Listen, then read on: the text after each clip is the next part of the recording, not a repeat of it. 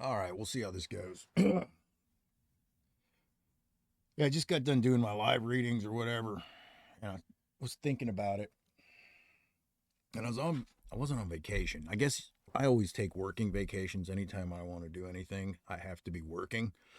So I was gone for 5 days, working and relaxing. Um, and when I went, I just picked up three new books. And I asked a friend. I caught him the other day, and he was having a discussion with someone, and the gentleman was pig ignorant, and I was watching how he was conducting himself. I was studying him, and this dude did not waver. You know what I'm saying? Like, you couldn't tell that this guy was talking to a pig ignorant gentleman. That's how good it was. And I was thoroughly impressed with his decorum and his demeanor and how he conducted himself. So, instead of sitting around like a pussy and not asking how he did it, I fucking asked him. And well, he said, check out the Stoics. So I was like, all right. So I grabbed some Stoic books. I don't know anything about Stoics. And they came like the day I was leaving. And it's like a 3 book set. And I just grabbed one, because I'm like, I'm out of town. I can do whatever I want to do, but I got to have something, in case I want to read something. I grabbed it. And it was Seneca's Letters to the Stoics. I know absolutely nothing about Seneca, Stoics, or letters. But, anyways, I get there. And, yeah, it's the first book. And I'm not saying the book's good. I'm just saying it is. It's a really good book. I must like it if I read it. Like I've almost finished it. Now I haven't read a book by myself, not reading to you guys, in probably serious, probably 20 years. So I try, and it never works. But for some fucking reason, this book grabbed me, and I'm all the way through. I'm on page 209, and there's probably 100 pages left. But I feel like I'm being greedy. Not greedy. I'm being stingy because I'm like, man, I don't know if I'm getting anything from it, but it was a real good read. And if I really enjoyed it, I think I need to share it with you guys. That's why I do a lot of this shit. So I'm going to start another one. This background's going to change. Um, yeah, all that'll work out later, but because I don't like messing with that shit when I'm thinking. Um, and this might be all conjoined and I might cut it out or I might not, but yeah, I'll just let you in on my process. I know I'm starting a fucking another one. I'll start as many as I want. That's how that works, and they'll get finished. That's the promise. If I start a book, I'll finish it. I know it sounds like a simple fucking goal, but we'll see. We'll see. Uh, yeah. So I'm gonna start this. It doesn't mean I got anything from. I mean, I got shit from it, but it doesn't mean I'm gonna be able to transmit any of that. There's a lot of good shit in here, though. If you're paying attention, yeah, it grabbed me. Oh well, thought I'd share for a second. Forgive me. It's allergy season. I've been back and forth for like three weeks. This is my day off, kinda. Wife is getting plants at the fucking yearly sale, which is beautiful. So I got a moment, and thought I'd start this one. And I'm not doing introductions and shit like that. I'm gonna just go right to the words. If you don't know about Seneca or who he's writing to, I didn't know either. Right, so I had to fucking look at it. And he's writing to a dude. Okay? It's kind of like a pupil. I don't know if it's a pupil. I haven't figured that out yet. I don't even know if I want to know. All I know is he's writing to somebody. Okay? That's all you need to know. And these letters are from the writer. Now you know why I don't fucking monologue. Anyways, So yeah, that's what it is. And that's where we're going. And we'll finish it together. All right? Do I have to put my headphones on because I can't stand the sound of my voice when I'm fucking reading? I might. Let's do it. No introduction. I'll read one letter. That's how that'll work. Okay? And then I'll post it out. If you're trying to keep up, or not keep up, if you're trying to follow along, it's pretty easy to fucking keep up with me. Sorry about the cussing. I'm working on it. It's a thorn in my side. All right, let's get serious. Is this recording? Good. It starts with letter 2. We don't get letter. Wait, let me double check. Yeah, before I lie to you right off the bat. No, starts with letter 2. Letter 2. Judging from what you tell me and from what I hear, I feel that you show great promise. You do not tear from place to place and unsettle yourself with one move after another. Restlessness of that sort is symptomatic of a sick mind. Nothing, to my way of thinking, is a better proof of a well-ordered mind than a man's ability to stop just where he is and pass some time in his own company. Be careful, however, that there is no element of discursiveness or desultoriness about this reading you refer to, this reading of many different authors and books of every description. You should be extending your stay among writers whose genius is unquestionable, deriving constant nourishment from them if you wish to gain anything from your reading that will find a lasting place in your mind.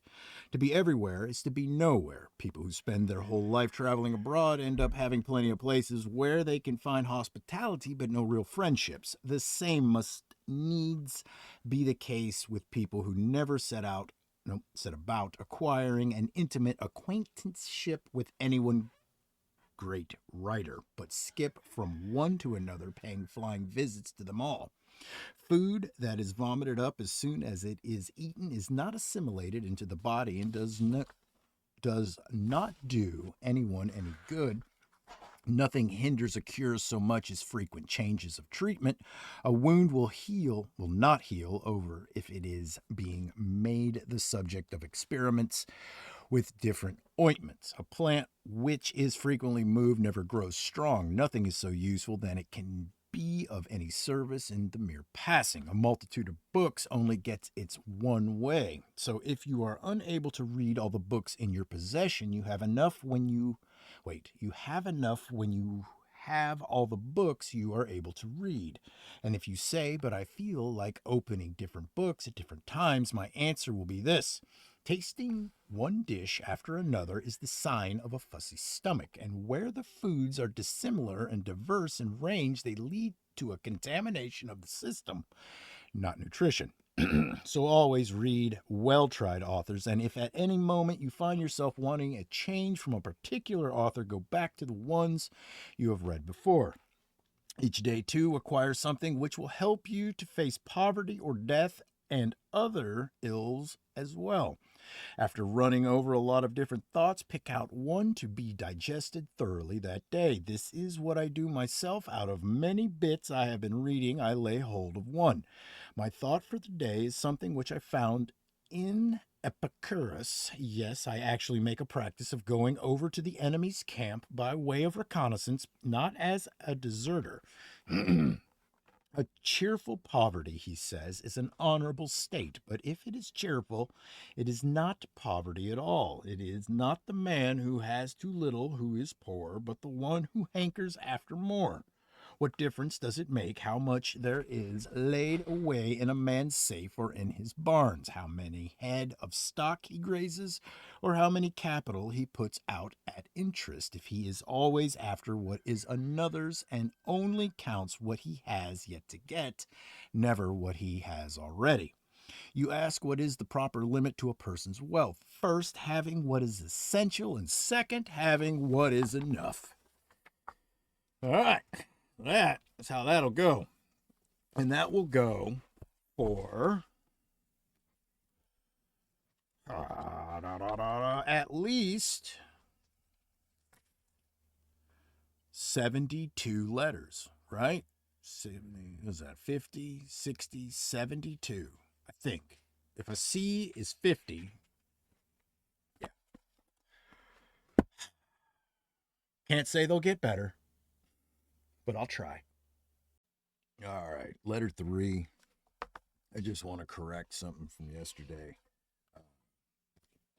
Roman numeral C, it's 100, not 50. So you know. Whatever. You have sent me a letter by the hand of a friend of yours, as you call him. And in the next sentence, you warn me to avoid discussing your affairs freely with him, since you are not even in the habit of doing so yourself. In other words, you have described him as being a friend and then denied this in one and the same letter. If you were using that word in a kind of popular sense and not according to its strict meaning, and calling him a friend in much the same way as we refer to candidates as gentlemen or hail someone with the greeting, my dear fellow, if when we meet him his name slips out our memory, we can let it pass. But if you are looking on anyone as a friend who you do not trust him as you trust yourself, you are making a grave mistake and have failed to grasp sufficiently the full force of true friendship. Certainly you should discuss everything with a friend, but before you do so, discuss your mind, the man himself. After friendship is formed, you must trust. Let me say it again. Certainly you should discuss everything with a friend, but before you do so, discuss your mind, the man himself. After friendship is formed, you must trust, but before that, you must judge.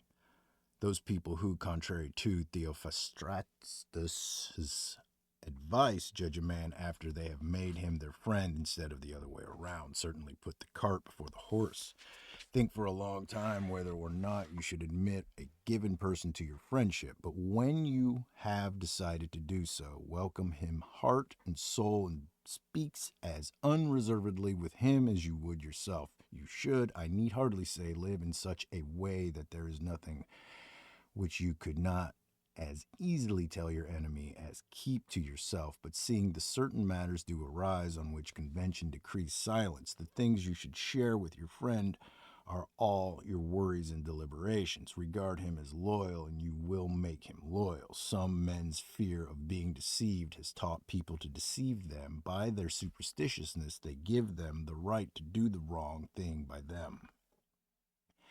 Why should I keep back anything when I'm with a friend? Why shouldn't I imagine I'm alone when I'm in his company?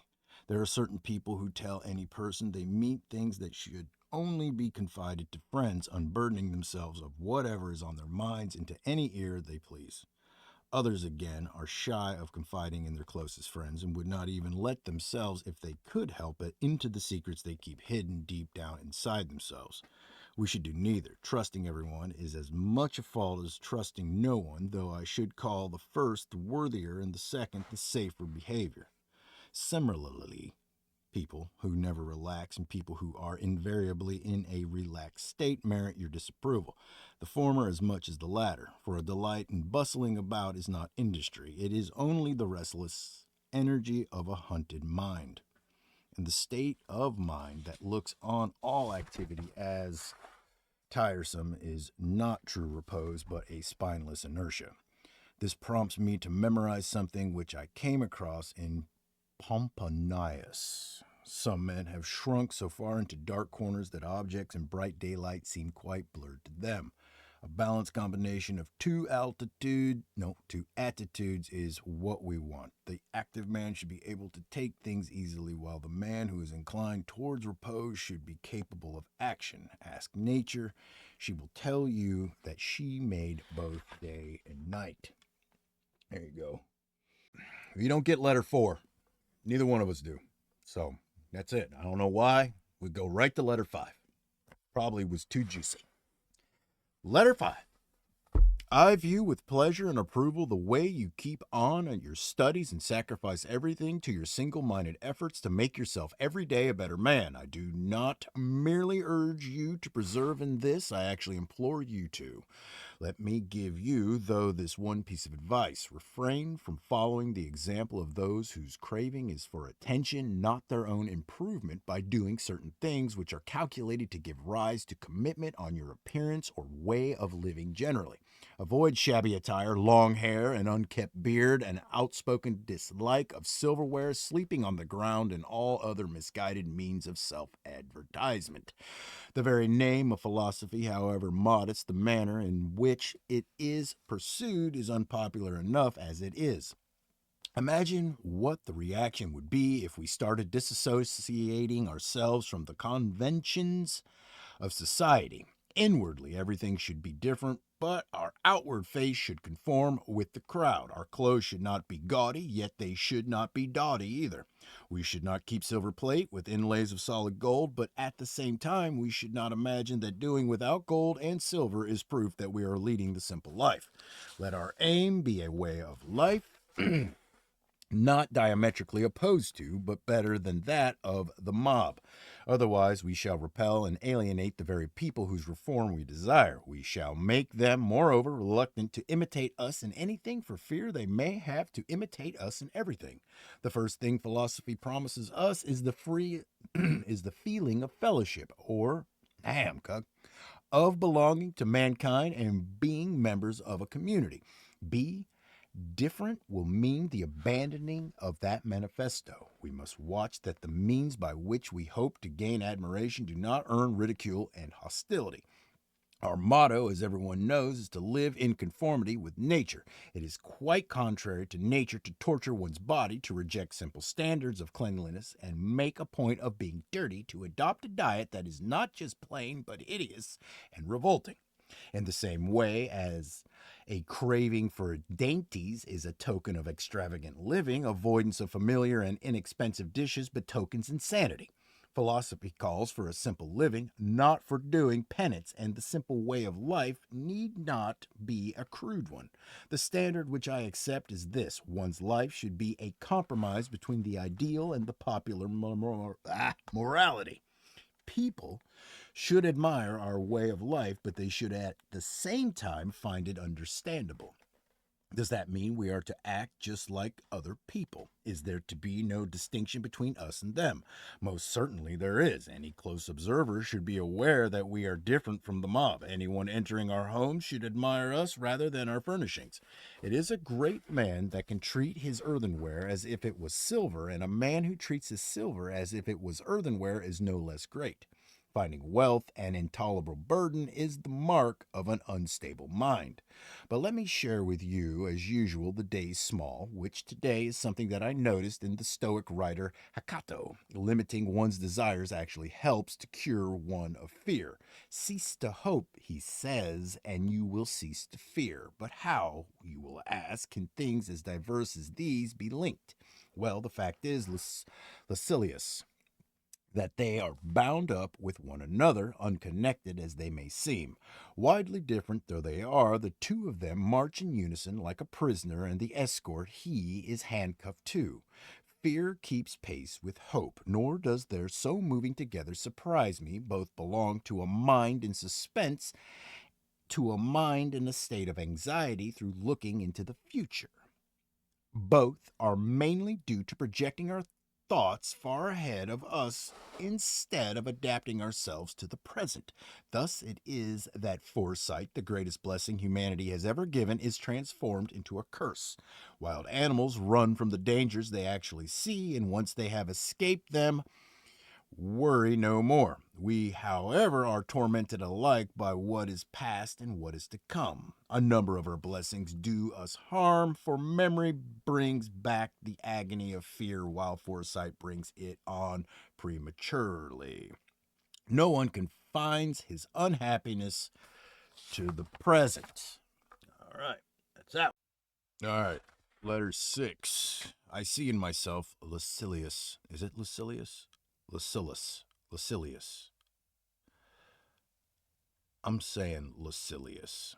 not just an improvement, but a transformation, although I would not venture as yet to assure you or even to hope that there is nothing left in me needing to be changed.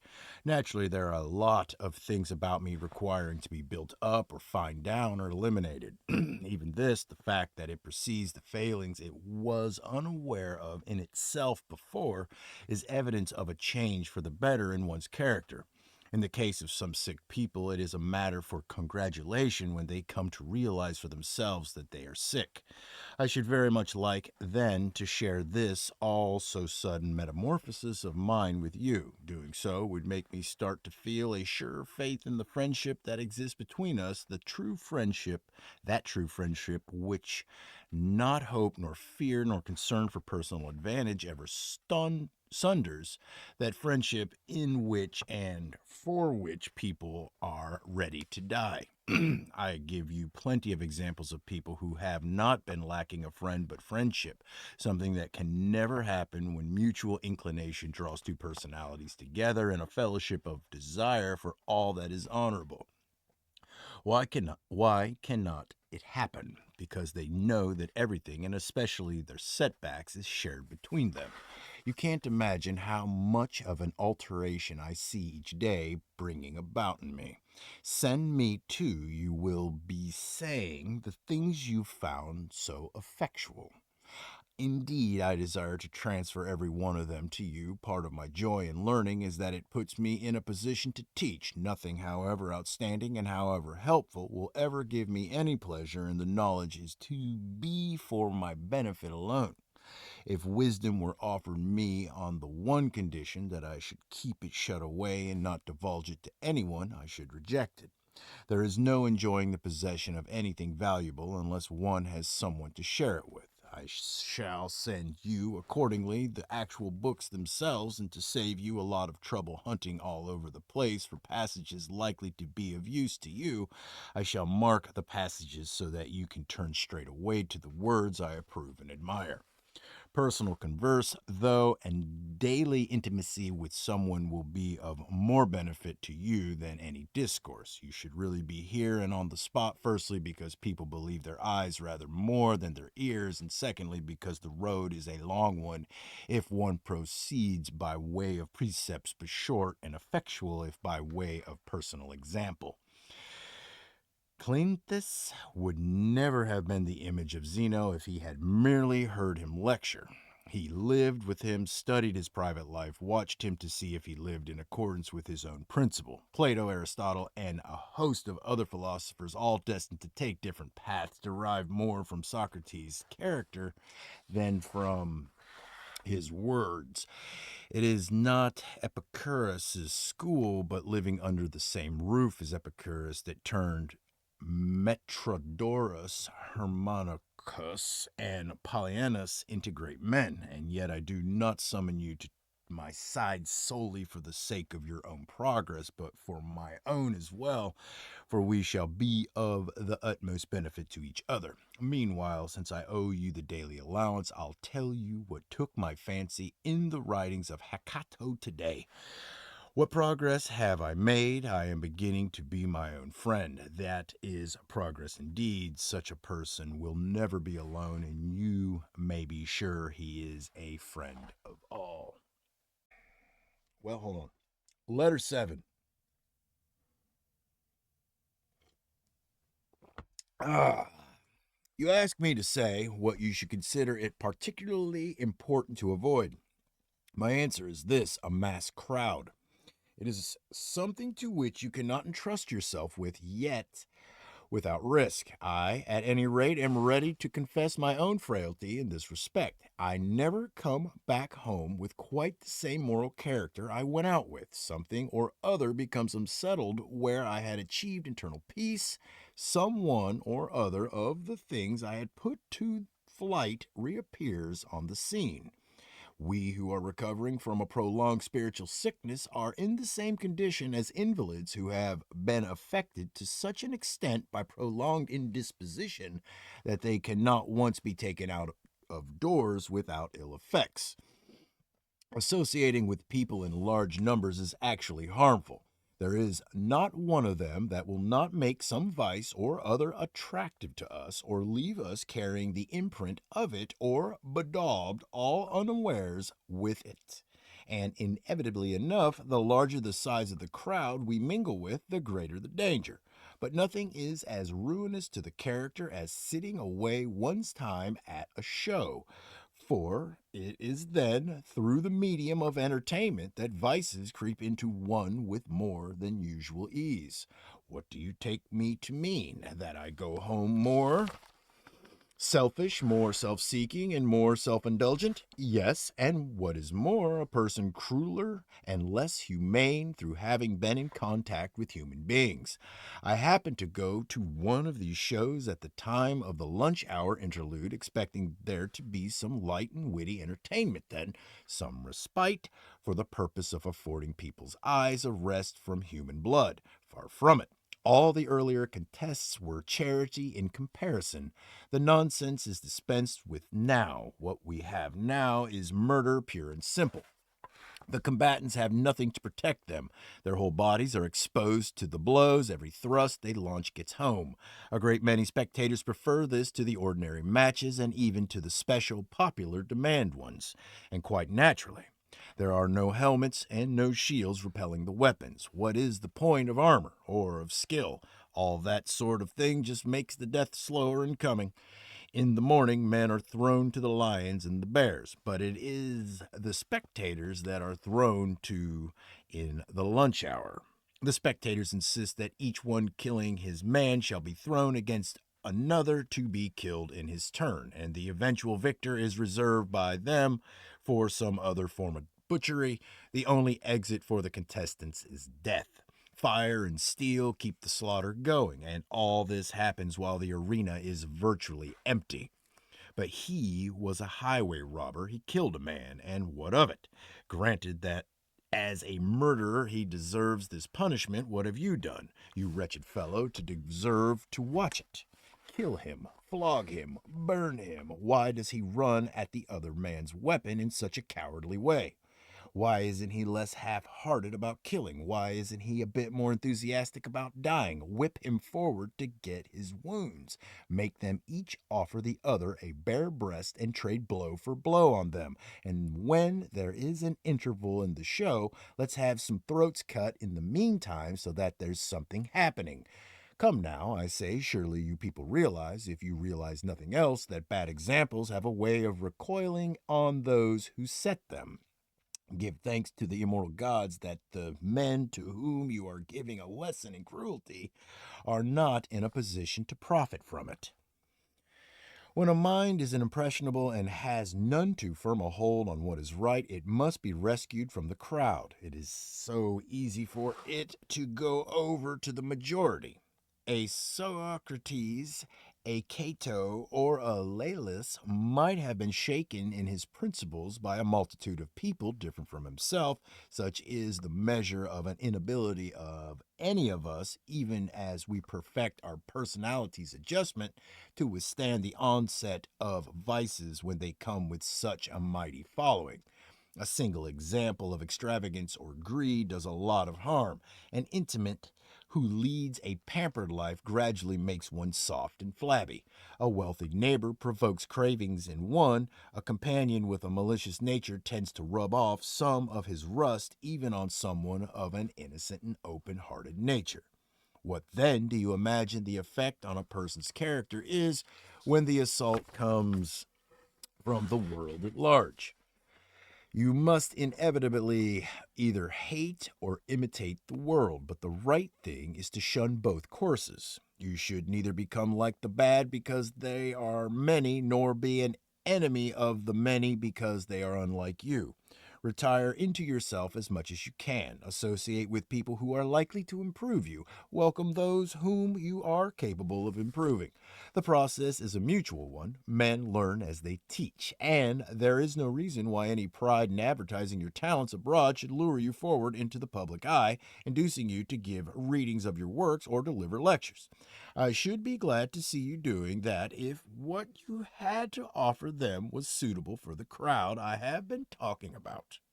But the fact is, not one of them is really capable of understanding you. You might perhaps come across one here and there, but even they would need to be trained and developed by you to a point where they could grasp your teaching. For whose benefit, then, did I learn it all? If it was for your own benefit that you learnt it, you have no call to fear that your trouble may have been wasted. Just to make sure that I have not been leaning solely for my own benefit today, let me share with you 3 fine quotations I have come across, each concerned with something like the same idea. One of them is by way of payment of the usual debt so far as this letter is concerned, and the other two you are to regard as an advance on account. To me, says Democritus, a single man is a crowd, and a crowd is a single man. Equally good is the answer given by the person, whoever it was, his identity is uncertain, who, when asked what was the object of all the trouble he took over a piece of craftsmanship, wait.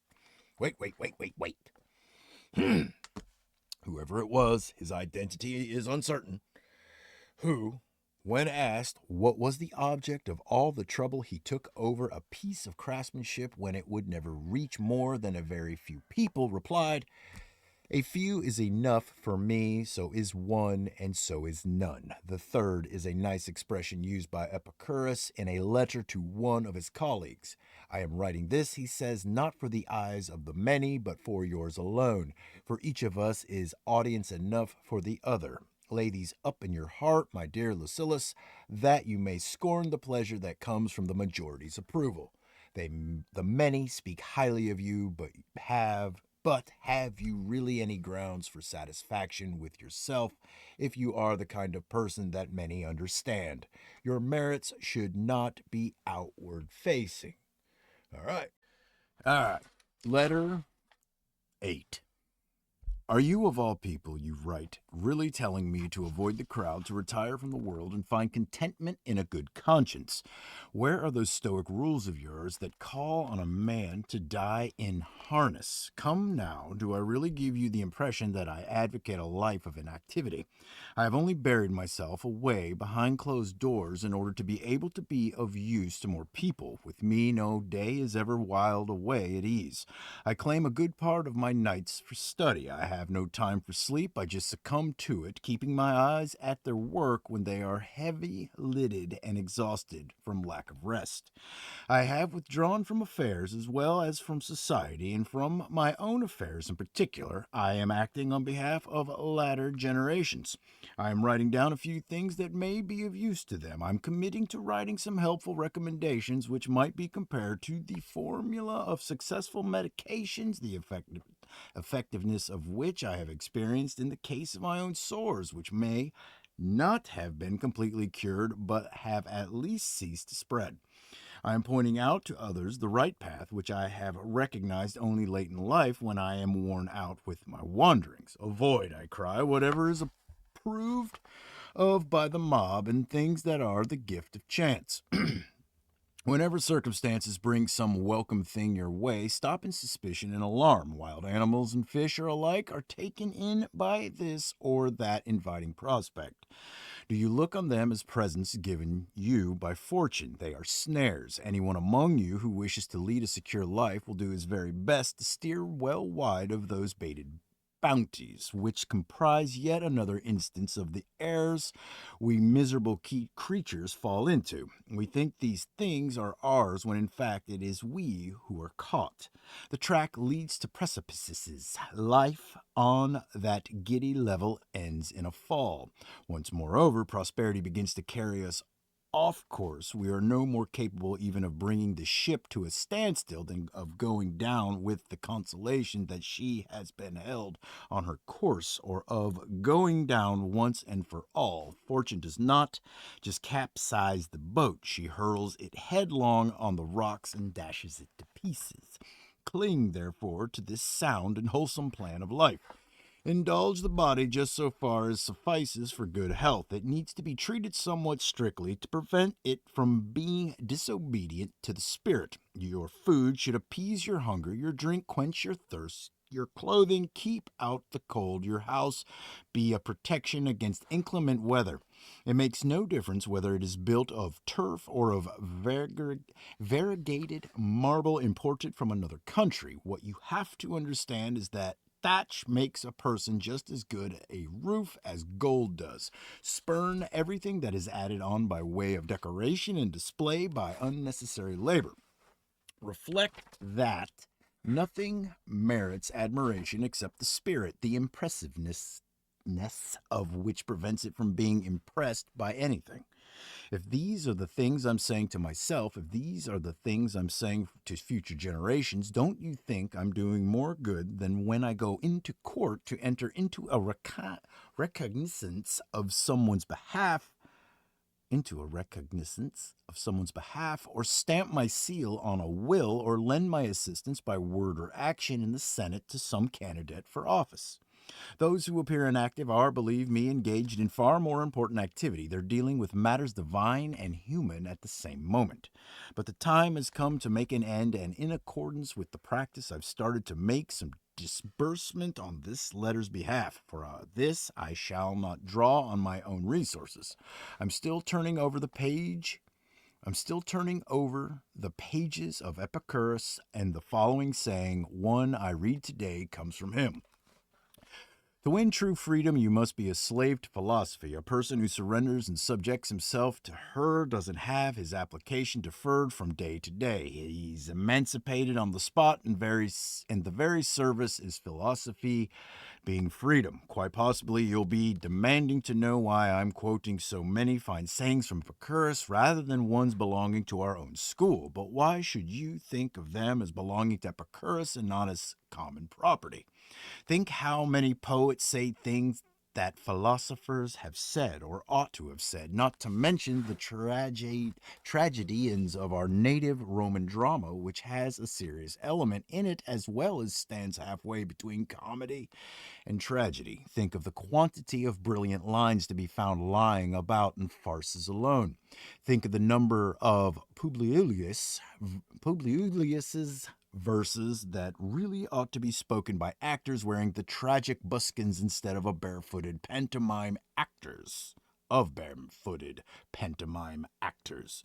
quote one verse of his which belongs to philosophy, in the same facet of philosophy that I was occupied with just now, a verse in which he proclaims that gifts which chance brings our way are not to be regarded as possessions.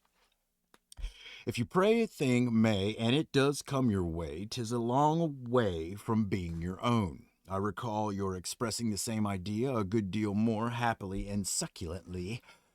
What fortune has made yours is not your own, and I can't pass over that even happier expression of yours. The boon that could be given can be withdrawn, this being from your own stock. I'm not debiting it to your account. All right. You desire to know whether Epicurus is right in one of his letters in criticizing those who maintain that the wise man is content with himself and therefore needs no friend. This is what Epicurus objects to in Stilbo and those who believe that the supreme ideal in life is a mind devoid of feeling, or as we say, impatience. We are bound to involve ourselves in ambiguity if we try to express in a single word the meaning of the Greek term apatheia by transferring it straight into our word impatientia. For it may be understood in the opposite sense to the one we wish, with people taking it to signify the man who is unable to endure anything that goes badly for him instead of what we mean by it. The man who refuses to allow anything that goes badly for him to affect him. Consider then whether it might not be preferable to call it a mind that is invulnerable or above all suffering. The difference here between the Epicurean and our own school is this: our wise man feels his troubles but overcomes them, while their wise man does not even feel them. We share with them the belief that the wise man is content with himself. Nevertheless, self-sufficient though he still desires a friend, a neighbor, a companion. Notice how self-contented he is. On occasion, such a man is content with a mere partial self. If he loses a hand as a result of war or disease, or has one of his eyes, or even both put out in an accident, he will be satisfied with what remains of himself and be no less pleased with his body now that it is maimed and incomplete than he was when it was whole. But while he does not hanker after what has lost, he does not prefer not to lose them. And this is what we mean when we say the wise man is self content. He is so in the sense that he is able to do without friends, not that he desires to do without them not that he desires to do without them. Period. When I speak of his being able to do this, what I am saying in fact amounts to this. He bears the loss of a friend with equanimity. Not that he will then be without a friend, for it is his to decide how soon he makes good the loss. Just as Fidus can carve another statue straight away if he loses one, so our wise man with his skill in the art of making friends will fill the place of someone he has lost. I suppose you will want to know how he will be able to make a friend so quickly.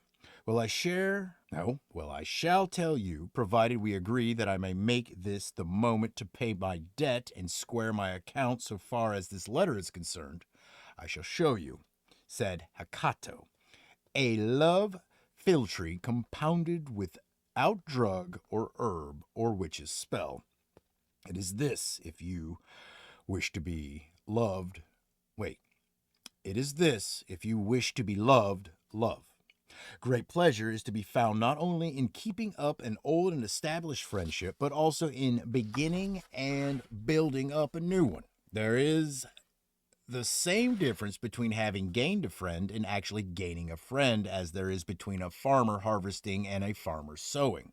The philosopher Attalus used to say that it was more of a pleasure to make a friend than to have one, in the same way as an artist derives more pleasure from a painting than from having completed a picture.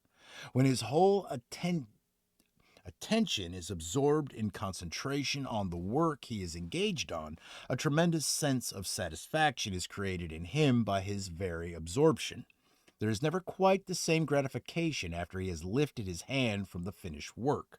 From then on, what he is enjoying is the art's end product, whereas it was the art itself that he enjoyed while he was actually painting. So, with our children, their growing up brings wider fruits, but their infancy was sweeter.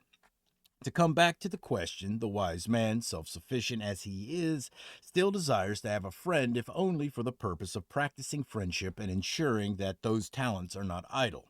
Not, as Epicurus put it in the same letter, for the purpose of having someone to come and sit beside his bed when he is ill, or come to his rescue when he is hard up or thrown into chains, but so that on the contrary he may have someone by whose sick bed he himself may sit, or whom he may himself release when that person is held prisoner by hostile hands. Anyone thinking of his own interest and seeking out friendship with this in view is making a great mistake. Things will end as they began. He has secured a friend who is going to come to his aid if captivity threatens. At the first clank of a chain, that friend will disappear. These are what are commonly called fair weather friendships. A person adopted as a friend for the sake of his usefulness will be cultivated only for so long as he is useful. This explains the crowd of friends that clusters about successful men and the lonely atmosphere about the ruined, their friends running away when it comes to the testing point. It explains the countless scandalous instances of people deserting or betraying others out of fear for themselves. The ending inevitably matches the beginning. A person who starts being friends with you because it pays him will similarly cease to be friends because it pays him to do so. If there is anything in a particular friendship that attracts a man other than the friendship itself, the attraction of some reward or other will counterbalance that of the friendship. What is my object in making a friend? To have someone to be able to die for, someone I may follow into exile, someone for whose life I may put myself up as security and pay the price as well. The thing you describe is not friendship, but a business deal, looking to the likely consequences with advantages as its goal. There can be no doubt that the desire lovers have for each other is not so very different from friendship. You might say it was friendship gone mad. Well, then, does anyone ever fall in love with a view to a profit or advancement or celebrity? Actual love in itself, heedless of all other considerations, inflames people's hearts with a passion for the beautiful object, not without the hope, too, that the affection will be mutual. How then can the nobler stimulus of friendship be associated with any ignoble desire? You may say that we are not at present concerned with the question whether friendship is something to be cultivated for its own sake, but this, on the contrary, is exactly what needs proving most. For if friendship is something to be sought out for its own sake, the self contented man is entitled to pursue it. And how does he approach it? In the same way as he would any object of great beauty, not drawn by gain, not out of alarm at the vicissitudes of fortune. To procure friendship only for better and not for worse is to rob it of all its dignity. The wise man is content with himself. A lot of people, Lucilius, put quite the wrong interpretation on this statement. They remove the wise man from all contact with the world outside, shutting him up inside his own skin. We must be quite clear about the meaning of this sentence and just how much it claims to say. It applies to him so far as happiness in life is concerned. For this all he needs is a rational and elevated spirit that treats fortune with disdain. For the actual business of living, he needs a great number of things. I should like to draw your attention to a similar distinction made by Chrysippus. The wise man, he said, lacking nothing but needed a great number of things, whereas the fool, on the other hand, needs nothing, for he does not know how to use anything, but lacks everything. The wise man needs hands and eyes and a great number of things that are required for the purposes of day-to-day life, but he lacks nothing, for lacking something implies that it is a necessity and nothing to do the wise man. Wait. I don't like how that went. Hold on.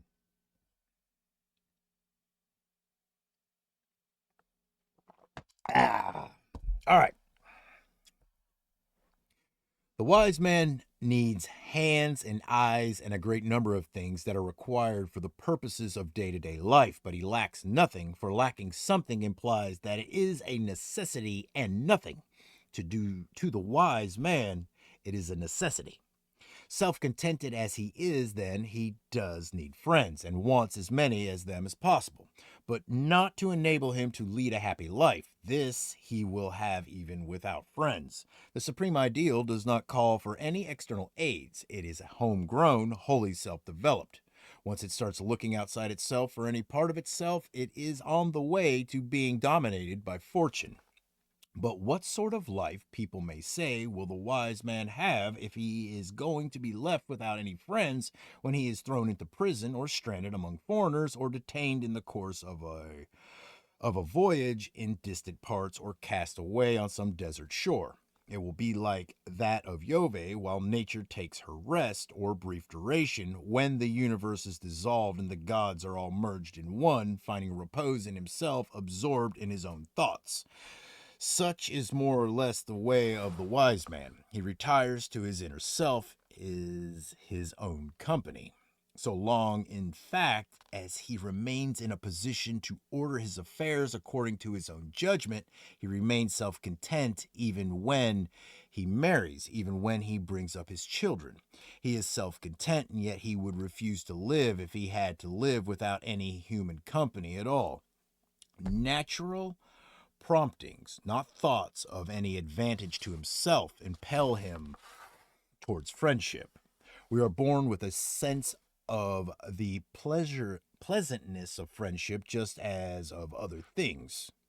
In the same way as there exists in a man a distaste for solitude and a craving for society, natural instinct drawing one human being to another, so too with this there is something inherent in it that stimulates us into seeking friendships. The wise man, nevertheless, unequaled though he is in his devotion to his friends, though regarding them as being no less important and frequently more important than his own self, will consider what is valuable in life to be something wholly confined to his inner self. He will repeat the words of Stilbo, the Stilbo whom Epicurus' letters attack. When his hometown was captured and he emerged from the general conflagration, his children lost, his wife lost, alone, and nonetheless a happy man, and was questioned by Demetrius.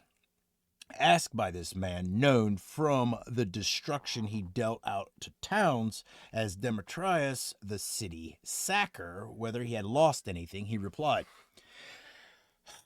I have all my valuables with me. There was an active and courageous man, victorious over the very victory of the enemy. I have lost, he said, nothing. He made Demetrius wonder whether he had won a victory after all. All my possessions, he said, are with me, meaning by this the qualities of a just, a good, and an enlightened character are indeed the very fact of not regarding as valuable anything that is capable of being taken away.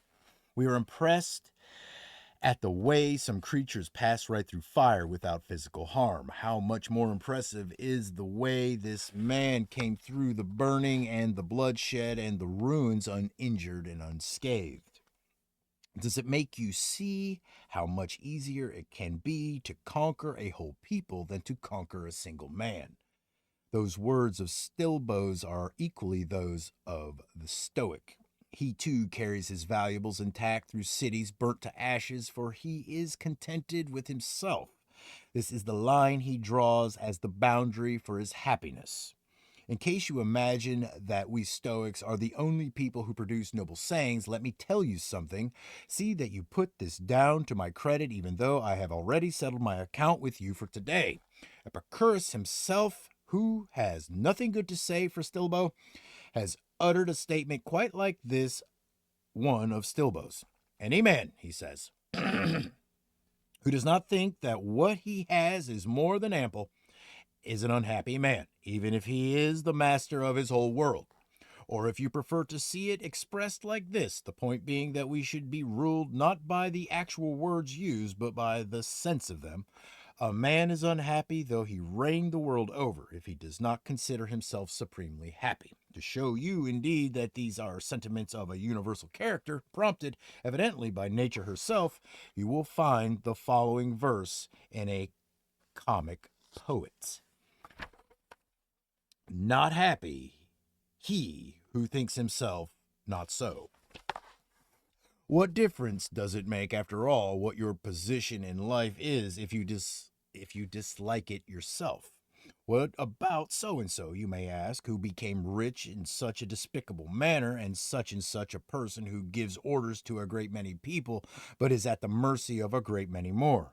Supposing they say they are happy, will their own opinions to this effect make them happy? It does not make any difference what a man says. What matters is how he feels, and not how he feels on one particular day, but how he feels at all times. But you have no need to fear that so valuable a thing may fall into unworthy hands. Only the wise man is content with what is his. All foolishness suffers the burden of dissatisfaction with itself. All right. Very good. All right. Letter 11. We don't get number 10. I don't know why.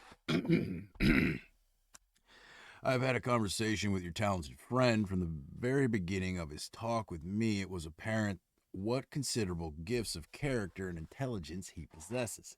He gave me a foretaste of his capabilities, to which he will certainly live up, for the things he said, caught as he was quite off his guard, were entirely unrehearsed.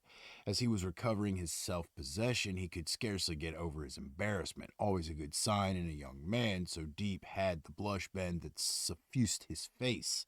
This, I rather suspect, will remain with him even when he has built up his character and stripped it of all weakness, even when he has become a wise man, for no amount of wisdom enables one to do away with physical or mental weaknesses that arise from natural causes. Anything inborn or ingrained in one can by dint of practice be allayed but not overcome. When they face a crowd of people, some men, even ones with the stoutest of hearts, break into the sort of sweat one usually sees on persons in an overheated and exhausted state. Some men experience a trembling at the knees when they are about to speak, some a chattering of the teeth, a stuttering tongue, or stammering lips. These are things which neither training nor experience ever eliminates. Nature just wields her power and uses the particular weakness to make even the strongest conscious of her. One of these things I well know is a blush, which has a habit of suddenly reddening the faces of men of even the most dignified demeanor. It is, of course, more noticeable in the young, with their hotter blood and sensitive complexions. Nevertheless, seasoned men and aging men alike are affected by it. Some men are more to be feared on the occasions when they flush than at any other time, as if in so doing they let loose all their inhibitions. Sulla was at his wildest when the blood had rushed to his visage. No features were more susceptible than Pompey's. He never failed to blush in company, and particularly at public meetings. I remember Fabinius blushing when he appeared to give evidence before the Senate, and this bashfulness looked wonderfully well on him. When this happens, it is not due to some mental infirmity, but to the unfamiliarity of some situation or other, which may not necessarily strike any alarm into inexperienced people, but does produce a reaction in them if they are thus liable through having a natural physical predisposition to it. Certain people have good ordinary blood, and others just have an animated, lively sort of blood that comes to the face quickly. No amount of wisdom, as I said before, ever banishes these things. Otherwise, if she eradicated every weakness, wisdom would have dominion over the world of nature. One's physical makeup and the attributes that were one's lot at birth remain settled no matter how much or how long the personality may strive after perfect adjustment. One cannot ban these things any more than one can call them up. The tokens used to portray embarrassment by professional actors, those actors who portray emotions, simulate unhappiness, and reproduce for us fear and apprehension, are a hanging of the head, a dropping of the voice, a casting down of the eyes, and keeping them fixed on the ground. A blush is something they can never manage to reproduce. It is something that will neither be summoned up nor be told to stay away. Against these things, philosophy holds out no remedy and avails one thing. They are quite independent. They come unbidden. They go unbidden. My letter calls for a conclusion. Here's one for you, one that will serve you in good stead, too, which I'd like you to take to heart. We need to set our affections on some good man and keep him constantly before our eyes, so that we may live as if he were watching us and do everything as if he saw what we were doing. This, my dear Lucilius, is Epicurus's advice, and in giving it he has given us a guardian and a moral tutor. And not without reason either. Misdeeds are greatly diminished if a witness is always standing near intending doers. The personality should be provided with someone it can revere, someone whose influence can make even its private inner life more pure. Happy the man who improves other people, not merely when he is in their presence, but even when he is in their thoughts. And happy, too, is the person who can so revere another as to adjust the shape of his own personality in the light of recollections, even of that other. A person able to revere another thus will soon deserve to be revered himself. So choose yourself a Cato, or if Cato seems too severe for you, a Laelius, a man whose character is not quite so strict. Choose someone whose way of life, as well as words, and whose very face is mirroring the character that lies behind it, have won your approval. Be always pointing him out to yourself either as your guardian or as your model. There is a need, in my view, for someone as a standard against which our character can measure themselves. Without a ruler to do it, without a ruler to do it against you, without a ruler to do it against you won't make the, what is that? Why doesn't that sound right? Without a ruler to do it against you won't make the crooked straight. Oh, got it. Okay. 12. Wherever I turn, I see fresh evidence of my old age. I visited my place just out of Rome recently and was grumbling about the expense of maintaining the building, which was in a dilapidated state. My manager told me the trouble wasn't due to any neglect on his part. He was doing his utmost, but the house was old. That house had taken shape under my own hands. What's to become of me if stones of my age are crumbling like that? Losing my temper, I seized at the first excuse that presented itself for venting my irritation on him. It's quite clear, I said, that these plain trees are being neglected. There's no foliage on them. Look at those knotty, dried up branches and those wretched, flaking trunks. That wouldn't happen if someone dug around them and watered them. He swore by my guardian angel he was doing his utmost. In everything, his care was unremitting, but the poor things were just old. Between you and me, now I had planted them myself and seen the first leaf appearing on them myself. Then, turning towards the front door, I said, "Who's that? Who's that decrepit old person?" The door's the proper place for him, all right. He looks as if he's on the way out. Where did you get him from? What was the attraction in taking over someone else's dead for burial? Whereupon the man said, "Don't you recognize me? I'm Felicio. You used to bring me toy figures. I'm the son of the manager, Philocitus, your pet playmate." The man's absolutely crazy, I said. Become a little child again, as he actually calls himself my playmate. Well, the way he's losing his teeth at his very moment, it's perfectly possible. So I owe it to this place of mine near town that my old age was made clear to me at every turn. Well, we should cherish old age and enjoy it. It is full of pleasure if you know how to use it. Fruit tastes most delicious just when its season is ending. The charms of youth are at their greatest at the time of its passing. It is the final glass which pleases the inveterate drinker, the one that sets the crowning touch on his intoxication and sends him off into oblivion. Every pleasure defers till its lasts. Nope. Every pleasure defers till its last its greatest delights. The time of the time of life which offers the greatest delight is the age that sees the downward movement, not the steep decline already begun. And in my opinion, even the age that stands on the brink has pleasures of its own, or else the very fact of not experiencing the want of any pleasures takes their place. How nice it is to have outworn one's desires and left them behind.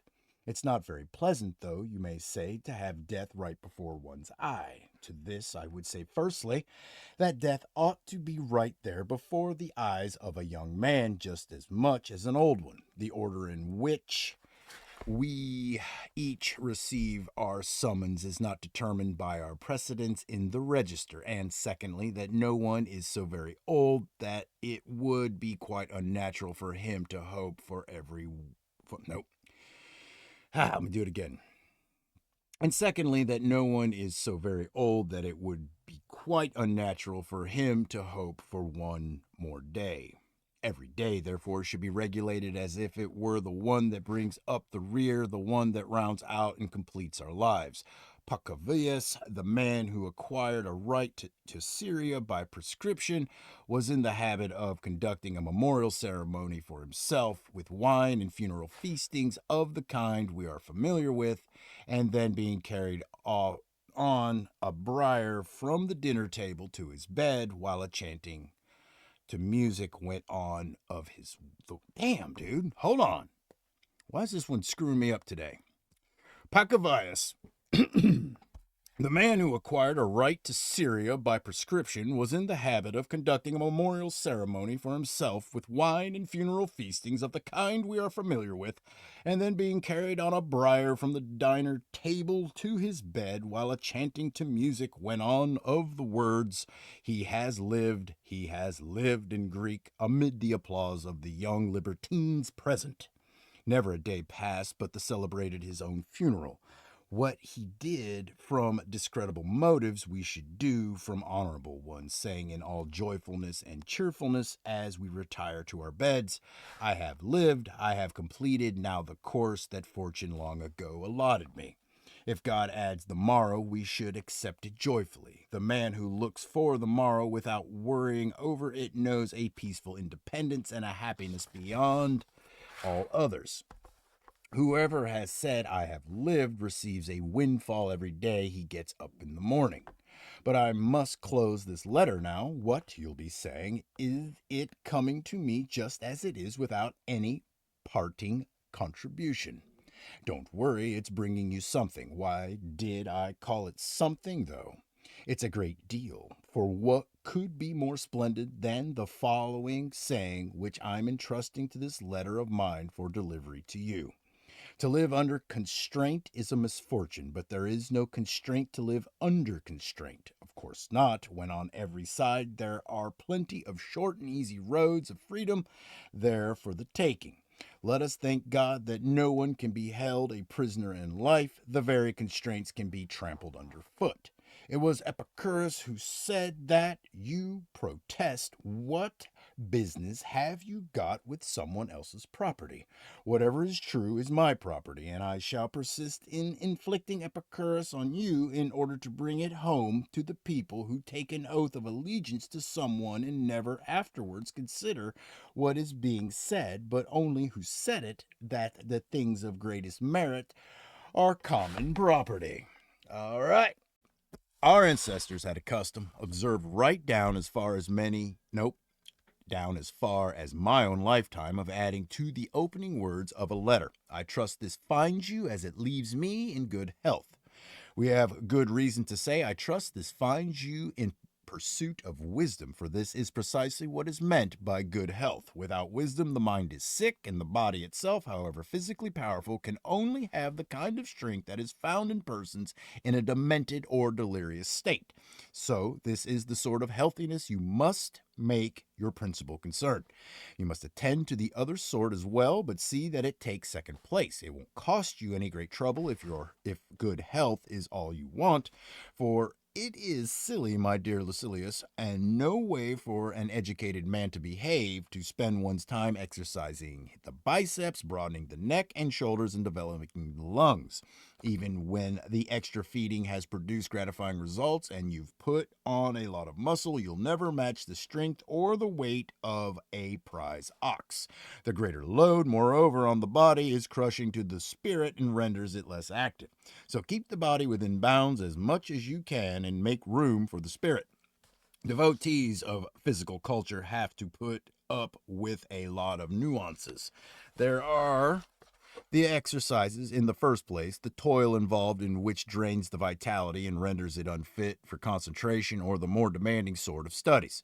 Next, there is the heavy feeding, which dulls mental acuteness. Then there is the taking on as coaches of the worst brand of slave, persons who divide their time between putting on lotion and putting down liquor, whose idea of a well-spent day consists of getting up a good sweat and then replacing the fluid lost with plenty of drink, all the better to be absorbed on a dry stomach. Drinking and perspiring, it's the life of a I can't say that word. Dyspeptic. There are, how you spell it? Dyspeptic. Exclamation point. There are short and simple exercises which will tire the body without undue delay and save what needs especially close accounting for time. There is running, swinging weights about, and jumping, either high jumping or long jumping, or the kind indulged in by the priests of Mars, if one may so describe it, or to be rather more disrespectful, by the laundress. Pick out any of these for ease and straightforwardness, but whatever you do, return from body to mind very soon. Exercise it day and night. Only a moderate amount of work is needed for it to thrive and develop. It is a form of exercise to which cold and heat and even old age are no obstacle. Cultivate an asset which the passing of time itself improves. I'm not telling you to be always bent over book or writing tablets. The mind has to be given some time off, but in such a way that it may be refreshed, not relaxed till it goes to pieces. Traveling in one's carriage shakes the body up and doesn't infer with intellectual pursuits. You can read, dictate, speak, or listen, nor does walking, for that matter, preclude any of these activities, nor need you look down on voice training, though I will not have you practicing any of this ascending and then descending again by degrees through set scales. If you start that, you'll be going on to take lessons in walking. Once let into your house the sort of person that hunger teaches unheard of occupations, and you'll have someone regulating the way you walk and watching the way you use your jaw as you eat, and in fact going just as far as your patience and credulity lead his audacity on. Are you to conclude from what I've just said that your voice should start its exercises with immediate shouting at full force? The natural thing is to lead up to it through easy stages, so natural in fact that even persons involved in a quarrel begin in conversational tones. Only later do they go on to rend the air. No one makes an impassioned appeal for the help and support of all true men of Rome at the very outset. Our purpose in all this is not to give the voice exercise, but to make it give us exercise. Hold on. Yeah. I have relieved you, then, of no little bother. To these favors there shall be added the following small contribution, a striking maxim that comes from Greece. Here it is. The life of folly is empty of gratitude, full of anxiety. It is focused wholly on the future. Who said that, you ask? The same man as before, and what sort of life do you think is meant by the life of folly? Baba's or Iasos? No, but he means our own life precipitated by blind desire into activities that are likely to bring us harm and will certainly never bring us satisfaction. If they could ever satisfy us, they would have done so by now. Never thinking how pleasant it is to ask for nothing, how splendid it is to be complete and be independent of fortune. So continually remind yourself, Lucilius, of the many things you have achieved.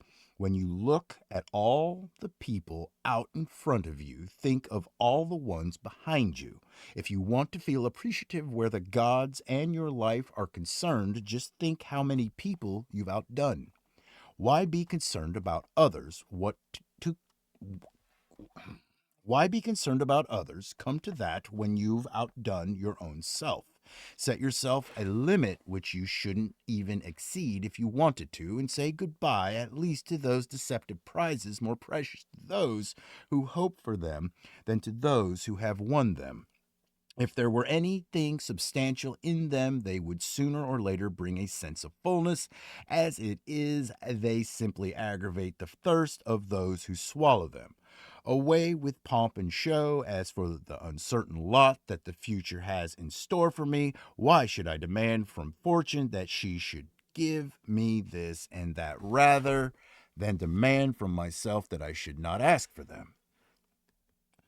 Why should I demand from fortune that she should give me this and that rather than demand from myself that I should not ask for them? Why should I ask for them after all? Am I to pile them up into total forgetfulness of the frailty of human existence? What is the purpose of my labors going to be? See, this day's my last, or maybe it isn't. See, this day's my last, or maybe it isn't, but it's not so far away from it. Whew. All right. I think I'm, forgive me, allergy season. All right. Letter 16. It is clear to you, I know, Lucilius, that no one can lead a happy life, or even one that is bearable, without the pursuit of wisdom, and that the perfection of wisdom is what makes the happy life, although even the beginning of wisdom make life bearable. Yet this conviction, clear as it is, needs to be strengthened and given deeper roots through daily reflection. Making noble resolutions is not as important as keeping the resolutions you have made already. You have to persevere and fortify your pertinacity until the will to good becomes a disposition to good. So you needn't go in for all this long-winded protestation or say any more on the subject. I'm well aware that you've made a great deal of progress. I realize the feelings that prompt you to put these things in your letter, and there is no pertinence or speciousness about them. But to give you my honest opinion at this stage, although I have great hopes of you, I do not yet feel quite confident about you. And I should like you to adopt the same attitude. You've no grounds for forming a ready, hasty belief in yourself. Carry out a searching analysis and close scrutiny of yourself in all sorts of different lights. Consider above all else whether you've advanced in philosophy or just in actual years. Philosophy is not an occupation of popular nature, nor is it pursued for the sake of self-advertisement. Its concern is not with words, but with facts. It is not carried on with the object of passing the day in an entertaining sort of way and taking the boredom out of leisure. It molds and builds the personality, orders one's life, regulates one's conduct, shows one what one should do and what one should leave undone, sits at the helm and keeps one on the correct course as one is tossed about in perilous seas. Without it, no one can lead a life free of fear or worry. Every hour of the day, countless situations arise that call for advice, and for that advice, we have to look to philosophy. Someone may say, what help can philosophy be to me if there is such a thing as fate? What help can philosophy be if there is a deity controlling all? What help can it be if all is governed by chance? For it is impossible to change what is Wait, for it is impossible to either to change what is already determined or to make preparations to meet what is undetermined.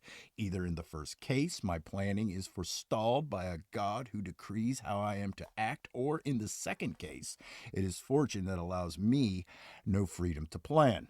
Whichever of these alternatives, Lucilius, is true, even if all of them are true, we still need to practice philosophy. Whether we are caught in the grasp of an inexorable law of fate, whether it is God who, as Lord of the universe, has ordered all things, or whether the affairs of mankind are tossed and buffeted haphazardly by chance, it is philosophy that has the duty of protecting us. She will encourage us to submit to God with cheerfulness and to fortune with defiance. She will show you how to follow God and bear what chance may send you. But I mustn't pass on here to the discussion of the problem, what is within our control if there is a governing providence, whether we are carried along and meshed in a train of fated happenings, or whether we are at the mercy of the sudden and the unforeseeable. For the present, I go back to the point where I was before to advise and urge you not to allow your spiritual enthusiasm to cool off or fall away. Keep a hold on it and put it on a firm footing so that what is at present an enthusiasm. Keep a hold on it and put it on a firm footing so that what is at present an enthusiasm may become a settled spiritual disposition.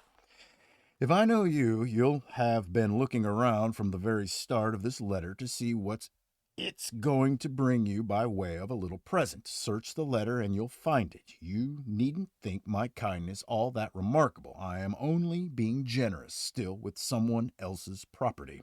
Why, though, do I call it someone else's? Whatever is well said by anyone belongs to me. Here is another saying of Epicurus. If you shape your life according to nature, you will never be poor. If according to the people's opinions, you will never be rich. Nature's wants are small, while those of opinion are limitless. Imagine that you've piled up all that is veritable hope. Imagine that you've piled up all that a veritable host of rich men ever possessed. That fortune has carried you far beyond the bounds of wealth so far as any private individual is concerned, building you a roof of gold and clothing you in a royal purple, conducting you in such a height of opulence and luxury that you hide the earth with marble floors, putting you in a position not merely to own, but to walk all over treasures, throw in sculptures, paintings, all that has been produced at tremendous pains by all the arts to satisfy extravagance. All these things will only induce in you a craving for even bigger things. Natural desires are limited. Those which spring from false opinions have nowhere to stop, for falsity has no point of termination. When a person is following a track, there is an eventual end to it somewhere, but with wanderings at large, there is no limit. So give up pointless, empty journeys, and whenever you want to know whether the desire aroused in you by something you are pursuing is natural or quite unseeing, ask yourself whether it is capable of coming to rest at any point. If after going a long way, there is always something remaining farther away, be sure it is not something natural. All right. All right. Letter 18. It is the month of December, and yet the whole city is in a sweat. Festivity at state expense is given unrestricted license. Everywhere there echoes the noise of preparations on a massive scale. It all suggests that the Saturnalia holidays are different from the ordinary working day, when the difference is really non-existent. So much so, in fact, that the men who said that December used to be a month but is now a year was, in my opinion, not far wide of the mark. If I had you with me, I should enjoy consulting you and finding out what course you think we should follow. Should we make no alteration in our daily habits, or should we take off our togas? Time was when a change from the formal wear would come about only during periods of grave political upheaval, whereas with us it happens for holidays and pleasure's sake, and have dinner parties with a note of gaiety about them to avoid giving the impression that we disagree with the ways of those around us. If I know you as well as I think I do, and you had to give a decision in the matter, you would say that we should be neither altogether like nor altogether unlike the festive hatted crowd. But perhaps this is the very reason when we should be keeping the soul under strict control, making it unique and abstaining from pleasure just when the crowd are all on pleasure bent. If the soul succeeds in avoiding either heading or being carried away in the direction of the temptations that lead people into extravagant living, no surer proof of its strength of purpose can be vouchsafed it. Remaining dry and sober takes a good deal more strength of will when everyone about one is puking drunk. It takes a more developed sense of fitness, on the other hand, not to make of oneself a person apart, to be neither distinguishable from those about one nor conspicuous by one's difference, to do the same things but not in quite the same manner, for a holiday can be celebrated without extravagant festivity. Still, my determination to put your moral strength of purpose to the test is such that I suppose to give even you the following direction found in great men's teaching. Set aside now and then a number of days during which you will be content with the plainest of food and very little of it, and with rough, coarse clothing, and will ask yourself, is this what one used to dread?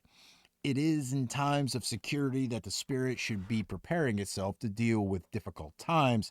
While fortune is bestowing favors on it, then is the time for it to be strengthened against her rebuffs.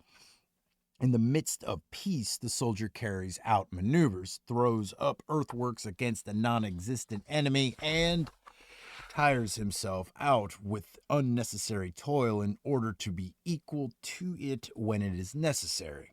If you want a man to keep his head when the crisis comes, you must give him some training before it comes. This was the aim of the men who once every month pretended they were poor, bringing themselves face to face with want to prevent their ever being terrified by a situation which they had frequently rehearsed. You must not at this point imagine that I mean meals like Timmons or the poor man's room or anything else to which the extravagance of wealth resorts to amuse away its tedium. That palate must be a real one, and the same applies to your smock, and your bread must be hard and grimy. Endure all this for 3 or 4 days at a time, sometimes more, so that it is a genuine trial and not an amusement. At the end of it, believe me, Lucilius, you will revel in being sated for a penny and will come to see that security from care is not dependent on fortune. For even when she is angry, she will always let us have what is enough for our needs. There is no reason, mind you, why you should suppose yourself to be performing a considerable feat in doing this. You will only be doing something done by thousands upon thousands of slaves and paupers. But take credit on one account that you will be doing it of your own free choice, and finding it no more difficult to endure on a permanent basis than to try out once in a while. We should be practicing with a dummy target, getting to be at home with poverty so that fortune cannot catch us unprepared. We shall be easier in our minds when rich if we have come to realize how far from burdensome it is to be poor. The great hedonist teacher Epicurus used to observe certain periods during which he would be niggardly in satisfying his hunger, with the object of seeing to what extent, if at all, one thereby fell short of attaining full and complete pleasure, and whether it was worth going to much trouble to make the deficit good. At least so, he says, in the letter he wrote to Polyaenus in the year Carinus was in office. He boasts, damn, this thing is moving. He boasts in it indeed that he is managing to feed himself for less than a halfpenny, whereas Metrodorus, not yet having made such good progress, needs a whole halfpenny. Do you think such fare can do no more than fill a person up? It can fill him with pleasure as well, and not the kind of insubstantial, fleeting pleasure that needs constant renewal, but a pleasure which is sure and lasting. Barley porridge or a crust of barley bread and water do not make a very cheerful diet, but nothing gives one keener pleasure than the ability to derive pleasure even from that, and the feeling of having arrived at something which one cannot be deprived of by any unjust stroke of fortune. Prison rations are more generous. The man in the condemned cell is not so scantily fed as that by the executioner. To reduce oneself then, of one's own free choice, to a diet that no man has any real call to be apprehensive about, even if he is sentenced to death, that is an act of real spiritual greatness. Hold on, let me push this. It keeps teeter-tottering on me. To do this is truly to forestall the blows of fortune. So, my dear Lucilius, start following these men's practice and appoint certain days on which to give up everything and make yourself at home with next to nothing. Start cultivating a relationship with poverty. Dear guest, be bold enough to pay no heed to riches, and so make yourself like him, worthy of a god. For no one is worthy of a god unless he has paid no heed to riches. I am not, mind you, against the possessing them, but I want to ensure that you possess them without tremors. And this you will only achieve in one way, by convincing yourself that you can live a happy life even without them, and by always regarding them as being on the point of vanishing. But it's time I start folding up this letter. Not till you've settled your account, you'll say. Well, I refer you to Epicurus for payment. Anger carried to excess begets madness. How true this is you are bound to know, having had both slaves and enemies. It is a passion, though, which flares up against all types of people. It is born of love as well as hate and is as liable to arise in the course of sport or jesting as in affairs of a serious kind. The factor that counts is not the importance of the cause from which it springs, but the kind of personality it lands in. In the same way as with fire, what matters is not the fierceness of the flame, but where it catches. Solid objects may resist the fiercest flame, while conversely, dry and inflammable material will nurse a mere spark into a conflagration. It is true, my dear Lucilius, the outcome of violent anger is a mental raving, and therefore anger is to be avoided not for the sake of moderation, but for the sake of sanity. All right. All right. Letter 26. It's only a short time since I was telling you that I was in sight of old age. Now I'm afraid I may have left old age behind me altogether. Some other term would be more in keeping now with my years, or at least my present physical state, since old age connotes a period of decline, not debility. But me in the list of the no, put me in the list of the decrepit, the ones on the very brink. However, I congratulate myself, mind you, on the fact that my age has not, so far as I'm aware, brought any deterioration in my spirit, conscious as I am of the deterioration in my constitution. Only my vices and their accessories have decayed. The spirit is full of life and delighted to be having only limited dealings with the body. It has thrown off a great part of its burden. It's full of vigor and carrying on an argument with me on the subject of old age, maintaining that these are its finest years. Let's accept what it says and let it make the most of its blessings. It tells me to start thinking and examine how far I owe this serenity and sobriety to philosophy, and how far I owe it simply to my years, and to investigate with some care what things I really am refusing to do and what I'm simply incapable of doing. And it's prepared to accept whatever I'm really pleased to find myself incapable of doing as equivalent to refusing to do them. And what cause can there be for complaint, after all, in anything that was always bound to come to an end, fading gradually away?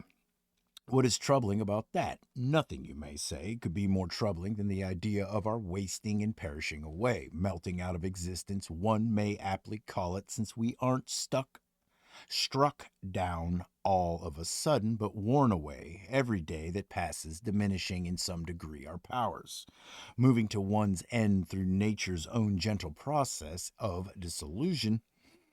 Yeah, nope, dissolution? Is there a better way of leaving life than that? Not because there is anything wrong with a sudden violent departure, but because this gradual withdrawal is an easy route. Anyway, here's what I do. I imagine to myself that the testing time is drawing near, that the day that is going to see judgment pronounced on the whole of my past life has actually arrived, and I take a look at myself and address myself in these terms. All that I've done or said up to now counts for nothing. My showing to date, besides being heavily varnished over, is a paltry value and reliability as a guarantee of my spirit. I'm going to leave it to death to settle what progress I've made.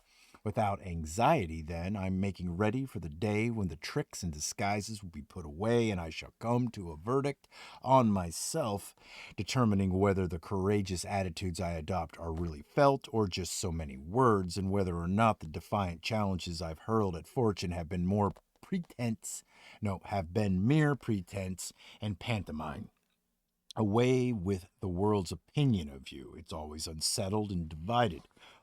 Away with the pursuits that have occupied the whole of your life. Death is going to deliver the verdict in your case. Yes, all your debates and learned conferences, your scholarly talk and collection of maxims from the teachings of philosophers are in no way indicative of genuine spiritual strength. Bold words come even from the timidest. It's only when you're breathing your last that the way you've spent your time will become apparent. I accept the terms and feel no dread of the coming judgment. That's what I say to myself, but assume that I've said it to you as well. You're younger than I am, but what difference does that make? No count is taken of years. Just where death is expecting you is something we cannot know, so for your part, expect him everywhere. I was just intending to stop, my hand considering its closing sentence, but the accounts have still to be made out of this letter issued with its traveling expenses. You may assume that I won't be announcing the source I intend to borrow from. You know whose funds I'm drawing on. Give me a fraction more time and payment will be made out of my own pocket. In the meantime, Epicurus will oblige me with the following saying. Rehearse death, or the idea may come across to us rather more satisfactorily if I put it in this form. It is a very good thing to familiarize oneself with death. You may possibly think it unnecessary to learn something which you will only have to put into practice once. That is the very reason why we ought to be practicing it. We must we must needs continually study a thing if we are not in a position to test whether we know it. Rehearse death. To say this is to tell a person to rehearse his freedom. A person who has learned how to die has unlearned how to be a slave. He is above, or at any rate beyond, the reach of all political powers. What are prisons, warders, bars to him? He has an open door. There is but one chain holding us in fetters, and that is our love of life. There is no need to cast this love out altogether, but it does need to be lessened somewhat so that, in the event of circumstances ever demanding this, nothing may stand in the way of our being prepared to do at once what we must do at some time or other. All right. Letter 27. So you're giving me advice, are you? You say, have you already given yourself advice then? Have you already put yourself straight? Is that how you come to have time for reforming other people? No, I'm not so shameless as to set about treating people when I'm sick of myself. I'm talking to you as if I were lying in the same hospital ward about the illness we're both suffering from and passing on some remedies. So listen to me as if I were speaking to myself. I'm allowing you access to my innermost self, calling you in to advise me as I have things out with myself. I proclaim to my own self, count your years and you'll be ashamed to be wanting and working for exactly the same things as you wanted when you were a boy. Of this one thing, make sure against your dying day, that your faults die before you do. Have none with those unsettled pleasures which cost one dear. They do one harm after they're past and gone, not merely when they're in prospect. Even when they're over, pleasures of a deprived nature are apt to carry feelings of dissatisfaction in the same way as a criminal's anxiety doesn't end with the commission of the crime, even if it's undetected at the time. Such pleasures are unsubstantial and unreliable, even if they don't do one any harm, they're fleeting in character.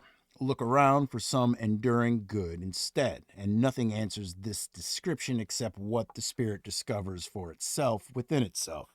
A good character is the only guarantee of everlasting carefree happiness. Even if some obstacle to this comes on the scene, its appearance is only to be compared to that of clouds which drift in front of the sun without ever defeating its light.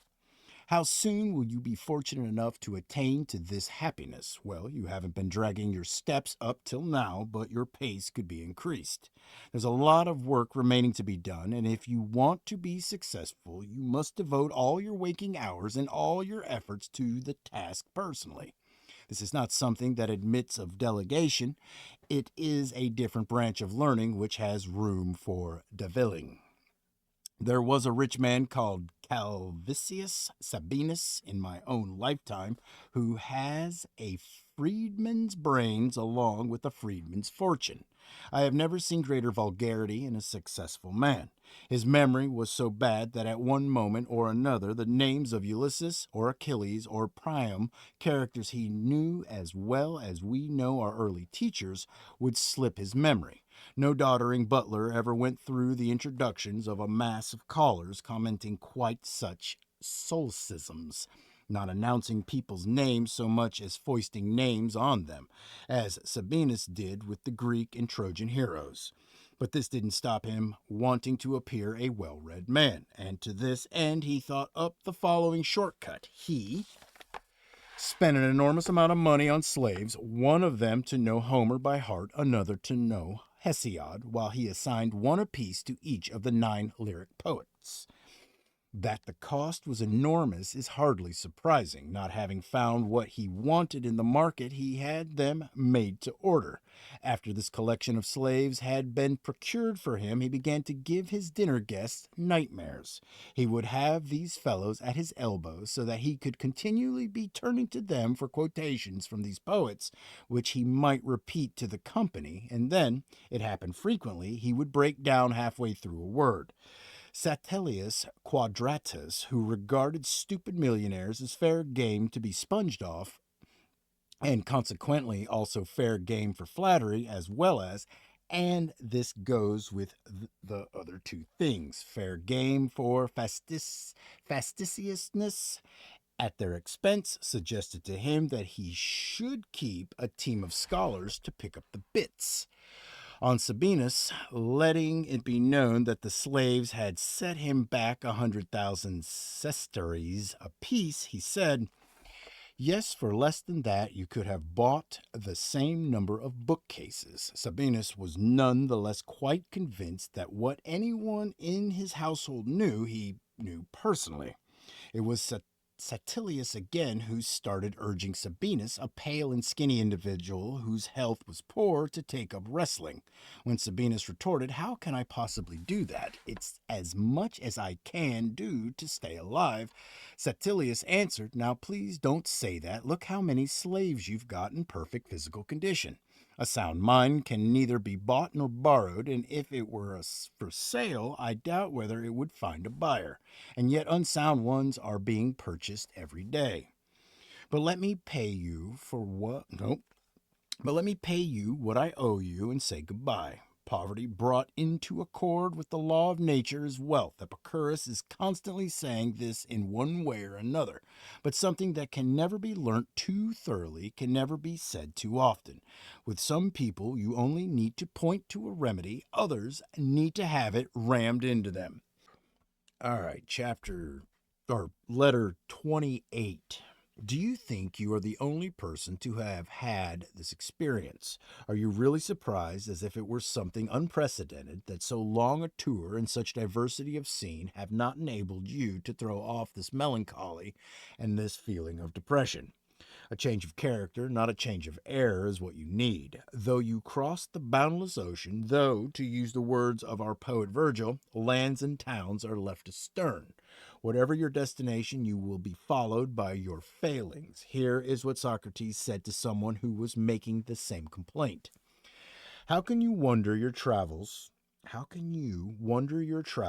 you no good when you carry yourself around with you? You are saddled with the very thing that drove you away. How can novelty of surroundings abroad and becoming acquainted with foreign scenes or cities be of any help? All that dashing about turns out to be quite futile, and if you want to know why all this running away cannot help you, the answer is simply this: you are running away in your own company.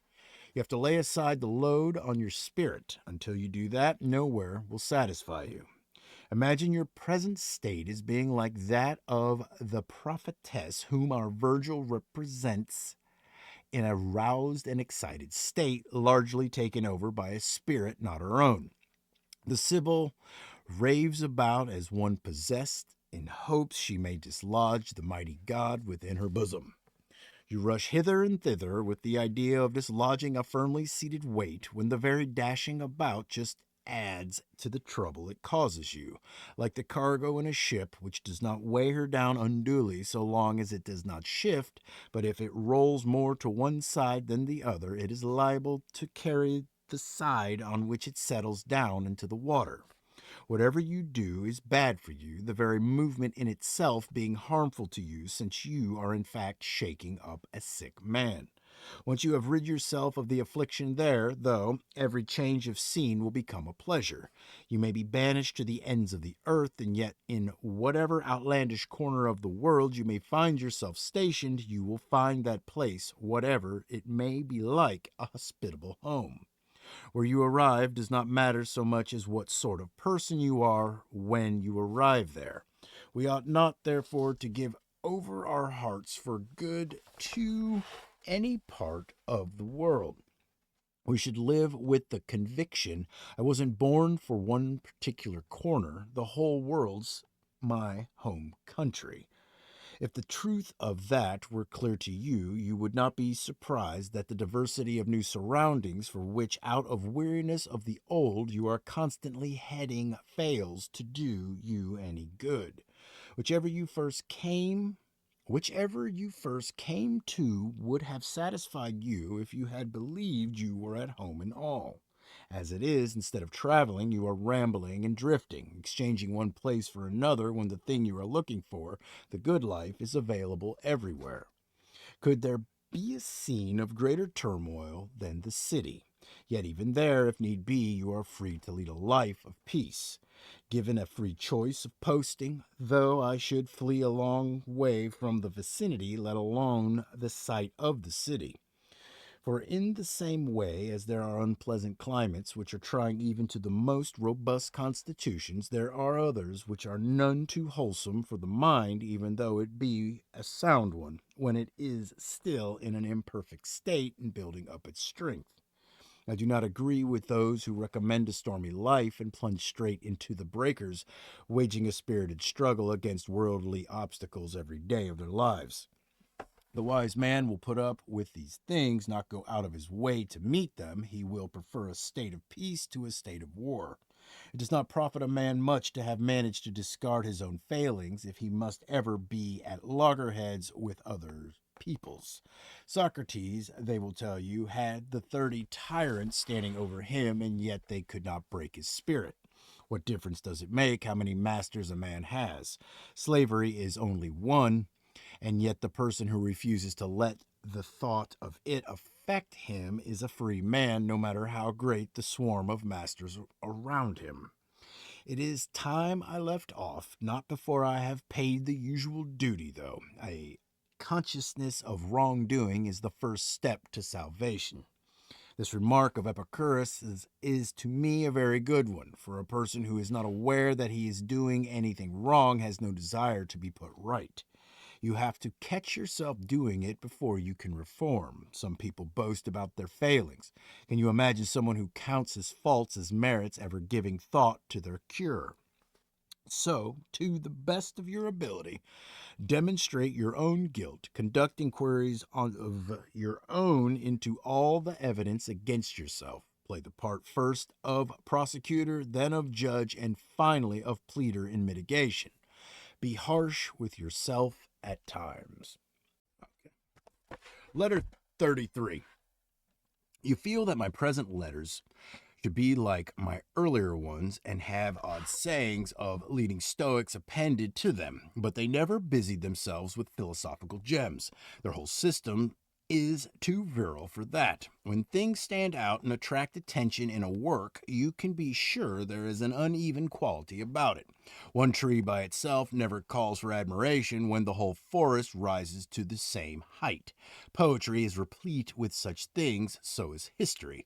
So please don't think them peculiar to Epicurus. They are general, and ours more than anyone's, although they receive more notice in him because they occur at widely scattered intervals, because they are unlooked for, and because it is rather a surprise to find spirited sayings in a person who, so most people consider, was an advocate of soft living.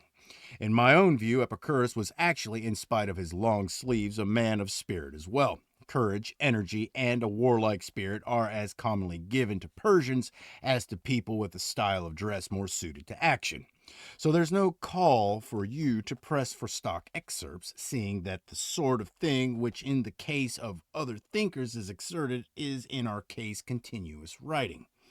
That's why we don't go in for that business of window dressing. We don't mislead the customer so that when he enters the shop he finds nothing in stock apart from the things on display in the window. We allow him to pick up samples from wherever he likes. And suppose we did want to separate out individual aphorisms from the mass, whom should we attribute them to? Zeno, Cleanthes, Chrysippus, Pantagnetus, Poseidonus. We Stoics are no monarch's subjects. We assert Each asserts his own freedom. Among Epicureans, whatever Hermachos or Metrodorus says is credited to one man alone. Everything ever said by any member of that fraternity was uttered under the authority and auspices of one person. I say again, then, that for us, try as we may, it is impossible to pick out individual items from so vast a stock in which each thing is as good as the next. The poor man 'tis that counts his flock. Wherever you look, your eye will light on things that might stand out if everything around them were not of equal standard. So give up this hope of being able to get an idea of the genius of the greatest figures by so cursory an approach. You have to examine and consider it as a whole. There is a sequence about the creative process, and a work of genius is a synthesis of its individual features from which nothing can be subtracted without disaster. I have no objection to your inspecting the components individually, provided you do so without detaching them from the personality they actually belong to. A woman is not beautiful when her ankle or arm wins compliments, but when her total appearance diverts admiration from the individual parts of her body. Still, if you press me, I won't treat you so meanly. Open-handed generosity it shall be. There is a mass of such things, an enormous mass of them lying all over the place, needing only to be picked up as a distinct... Dang, let me do it again. There is a mass of such things, an enormous mass of them lying all over the place, needing only to be picked up as distinct from gathered up. They come not in dribs and drabs, but in a closely interconnected and continuous stream. I have no doubt, too, they may be very helpful to the uninitiated and those who are still novices, for individual aphorisms in a small compass, rounded off in units rather like lines of verse, become fixed more readily in the mind. It is for this reason that we give children proverbs and what the Greeks call charade, to learn by heart. A child's mind being able to take these in at a stage when anything more would be beyond its capacity. But in the case of a grown man who has made incontestable progress, it is disgraceful to go hunting after gems of wisdom and prop himself up with a minute number of the best known sayings and be dependent on his memory as well. It is time he was standing on his own feet. He should be delivering himself of such sayings, not memorizing them. It is disgraceful that a man who is old or in sight of old age should have a wisdom deriving solely from his notebook. Zeno said this, and what have you said? Clenthius said that. Man, what have you said? Wait a minute. Old age should have a wisdom deriving solely from his notebook. Zeno said this, and what have you said? Clenthius said that. What have you said? How much longer are you going to serve under others' orders? Assume authority yourself and utter something that may be handed down to posterity. Produce something from your own resources. This is why I look on people like this as a spiritless lot, the people who are forever acting as interpreters and never as creators, always lurking in someone else's shadow. They never venture to do for themselves the things that they have spent such a long time learning. They exercise their memories on things that are not their own. It is one thing, however, to remember, another to know. To remember is to safeguard something entrusted to your memory, whereas to know, by contrast, is actually to make each item your own and not to be dependent on some original and be constantly looking to see what the master said. Zeno said this, Clenthius that. Let's have some difference between you and the books. How much longer are you going to be a pupil? From now on, do some teaching as well. Why, after all, should I listen to what I can read for myself? The living voice, it may be answered, counts for a great deal, not when it is just acting in a kind of secretarial capacity, making itself an instrument for what others have to say. A further point, too, is that these people who never attain independence follow the views of their predecessors first in matters in which everyone else, without exception, has abandoned their older authority concerned, and secondly, in matters in which investigations are still not complete. But no new finding will ever be made if we rest content with the findings of the past. Besides, a man who follows someone else not only does not find anything, he is not even looking. But surely you are going to walk in your predecessor's footsteps. Yes, indeed, I shall use the old road, but if I find a shorter and easier one, I shall open it up.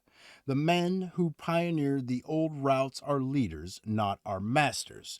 Truth lies open to everyone. There has yet to be a monopoly of truth, and there is plenty of it left for future generations, too. All right. All right.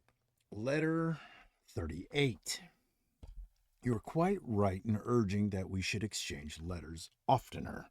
The utmost benefit comes from talk because it steals little by little into the mind. Lectures prepared beforehand and delivered before a listening audience are more resounding but less intimate. Philosophy is good advice, and no one gives advice at the top of his voice. Such harangues, if I may call them that, may need to be resorted to now and then, where a person in a state of indecision is needing a push. But when the object is not to make him want to learn, but to get him learning, one must have recourse to these lower tones, which enter the mind more easily and stick in it. What is required is not a lot of words, but effectual ones. Words need to be sown like seed, no matter how tiny a seed may be. When it lands in the right sort of ground, it unfolds its strength, and from being minute expands and grows to a massive size. Reason does the same. To the outward eye, its dimensions may be insignificant, but with activity it starts developing. Although the words spoken are few, if the mind has taken them in as it should, they gather strength and shoot upwards. Yes, precepts have the same features as seeds. They are of compact dimensions and they produce impressive results, given, as I say, the right sort of mind to grasp at and assimilate them. The mind will then respond by being in its turn creative and will produce a yield exceeding what was put into it. Letter. Letter 40. Thank you for writing so often. By doing so, you give me a glimpse of yourself in the only way you can. I never get a letter from you without instantly feeling we're together. If pictures of absent friends are a source of pleasure to us, refreshing the memory and reliving the sense of void with a solace, however insubstantial and unreal, how much more so are letters which carry marks and signs of the absent friend that are real. For the handwriting of a friend affords us what is so delightful about seeing him again, the sense of recognition. You say in your letter that you went and heard the philosopher Seneca, when his ship put in where you are. His words, you say, tend to be tumbled out at a tremendous pace, pounded and driven along rather than poured out, for they come in a volume no one voice could cope with. I do not approve of this in a philosopher whose delivery, like his life, should be well ordered. Nothing can be well regulated if it is done in a breakneck hurry. That is why in Homer, the impetuous type of eloquence which he compares to snow that keeps on coming down without a break is given to the orator, while from the old man there comes a gentle eloquence that flowed sweeter than honey. You should take the view, then, that this copious and impetuous energy in a speaker is better suited to a hawker than to someone who deals with a subject of serious importance and is also a teacher. Yet I am just as much against his words coming in a trickle as in a stream. He should not keep people's ears on the stretch any more than he should swamp them. For the other extreme of thinness and poverty means less attentiveness on the part of the listener as he becomes tired of this slowness with all its interruptions. Nonetheless, what is waited for does sink in more readily than what goes flying past. One speaks in any event of instruction as being handed on to those being taught, and something that escapes them is hardly being handed on. Language, moreover, which devotes its attention to truth, ought to be plain and unadorned. This popular style has nothing to do with truth. Its object is to sway a mass audience, to carry away unpracticed ears by the force of its onslaught. It never submits itself to detailed discussion, is just wafted away. Besides, how can a thing possibly govern others when it cannot be governed itself? And apart from all this, surely language which is directed to the healing of men's minds needs to penetrate into one.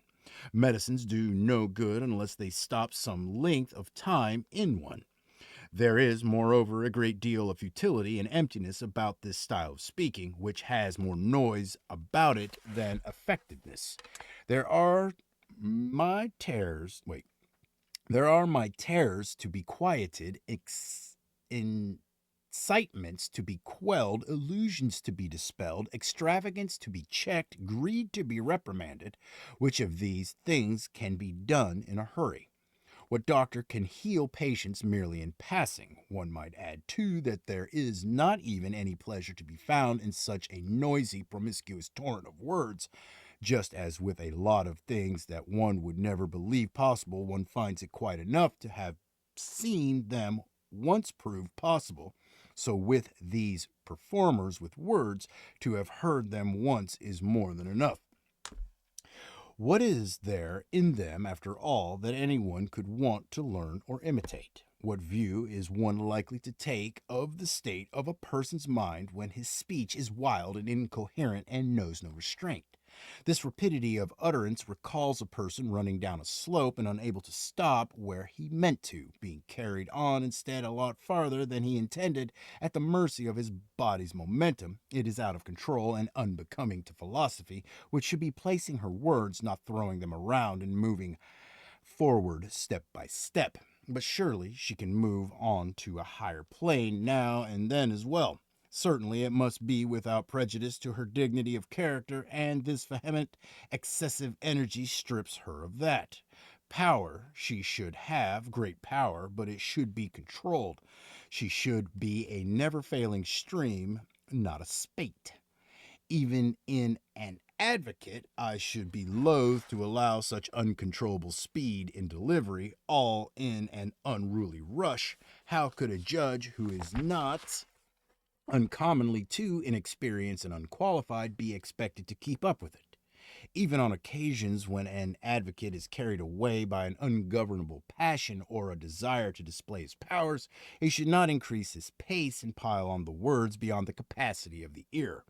You will be doing the right thing, therefore, if you do not go to listen to people who are more concerned about the quantity than the quality of what they say, and choose yourself, if you have to speak in the manner of Publius Vinicius.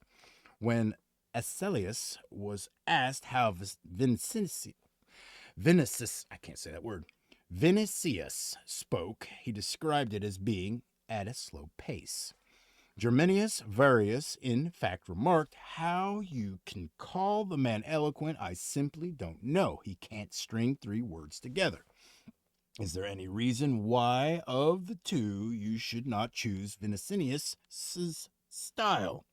You can expect to be interrupted by persons with as little taste as the one who, when Vinicius was jerking the words out one by one as if he were dictating rather than speaking, exclaimed, 'I call on the speaker to speak. The pace of Quintus Hatrius, a celebrated speaker of his day, is something I should have a sensible man keep well clear of.' With him there was never a hesitation or a pause, only one start and only one stop. But I also think that certain styles are suitable in a greater or lesser degree to different nationalities, and a Greek one will tolerate this lack of discipline, while we have acquired the habit of punctuating what we say in writings as well as speech. Our own Cicero, too, from whom Roman oratory really sprang, was a steady goer. Roman discourse is more given to self-examination, appraising itself, and inviting appraisal. Fabinius, who added outstanding oratory to those more important distinctions of his way of life, and his learning, would discuss the subject with dispatch rather than with haste. You might describe his oratory as being not rapid but fluent. This I am ready to see in a philosopher, but I do not insist on it. His delivery is not to be halting, but I should rather have the words issued forth than flowing forth. And a further reason I have for warning you against the disease is that the fact that you can only acquire it successfully if you cease to feel any sense of shame. You really need to give the skin of your face a good rub and then not listen to yourself. For that unguarded pace will give rise to a lot of expressions of which you would otherwise be critical. You cannot, I repeat, successfully acquire it and preserve your modesty at the same time. One needs, moreover, constant daily practice for it. It requires a switch of attention, too, from subject matter to words, and even if it does transpire that the words come readily to the tongue and are capable of reeling off it without any effort on your part, they will still need to be regulated. A way of speaking which is restrained, not bold, suits a wise man in the same way as an unassuming sort of walk does. The upshot, then, of what I have to say is this: I am telling you to be a slow speaking person. All right. Knock that son of a bitch out. Letter, what is this, 41? You are doing the finest possible thing and acting in your best interests if, as you say in your letter, you are persevering in your efforts to acquire a sound understanding. This is something it is foolish to pray for when you can win it from your own self. There is no need to raise our hands to heaven. There is no need to implore the temple warden to allow us close to the ear of some graven image, as though this increased the chances of our being heard. God is near you, is with you, is inside you. Yes, Lucilius, there resides within us a divine spirit which guards us and watches us in the evil and the good we do. As we treat him, so will he treat us. No man indeed is good without God. Is anyone capable of rising above fortune unless he has help from God? He it is that prompts us to noble and exalted endeavors in each and every good man. All right. A God, what God we are certain dwells. If you have ever come on a dense wood of ancient trees that have risen to an exceptional height, shutting out all sight of the sky with one thick screen of branches upon another, the loftiness of the forest, the seclusion of the spot, your sense of wonderment at finding so deep and unbroken a gloom out of doors will persuade you of the presence of a deity. Any cave in which the rocks have been eroded deep into the mountain resting on it, its hollowing out into a cavern of impressive extent, not produced by the labors of men, but the result of processes of nature, will strike into your soul some kind of inkling of the divine. We venerate the sources of important streams, places where a mighty river bursts suddenly from hiding are provided with altars, hot springs are objects of worship, the darkness or unfathomable depth of pools has made their waters sacred. And if you come across a man who is never alarmed by dangers, never affected by cravings, happy in adversity, calm in the midst of storm, viewing mankind from a higher level and the gods from their own, is it not likely that a feeling will find its way into your own veneration for him? Is it not likely that you will say to yourself, here is a thing which is too great, too sublime for anyone to regard it as being in the same sort of category as that puny body it inhabits? Into that body there has descended a divine power, the soul that is elevated and well regulated, that passes through any experience as if it counted for comparatively little, that smiles at all things we fear or pray for, is impelled by a force that comes from heaven. A thing of that soul's height cannot stand without the prop of a deity. Hence, the greater part of it is situated where it descends from. In the same way as the sun's rays touch the earth but are really situated at the point from which they emanate, a soul possessed of greatness and holiness, which has been sent down into the world in order that we may gain a nearer knowledge of the divine, associates with us certainly, but never loses contact with its source. on that source it depends, that is the direction in which its eyes turn and the direction it strives to climb in, the manner in which it takes part in our affairs is that of a superior being. What then is the soul? Something which has a luster that is due to no quality other than its own. Could anything be more stupid than to praise a person for something that is not his, or more crazy than admiring things which in a single moment can be transferred to another? It is not a golden bit that makes one horse superior to others. Sending a lion into the arena with his mane gilded, tired by the handling he has been given in the process of being forced to submit to his embellishment, is a very different thing from sending in a wild one with his spirit unbroken. Bold in attack as nature meant him to be in all his unkempt beauty, a beast whose glory it is that none can look on him without fear, he stands higher in people's eyes than the other docile, gold leaf coated creature. No one should feel pride in anything that is not his own. We praise a vine if it loads its branches with fruit and bends its very props to the ground with the weight it carries. Would any one prefer the famous vine that had gold grapes and leaves hanging on it? Fruitfulness is the vine's peculiar virtue. So, too, in a man, praise is due only to what is his very own. Suppose he has a beautiful home and a handsome collection of servants, a lot of land under cultivation, and a lot of money out of interest.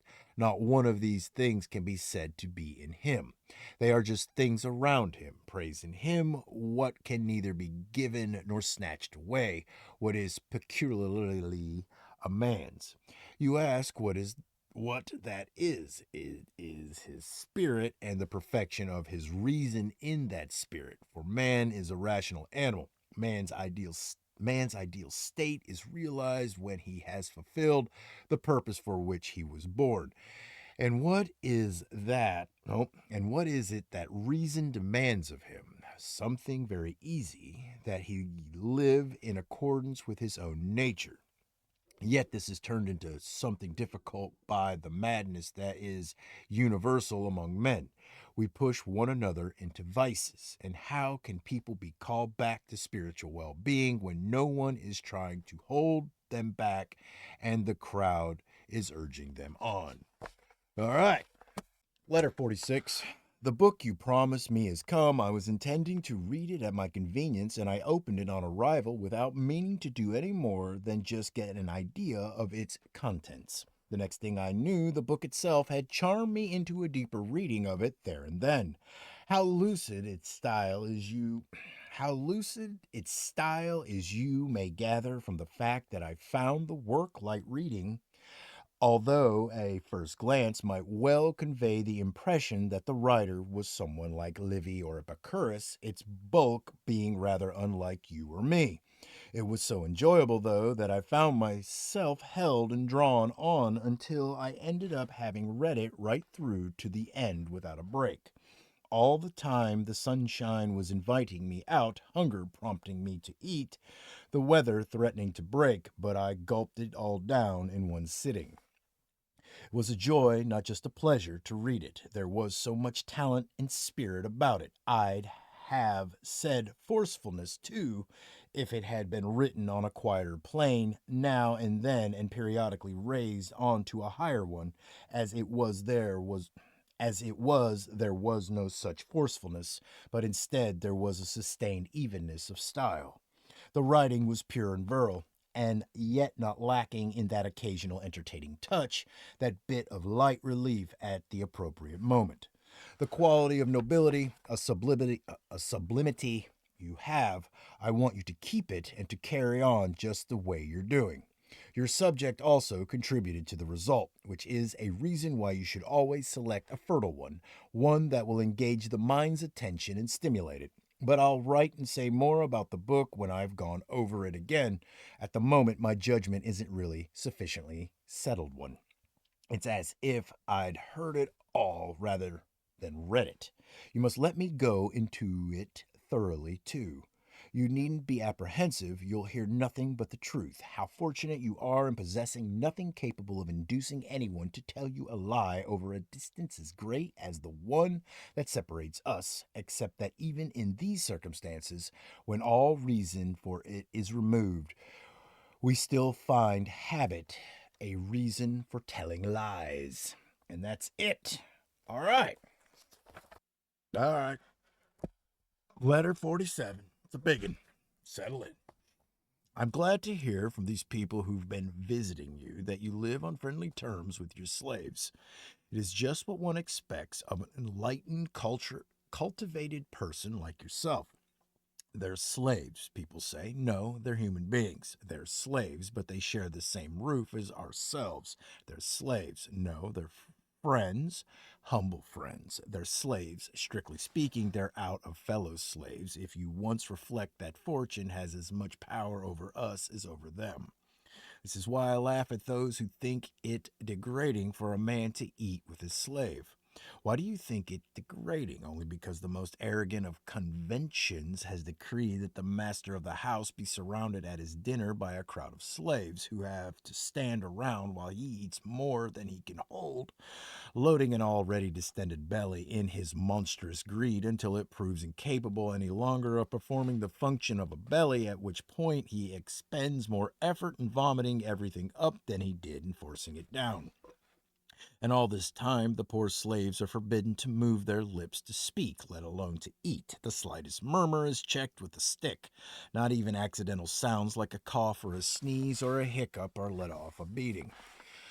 All night they long go on standing about, dumb and hungry, paying grievously for any interruption.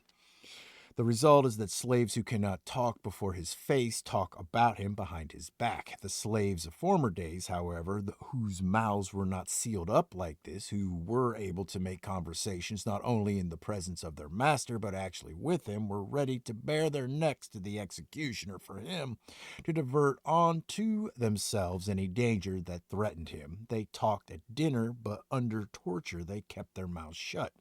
It is just this high handed treatment which is responsible for the frequently heard saying, "You've as many enemies as you've slaves." They are not our enemies when we acquire them, we make them so. For the moment, I pass over other instances of our harsh and inhumane behavior. The way we abuse them as if we were beasts of burden instead of human beings. The way, for example, from the time we take our places on the dinner couches, one of them mops up the spittle and another stationed at the foot of the couch collects up the leavings of the drunken dinners. Another carves the costly game bird, slicing off choice pieces from the breast and rump with the unerring strokes of a trained hand. Unhappy man to exist for the one and only purpose of carving a fat bird in the proper style, although the person who learns the technique from sheer necessity is not quite so much to be pitied as the person who gives demonstrations of it for pleasure's sake. Another, the one who serves the wine, is got up like a girl and engaged in a struggle with his years. He cannot get away from his boyhood, but is dragged back to it all the time. Although he already has the figure of a soldier, he is kept free of hair by having it rubbed away or pulled out by the roots. His sleepless night is divided between his master's drunkenness and sexual pleasures, boy at the table, man in the bedroom. Another, who has the privilege of ratting each guest's character, has to go on standing where he is, poor fellow, and watch to see whose powers of flattery and absence of restraint and appetite or speech are to secure them an invitation for the following day. Add to these the caterers with their highly developed knowledge of their master's palate, the men who know the flavors that will sharpen his appetite, know what will appeal to his eyes, what novelties can tempt his stomach when it is becoming queasy, what dishes he will push aside with the eventual coming of sheer satiety, what he will have a craving for on that particular day. These are the people with whom a master cannot tolerate the thought of taking his dinner, assuming that to sit down at the same table with one of his slaves would serendipitously, nope, seriously impair his dignity.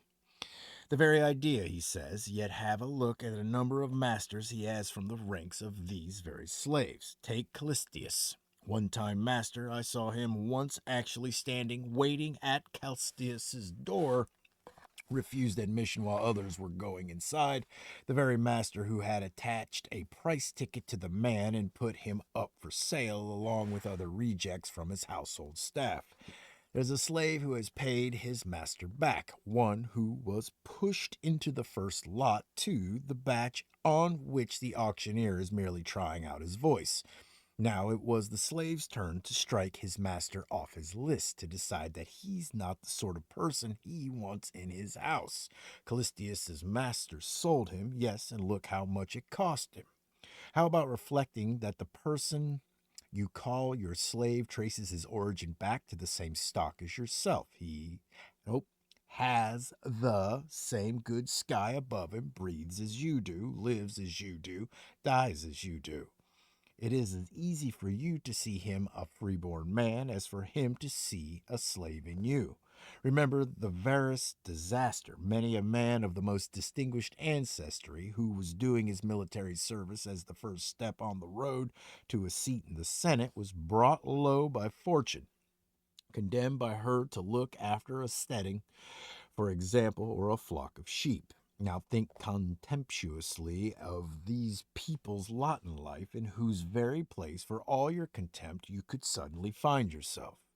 I don't want to involve myself in an endless topic of debate by discussing the treatment of slaves, towards whom we Romans are exceptionally arrogant, harsh, and insulting.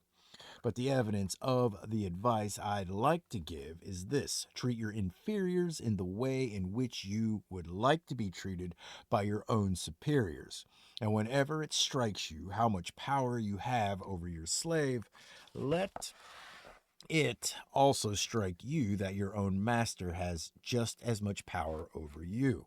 I haven't got a master, you say. You're young yet. There's always the chance that you'll have one. Have you forgotten that? No, have you forgotten the age at which Hecuba became a slave, or Croesus, or the mother of Darius, or Plato, or Diogenes? Be kind and courteous in your dealings with a slave. Bring him into your discussions and conversations and your company generally. And if at this point all those people who have been spoilt by luxury raise an outcry protesting, as they will, they couldn't be there couldn't be anything more degrading, anything more disgraceful. Let them just say that these are the very persons I will catch on occasion kissing the hand of someone else's slave. Don't you notice, too, how our ancestors took away all odium from the master's position and all that seemed insulting or degrading in the lot of the slave by calling the master father of the household and speaking of the slaves as members of the household, something which survives to this day in the mime? They instituted, too, a holiday on which master and slave were to eat together, not as the only day this could happen, of course, but as one on which it was always to happen. And in the household they allowed the slaves to hold official positions and to exercise some jurisdiction in it. In fact, they regarded the household as a miniature republic. Do you mean to say, comes the retort, that I'm to have each and every one of my slaves sitting at the table with me? Not at all, any more than you're to invite to it everybody who isn't a slave. You're quite mistaken, though, if you imagine that I'd bar from the table certain slaves on the grounds of the relatively menial or dirty nature of their work. The muleteer, for example, or that cowhand. I propose to value them according to their character, not their jobs. Each man has a character of his own choosing. It is chance or fate that decides his choice of job. Have some of them dine with you because they deserve it, others in order to make them so deserving. For if there's anything typical of the slave about them as a result of the low company they're used to living in, it will be rubbed off through association with men of better breeding. You needn't, my dear Lucilius, look for friends only in the city or the Senate. If you keep your eyes open, you'll find them in your own home. Good material often lies idle for want of someone to make use of it. Just give it a trial. A man who examines the saddle and bridle and not the animal itself when he is out to buy a horse is a fool. Similarly, only an absolute fool values a man according to his clothes or according to his social position, which, after all, is only something that we wear like clothing. He's a slave, but he may have the spirit of a free man. He's a slave, but is that really to count against him? Show me a man who isn't a slave. One is a slave to sex, another to money, another to ambition. All are slaves to hope or fear. I could show you a man who has been on consul who is a slave to his little old woman, a millionaire who is the slave of a little girl in domestic service. I could show you some high aristocratic young men who are utter slaves to stage artistes. And there's no state of slavery more disgraceful than one which is self imposed. So you needn't allow yourself to be deterred by the snobbish people I've been talking about from showing good humor towards your slaves instead of adopting an attitude of arrogant superiority towards them. Have them respect you rather than fear you. Here, just because I've said they should respect the master rather than fear him, someone will tell us that I'm now inviting slaves to proclaim their freedom and bringing about their employer's overthrow. Are slaves to pay their respects like dependent followers or early morning callers? That's what he means, I suppose. Anyone saying this forgets that what is enough for a god in the shape of worship cannot be too little for a master. To be really respected is to be loved, and love and fear will not mix. That's why I think you're absolutely right in not wishing to be feared by your slaves and in confining your lashings to verbal ones. As instruments of correction, beatings are for animals only. Besides, what annoys us does not necessarily do us any harm, but we masters are apt to be robbed of our senses by mere passing fancies, to the point where our anger is called out by anything which fails to answer to our will. We assume the mental attitudes of tyrants, for they too forget their own strength and the helplessness of others and grow white hot with fury as if they had received an injury, when all the time they are quite immune from any such danger through the sheer exaltedness of their position. Nor indeed are they unaware of this, but it does not stop them seizing an opportunity of finding fault with an inferior and maltreating him for it.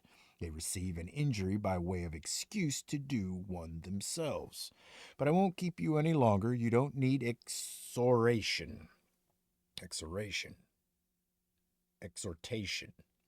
It is a mark of a good way of life that, among other things, it satisfies and abides. Bad behavior, constantly changing, not for the better, simply into different forms, has none of this stability. That's it.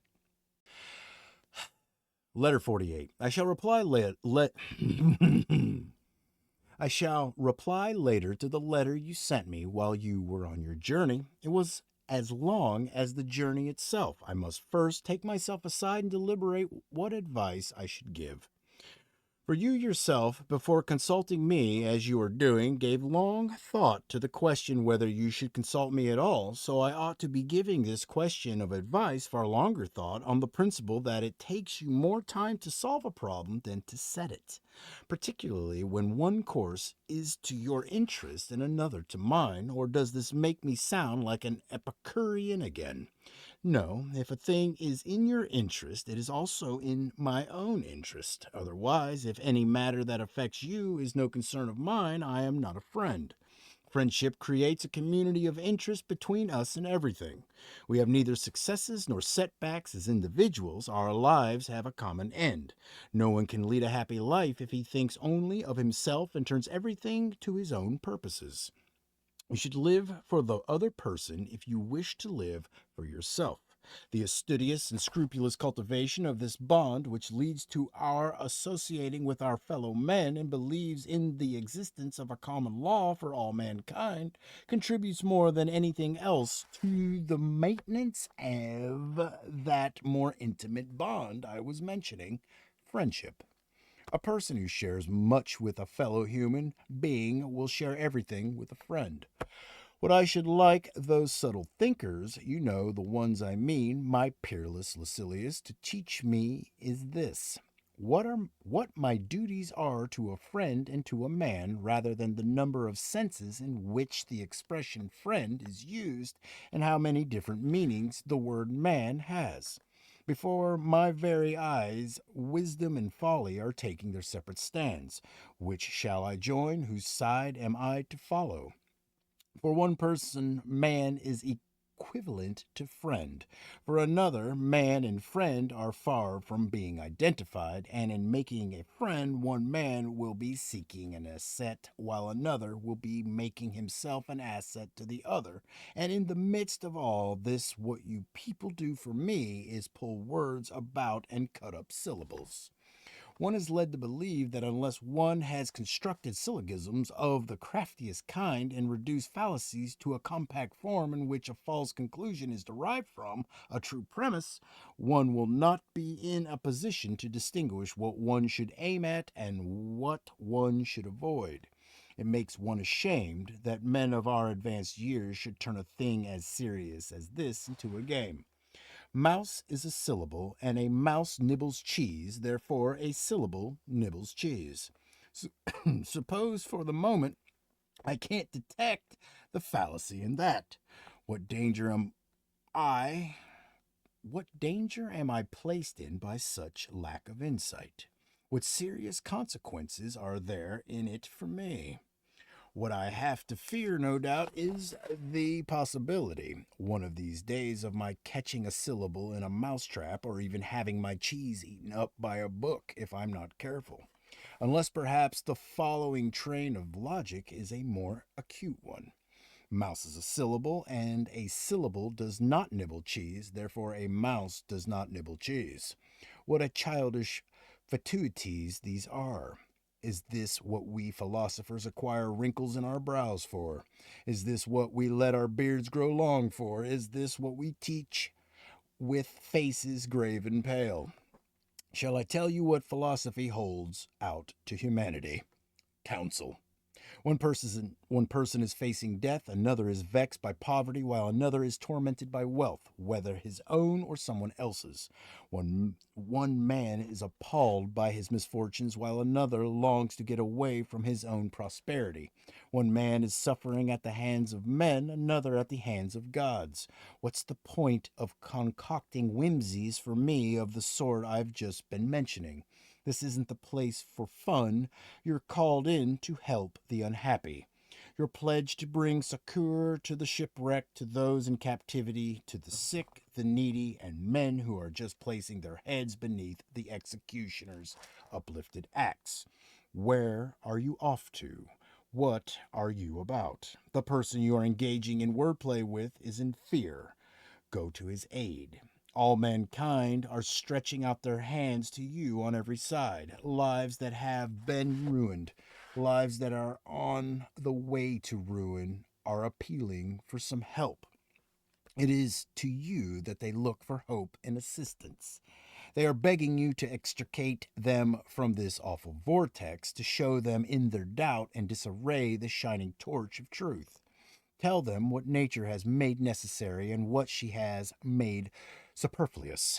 Tell them how simple are the laws she has laid down, and how straightforward and enjoyable life is for those who follow them, and how confused and disagreeable it is for others who put more trust in popular ideas than they do in nature. All right, if you can point out to me where those puzzles are likely to bring such people relief, which of them removes cravings or brings them under control? If only they were simply unhelpful. They're actually harmful.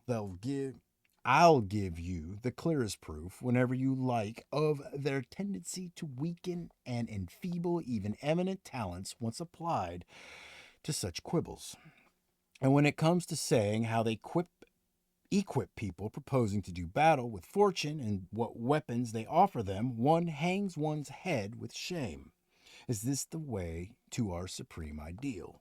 Do we get there by means of all that if X, Y, or if not YZ one finds in philosophy, and by means of quibbles that would be shameful and discreditable even among persons occupying themselves with law reports.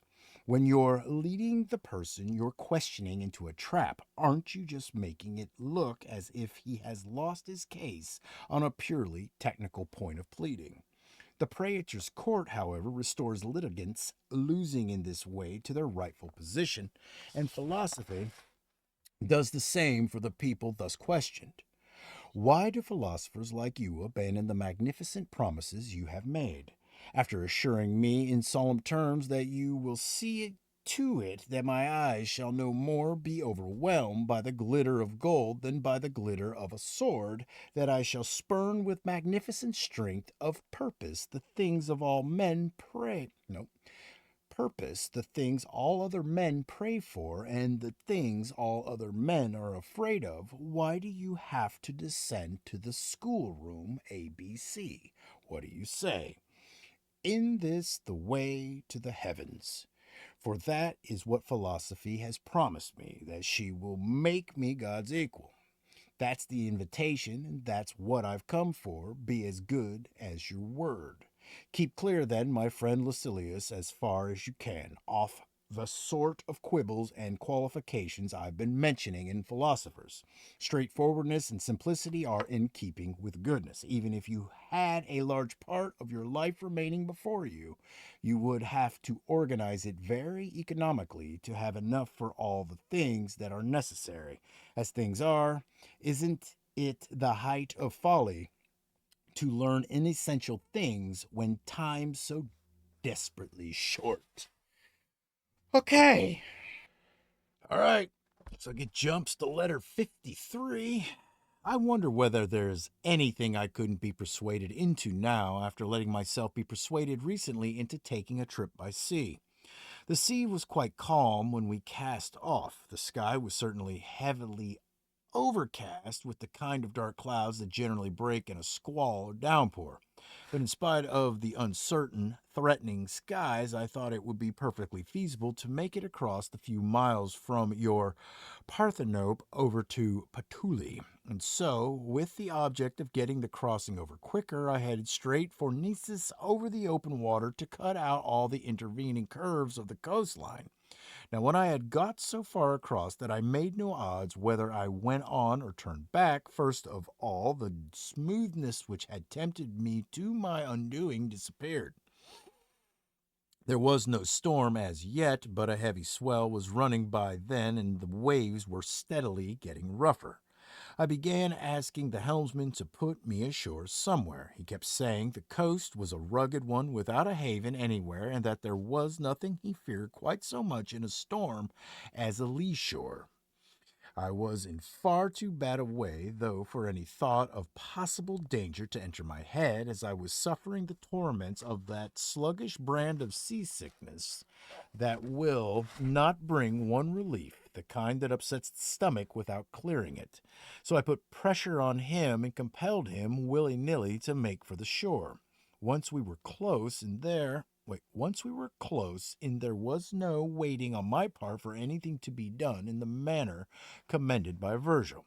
Bows faced seawards, or anchor cast from bow. Remember my training as a long-standing devotee of cold baths. I dived into the sea in just the way a cold water addict ought to, in my woolly clothes. You can imagine what I suffered as I crawled out over the rocks as I searched for a route to safety and fought my way there. It made me realize how right sailors are in being afraid of a lee shore. What I endured in my inability to endure my then self is beyond belief. You can take it from me that the reason Ulysses got himself wrecked everywhere was not so much because Neptune was against him from the day he was born, but because he was given to seasickness like me. It'll never take me 20 years to reach my destination, too, if It'll take me 20 years to reach my destination, too, if I ever have to journey anywhere by sea. As soon as I settle my stomach, for stomachs, as you know, aren't clear of seasickness the moment they're clear of the sea, and rub myself over with ambrosian to put some life back into my body, I began to reflect how we are attended by an appalling forgetfulness of our weaknesses, even the physical ones, which are continually bringing themselves to our notice, and much more so with those that are not only more serious, but correspondingly less apparent. A slight feverishness may deceive a person, but when it has developed to the point where a genuine fever is raging, it will extract an admission that something is wrong from even a tough and hardened individual. Suppose our feet ache with little needling pains in the joints. At this stage, we pass it off and say we've sprained an ankle or strained something in some exercise or other, while the disorder is in its indeterminate commencing phase. Its name eludes us, but once it starts bending the feet in just the way an ankle rack does and makes them both misshapen, we have to confess that we've got the gout. With afflictions of the spirit, though, the opposite is the case. The worse a person is, the less he feels it. You needn't feel surprised, my dearest Lucilius. A person sleeping lightly perceives impressions in his dreams, and sometimes even aware during sleep that he is asleep, whereas a heavy slumber blots out even dreams and plunges the mind too deep for consciousness of self. Why does no one admit his failings? Because he's still deep in them. It's the person who's awakened who recounts his dream, and acknowledging one's failings is a sign of health. So let us rouse ourselves so that we may be able to demonstrate our errors. But only philosophy will wake us. Only philosophy will shake us out of that heavy sleep. Devote yourself entirely to her. You're worthy of her. She's worthy of you. Fall into each other's arms. Say a firm, plain no to every other occupation. There's no excuse for your perusing philosophy merely in moments when occasion allows. If you were sick, you would take a rest from attending to your personal affairs and drop your practice in the courts. And during a spell of improvement in your condition, you wouldn't look on any client as being so important as you'd undertake his case in court. No, you devote your entire attention to recovering from your illness in the quickest possible time. Well, then, aren't you going to do the same in these circumstances? Oh, away with every obstacle and leave yourself free to acquire a sound mind. No one ever attains this if he's busy with other things. Philosophy wields an authority of her own. She doesn't just accept time, she grants one it. She's not something one takes up in odd moments. She's an active, full time mistress, ever present and demanding. When some state or other offered Alexander a part of its territory and half of all its property, he told them that he hadn't come to Asia with the intention of accepting whatever they cared to give him, but of letting them keep whatever he chose to leave them. Philosophy likewise tells all other occupations, it's not my intention to accept whatever time is left over from you. You shall have instead what I reject. Give your whole mind to her, sit at her side, and pay her constant court, and an enormous gap will widen between yourself and other men. You'll end up far in advance of all mankind and not far behind the gods themselves. Would you like to know what the actual difference between yourself and the gods will be? They will exist for longer, and yet to me, what an indisputable mark it is of a great artist to have captured everything in a tiny compass. A wise man has as much scope before him as a god with all eternity in front of him. There is one thing, too, in which the wise man actually surpasses any god. A god has nature to thank for his immunity from fear, while the wise man can thank his own efforts for this. Look at that for an achievement, to have all the frailty of a human being and all the freedom from care of a god. Philosophy's power to blunt all the blows of circumstance is beyond belief. Never a missile lodges in her. She is strong, impenetrable defenses. Some blows she breaks the force of, parrying them with the slack of her gown as if they were trivial. Others she flings off and hurls back at the sender. All right, I'm going to try something. And this is probably going to come off like a monkey fucking a football, but I don't care. So I'm going to try to slow down. Now, I hate slowing down. Balls out, always. But we're going to see what happens. I'm telling you, it's not going to work, but I'm willing to give it a shot. Letter.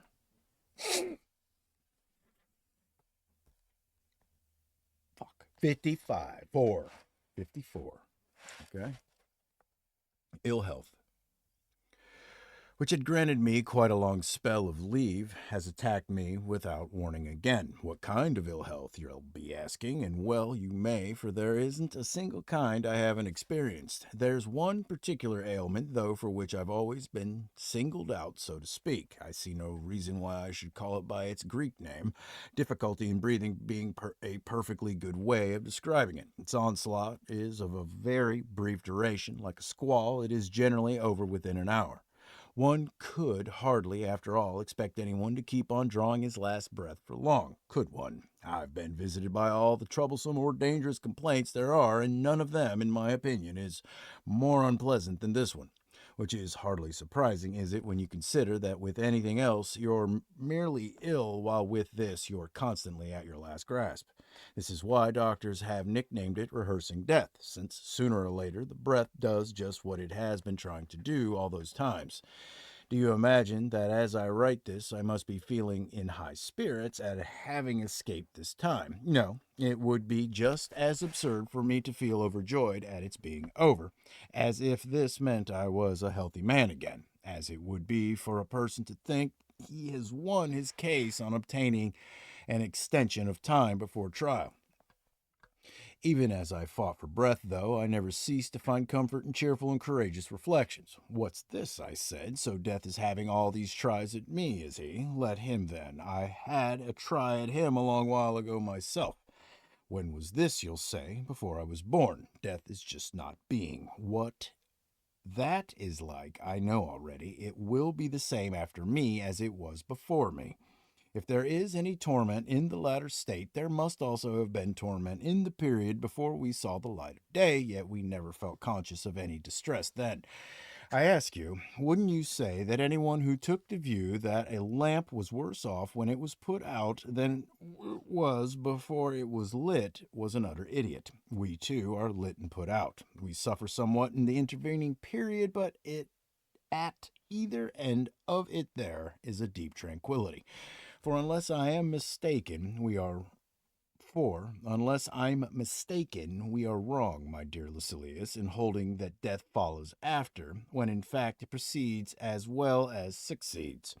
Death is all that was before us. What does it matter, after all, whether you cease to be or never begin, when the result of either is that you do not exist?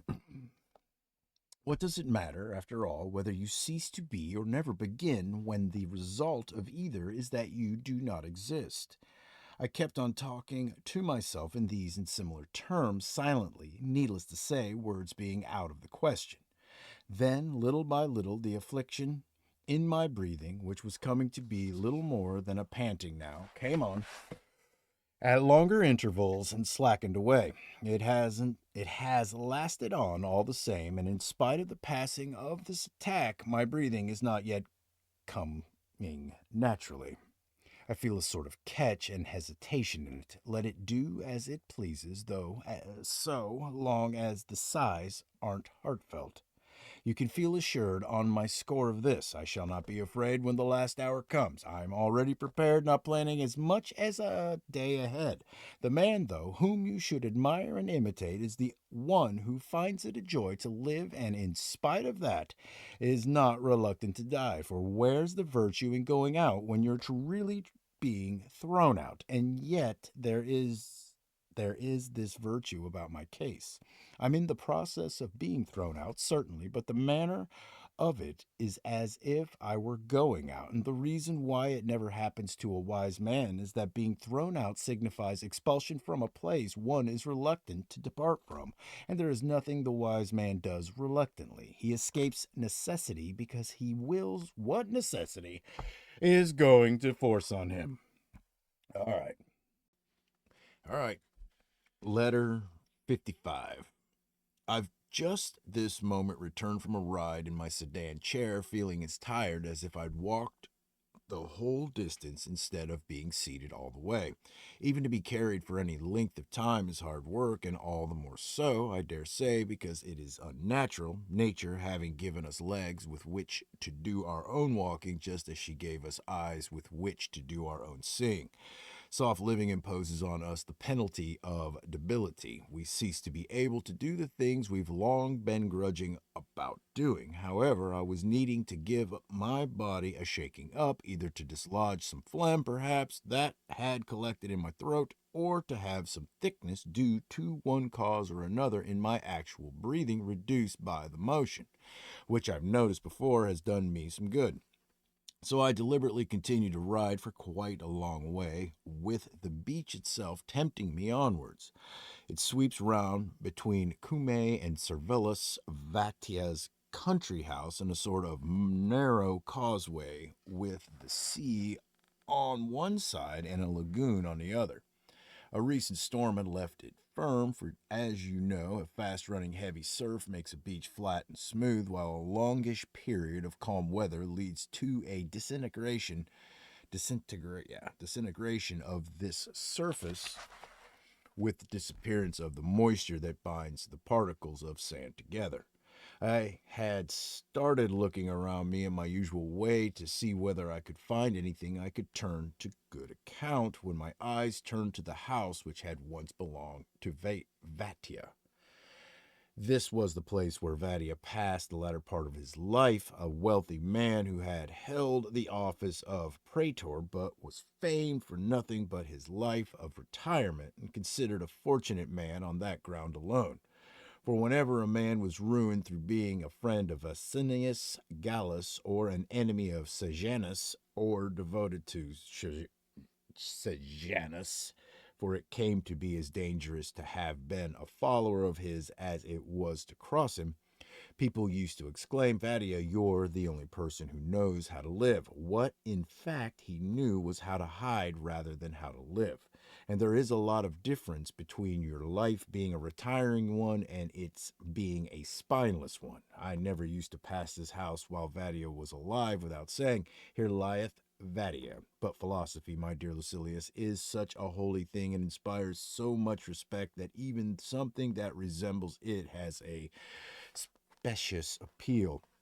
Let a man retire, and the common crowd will think of him as leading a life apart, free of all care, self-contented, living for himself, when in fact not one of these blessings can be won by anyone other than the philosopher. He alone knows how to live for himself. He is the one, in fact, who knows the fundamental thing, how to live.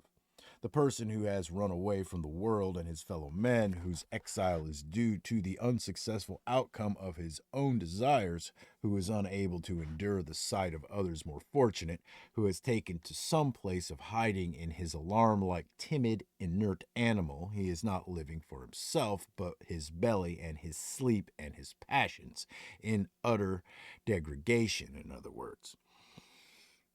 The fact that a person is living for nobody does not automatically mean that he is living for himself. Still, a persevering steadfastness of purpose counts for a lot, so that even inertia is stubbornly maintained, if stubbornly maintained, may carry a certain weight.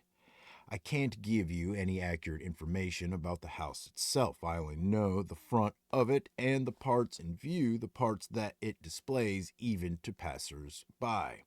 There are two artificial grottos, considerable feats of engineering, each as big as the most spacious hall, one of them not letting in the sun at all, the other retaining it right up until its setting. There is a grove of plane trees, through the middle of which runs a stream flowing alternately like a tide race into the sea and into the Arctursian lake, a stream capable of supporting a stock of fish even if constantly exploited.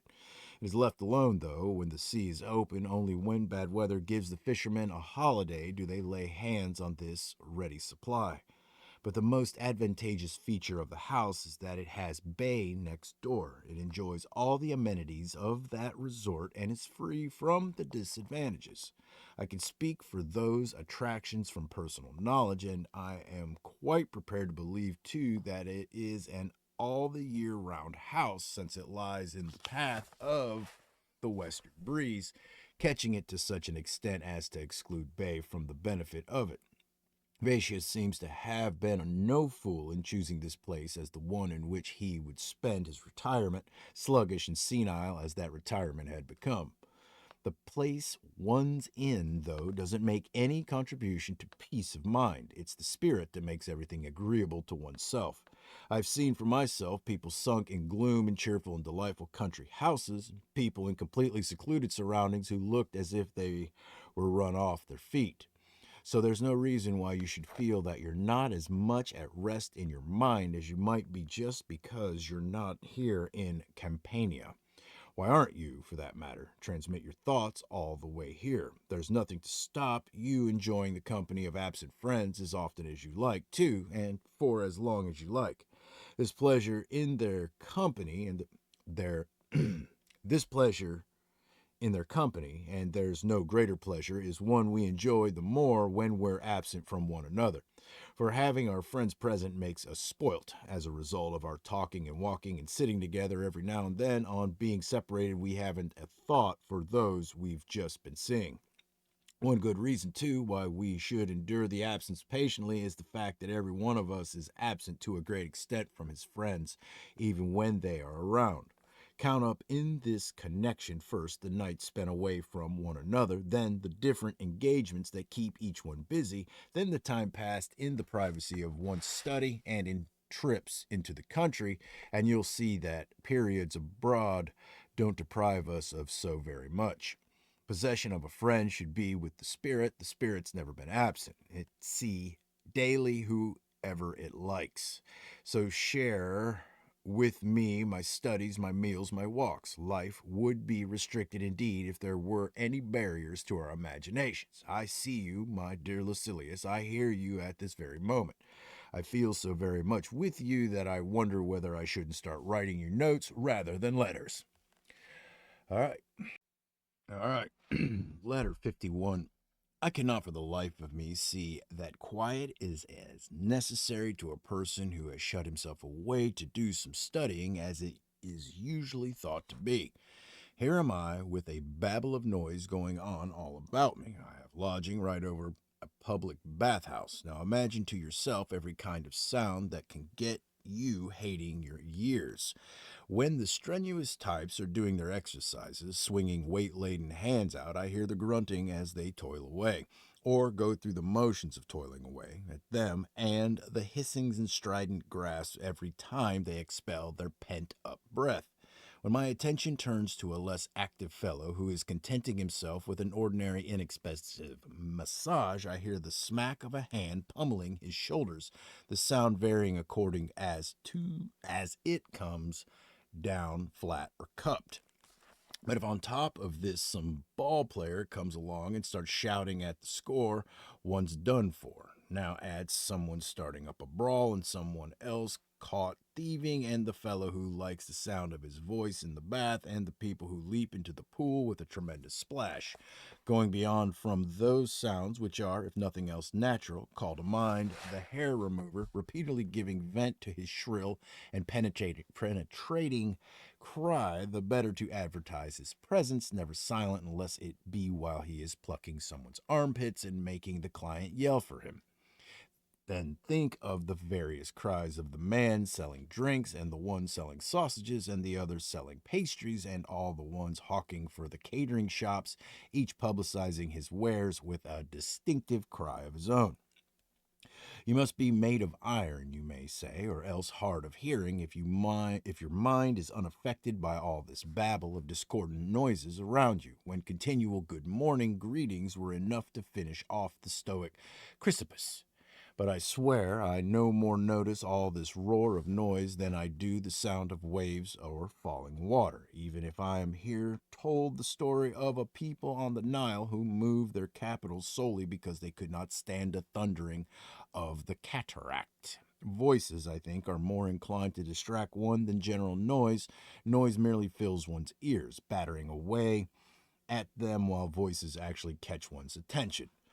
Among the things which create a racket all around me without distracting me at all, I include the carriages hurrying by in the street, the carpenter who works in the same block, a man in the neighborhood who saws, and this fellow turning horns and flutes at the trickling fountain and emitting blasts instead of music.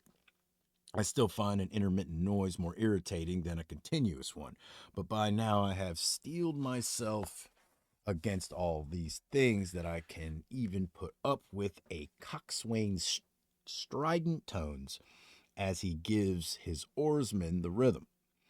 For I force my mind to become self absorbed and not let outside things distract it. There can be absolute bedlam without so long as there is no commotion within, so long as fear and desire are not at loggerheads, so long as meanness and extravagance are not at odds and harassing each other. For what is the good of having silence throughout the neighborhood if one's emotions are in turmoil? The peaceful stillness of the night had lulled the world to rest. This is incorrect. There is no such thing as a peaceful stillness except that where reason has lulled it to rest. Night does not remove our worries, it brings them to the surface. All it gives us is a change of anxieties. Or even when people are asleep, they have dreams as troubled as their days. The only true serenity is the one which represents the free development of a sound mind. Look at the man whose quest for sleep demands absolute quiet from his spacious house. To prevent any sound disturbing his ears, every one of his host of slaves preserves total silence, and those who come anywhere near him walk on tiptoe. Naturally enough, he tosses from side to side, trying to snatch some fitful sleep in between the spells of fretting, and complains of having heard sounds when he never heard them at all. And what do you suppose is the reason? His mind is in a ferment. It is this which needs to be set at peace. Here is the mutiny that needs to be suppressed. The fact that the body is lying down is no reason for supposing that the mind is at peace. Rest is sometimes far from restful. Hence, our need to be stimulated into general activity and kept occupied and busy with pursuits of the right nature whenever we are victims of the sort of idleness that wearies of itself. When great military commanders notice indiscipline among their men, they suppress it by giving them some work to do, mounting expeditions to keep them actively employed. People who are really busy never have enough time to become skittish, and there is nothing so certain as the fact that the harmful consequences of inactivity are dissipated by activity. We commonly give the impression that the reasons for our having gone into political retirement are our disgust with public life and our dissatisfaction with some uncongenial and unrewarding post. Yet every now and then ambition rears its head again in the retreat into which we were really driven by our apprehensions and our waning waning interest. For our ambition did not cease because it has been rooted out, but merely because it had tired or become picked perhaps at its lack of success. I would say the same about extravagant living, which appears on occasion to have left one, and then, when one has declared for the simple life, places temptation in the way. In the middle of one's program of frugality, it sets out after pleasures which one had discarded but not condemned, its pursuit of them, indeed, being all the more ardent the less one is aware of it. For when they are in the open, vices invariably take a more moderate form. Diseases too are on the way towards being cured when once they have broken out instead of being latent and made their presence felt. So it is with the love of money, the love of power, and the other maladies that affect the minds of men. You may be sure that it is when they abate and give every appearance of being cured that they are at their most dangerous. We give the impression of being in retirement and are nothing of the kind. For if we are genuine in this, if we have sounded the retreat and really turned away from the surface show, then, as I was saying a little while ago, nothing will distract us. Men and birds together in full chorus will never break into our thinking when that thinking is good and has at last come to be of a sure and steady character. The temperament that starts at the sound of a voice or changes chance noises in general is an unstable one and one that has yet to attain inward detachment. It has an element of uneasiness in it and an element of the rooted fear that makes a man a prey to anxiety, as in the description given by our Virgil. And I, who formerly would never flinch at flying spears and serried ranks of Greeks, am now alarmed by every breeze and roused by every sound of nervousness and fear for this companion and this load alike. The earlier character here is the wise man who knows no fear at the hurtling of missiles, or the clash of weapons against weapons in the close packed ranks, or the thunderous noise of a city in destruction. The other, later one, has everything to learn. Fearing for his belongings, he pales at every noise. A single cry, whatever it is, prostrates him. Being immediately taken for the yelling of the enemy, the slightest movement frightens him out of his life. His baggage makes him a coward. Pick out any one of your successful men with all they trail or carry about with them, and you will have a picture of the man in fear for this companion and this load. You may be sure then that you are at last lulled to rest when noise never reaches you and when voices never shake you out of yourself, whether they be menacing or inviting or just a meaningless hubbub of empty sound all round you.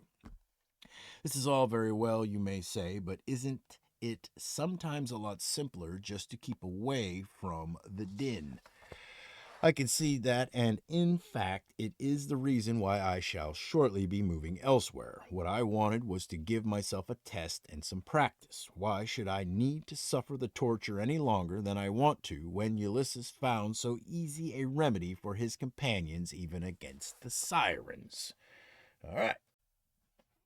63. I'm very sorry to hear of your friend Flaccus's death. Still, I would not have you grieve unduly over it. I can scarcely venture to demand that you should not grieve at all, and yet I am convinced that it is better that way.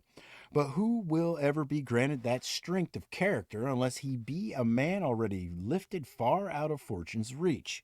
Even he will feel a twinge of pain when a thing like this happens, but only a twinge. As for us, we can be pardoned for having given way to tears so long as they have not run down in excessive quantities, and we have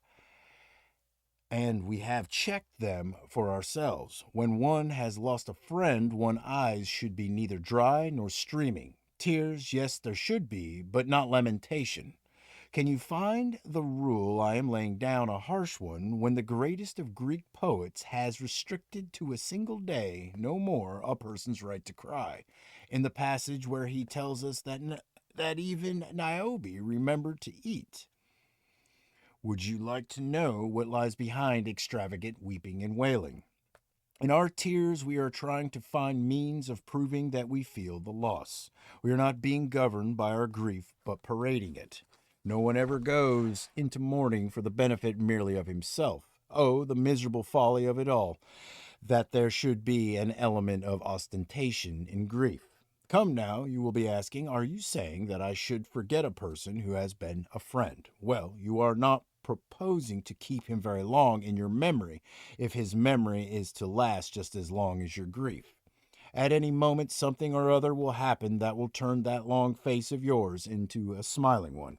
I do not see very much time going before the sense of loss is mitigated and even the keenest sorrowings settle down. Your face will cease to be its present picture of sadness as soon as you take your eyes off yourself.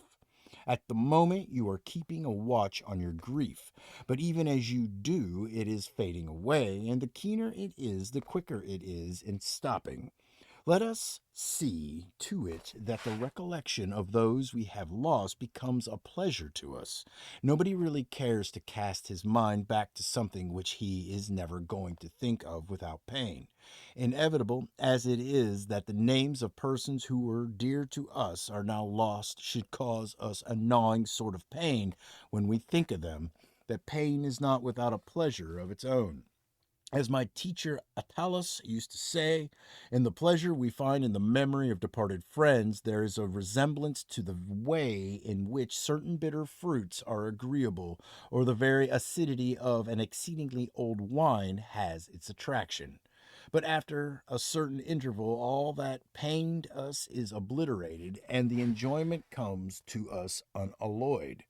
If we are to believe him, thinking of friends who are alive and well is like feasting on cakes and honey. Recalling those who are gone is pleasant, but not without a touch of sourness. Who would deny, though, that even acid things like this, with a harshness in their taste, do stimulate the palate? Personally, I do not agree with him there. Thinking of departed friends is to me something sweet and mellow, for when I had them with me, it was with the feeling that I was going to lose them, and now that I have lost them, I keep the feeling that I have them with me still.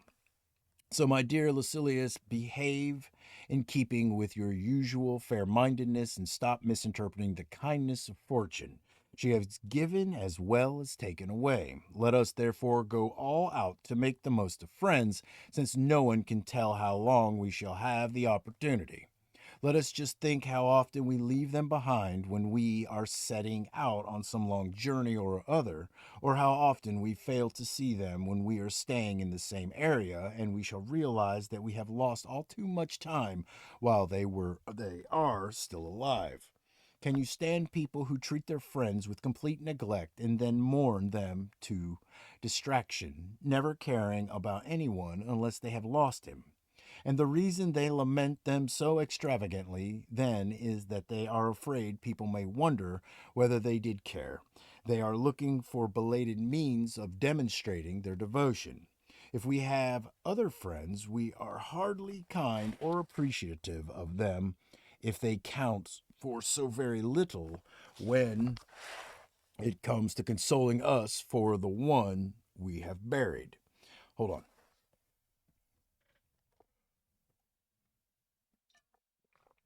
Sorry, it's a long chapter. If we have no other friends, we have done ourselves a greater injury than fortune has done us. She has deprived us of a single friend, but we have deprived ourselves of every friend we have failed to make. A person, moreover, who has not been able to care about more than one friend cannot have cared even about that one too much. Supposing someone lost his one and only shirt in a robbery, would you not think him an utter idiot if he chose to bewail his loss rather than look about him for some means of keeping out the cold and find something to put over his shoulders? You have buried someone you loved. Now look for someone to love.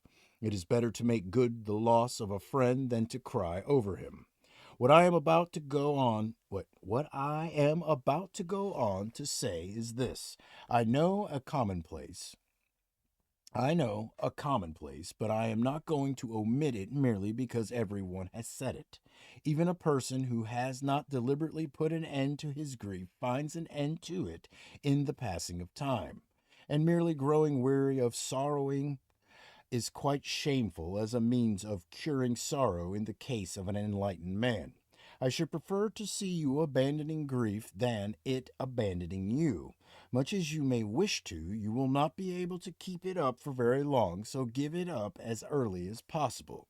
For women, our forefathers fixed the period of mourning at a year with the intention, not that women should continue mourning as long as that, but that they should not go on any longer. For men, no period is prescribed at all because none would be decent. Yet out of all the pathetic females you know who were only dragged away from the graveside or even torn from the body itself with the greatest difficulty, can you show me one whose tears lasted for a whole month? Nothing makes itself unpopular quite so quickly as a person's grief. When it is fresh, it attracts people to its side, finds someone to offer it consolation, but if it is perpetuated, it becomes an object of ridicule. Deservedly, too, for it is either feigned or foolish. And all this comes to you from me, the very man who wept for Aeneas Serenus, the dearest of friends to me, so unrestrainedly that I must needs be included, though this is the last thing I should want. Among examples of men who have been defeated by grief, nevertheless, I condemn today the way I behaved then. I realize now that my sorrowing in the way I did was mainly due to the fact that I had never considered the possibility of his dying before me. That he was younger than I was, a good deal younger too, was all that ever occurred to me, as if fate paid any regard to seniority. So let us bear it constantly in our mind that those we are fond of are just as liable to death as we are ourselves. What I should have said before was, my friend Serenus is younger than I am, but what difference does that make? He should die latter than me, but it is quite possible he will die before me. It was just because I did not do so that fortune caught me unprepared with that sudden blow. Now I bear it in mind not only that all things are liable to death, but that the liability is governed by no set rules. Whatever can happen at any time can happen today. Let us reflect then, my dearest Lucilius, that we ourselves shall not be long in reaching the place we mourn his having reached. Perhaps, too, if only there is truth in the story told by sages, and some welcoming abode awaits us, he whom we suppose to be dead and gone has merely been sent on ahead. All right. All right. Letter 65. I shared yesterday with a bout of illness. It claimed the morning, but it let me have the afternoon, so I started off by doing some reading to see what energy I had. Then, as it proved up to this, I ventured to make further demands on it, or perhaps I should say concessions to it, and did some writing. It was at this, with more than my customary concentration, too, with the difficulty of the subject and my refusal to give in until some friends of mine put a stop to it, applying force to restrain me as if I were an invalid who was recklessly overdoing things. The pen gave place to talk, which included the following matter of dispute that I shall now state to you. We have appointed you as arbiter, and you have more of a case on your hands than you think, for the contest is a three-cornered one. Our Stoic philosophers, as you know, maintain that there are two elements in the universe from which all things are derived, namely cause and matter. Matter lies inert and inactive, a substance with unlimited potential, but destined to remain idle if no one sets it in motion.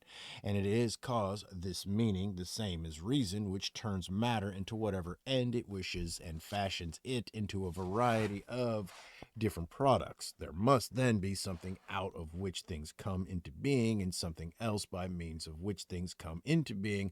The first is matter, and the second is cause.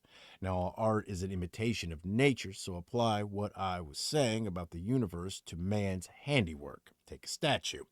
It had the matter to be worked on by the sculptor, and it had the sculptor to give configuration to the matter. Bronze, in other words, in the case of the statue, being the matter, and the craftsman the cause. It is the same with all things. They consist of something which comes into being and something else which brings them into being. Stoics believe that there is only one cause, that which brings things into being. Aristotle thinks that the term cause can be used in three different ways. The first cause, he says, is matter. Without it, nothing can be brought into existence. The second is the craftsman, and the third is form, which is impressed on every single piece of work as on a statue. The last is what Aristotle calls the eidos, and he says there is a fourth as well, the purpose of the whole work. Let me explain what this means. The first cause of the statue is the bronze, as it would never have been made unless there had been something out of which it could be cast or molded. The second cause is the sculptor, as the bronze could not have been shaped into the state in which it is without the skilled hands having come to it. The third cause is the form, as our statue could not have been called the man with the spear or the boy tying up his hair had this not been the guise impressed on it. The fourth cause is the end in view in its making, for had this not existed, the statue would never have been made at all. What is this end? It is what attracted the sculptor, what his goal was in creating it. It may have been money, if when he worked, if he was going to sell it, or fame, if the aim of his endeavors was to win a name or religion, if it was a work of presentation to a temple. This too, then, is a cause of the statue's coming into being, unless you take the view that things in the absence of which the statue would never have been created should not be included among the causes of the particular creation. To these four causes, Plato adds a fifth in the model, what he himself calls the idea, this being what the sculptor had constantly before his eyes as he executed the intended work. It does not matter whether he has his model without, one to which he can direct his eyes, or within, conceived and set up by the artist inside his own head. God has within himself models like this of everything in the universe, his mind embracing the designs and calculations for his projects. He is full of these images, which Plato calls ideas, eternal, immutable, ever dynamic. So though human beings may perish, humanity in itself, the pattern on which every human being is molded, lasts on, and while human beings go through much and pass away, itself remains quite unaffected. As Plato has it, then, there are five causes: the material, the agent, the form, the model, and the end. And finally, we get the result of all these. In the case of the statue, to use the example we began with, the material is the bronze, the agent is the sculptor, the form is the guise it is given, the model is what the sculptor making it copies, and the end is what the maker has in view, and the final result is the statue itself. The universe as well, according to Plato, has all these elements. The maker is God, matter is the material, the form is the general character and layout of the universe as we see it. The model, naturally enough, is the pattern which God adopted for the creation of the stupendous work in all its beauty. The end is what God had in view when he created it, and that, in case you are asking what is the end God has in view, is goodness. That, at any rate, is what Plato says. What was the cause of God's creating the universe? He is good, and whoever is good can never be grudging with anything good. So he made it as good as made it as good a world as it was in his power to make it. Hold on. He is good, and whoever is good can never be grudging with anything good, so he made it as good a world as it was in his power to make it. Now, it is for you as judge to pronounce your verdict and declare whose statement in your opinion seems to be. Not the truest, for that here is as far out of our reach as truth herself, but most like the truth. This assortment of causes which Aristotle and Plato have collected together embraces either too much or too little. For if they take the view that everything in the absence of which a thing cannot be brought into being is a cause of its creation, they have failed to name enough. They should be including time in their list of causes. Nothing can come into being without time.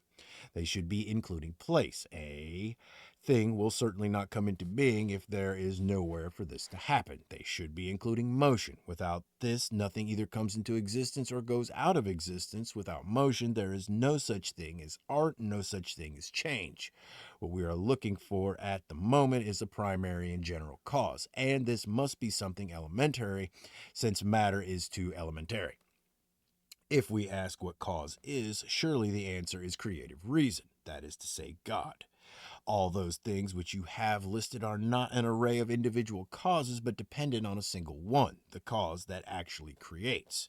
You may say form is a cause, but form is something which the artist imposes on his work, a part of the cause, yes, but not a cause.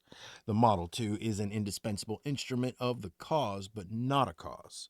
The sculptor is his model is as indispensable as his chisel or his file. His art can go nowhere without them, but this does not make them parts or causes of the art.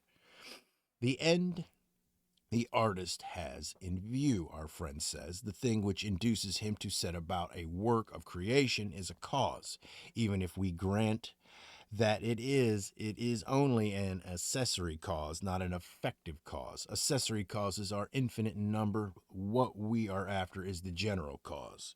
In any event, the assertion on the part of Plato and Aristotle that the universe in its entirety, the whole completed work of creation, is a cause is not in keeping with their usual acuteness as thinkers. There is a very great difference between a creation and its cause. Excuse me. Hold on. This is a. Oh, it's almost done. 3 more pages. Now, you must either pronounce your verdict or, nose running, the easier course in matters of this nature. Declare your inability to arrive at one and order a rehearing. Wait. Now you must either pronounce your verdict or, the easier course in matters of this nature, declare your inability to arrive at one and order a rehearing. What a pleasure, you may say, do you get out of frittering time away discussing those questions. It's not as if you could say they rid you of any emotion or drive out any desire. Well, in raising and arguing these less deserving topics, my own attitude that they serve to calm the spirit, and that whilst I examine myself first, certainly I examine the universe around me afterwards. I'm not even wasting time, as you suppose, at the moment, for those questions, provided they are not subjected to a mincing or dissection with the useless kind of over subtlety we have just seen. As the result, all elevate and lighten the spirit, the soul which yearns to win free of the heavy load it is saddled with here and return to the world where it once belonged. For to it this body of ours is a burden and a torment, and harassed by the body's overwhelming weight, the soul is in captivity unless philosophy comes to its rescue, bidding its breath more freely in the contemplation of nature, releasing it from earthly into heavenly surroundings. This to the soul means freedom, the ability to wander far and free. It steals away for a while from the prison in which it is confined and has its strength renewed in the world above. When craftsmen engaged on some intricate piece of work which imposes a tiring strain on the eyes have to work by the inadequate and undependable light, they go out into the open air and treat their eyes to the free sunshine in some open space or other dedicated to public recreation. In the same way, the soul, shut away in this dim and dismal dwelling, as often as it can, makes for the open and finds its relaxation in contemplating the natural universe. The wise man and devotee of philosophy is, needless to say, inseparable from his body, and yet he is detached from it so far as the best part of his personality is concerned, directing his thoughts towards things far above. He looks on this present life of his much like the man who is signed on as a soldier as the term he has to serve out, and he is so made that he neither loves life nor hates it. He endures the lot of mortality even though he knows there is a finer one in store for him. Are you telling me not to investigate the natural world? Are you trying to bar me from the whole of it and restrict me to a part of it? Am I not to inquire how everything in the universe began, who gave things form, who separated them out when they were all plunged together in a single great conglomeration of inert matter? Am I not to inquire into the identity of the artist who created the universe, or the process by which this huge mass became subject to law and order, or the nature of the one who collected the things that were scattered apart, sorted apart the things that were commingled, and when all things lay in formless chaos, allotted them their individual shapes, or the source of the light? Is it fire, or is it something brighter that is shed on us in such abundance? Am I supposed not to inquire into this sort of thing? Am I not to know where I am descended from, whether I am to see this world only once or be born into it again, uh, time after time, what my destination is to be after my stay here, what abode will await my soul on its release from the terms of its serfdom on earth?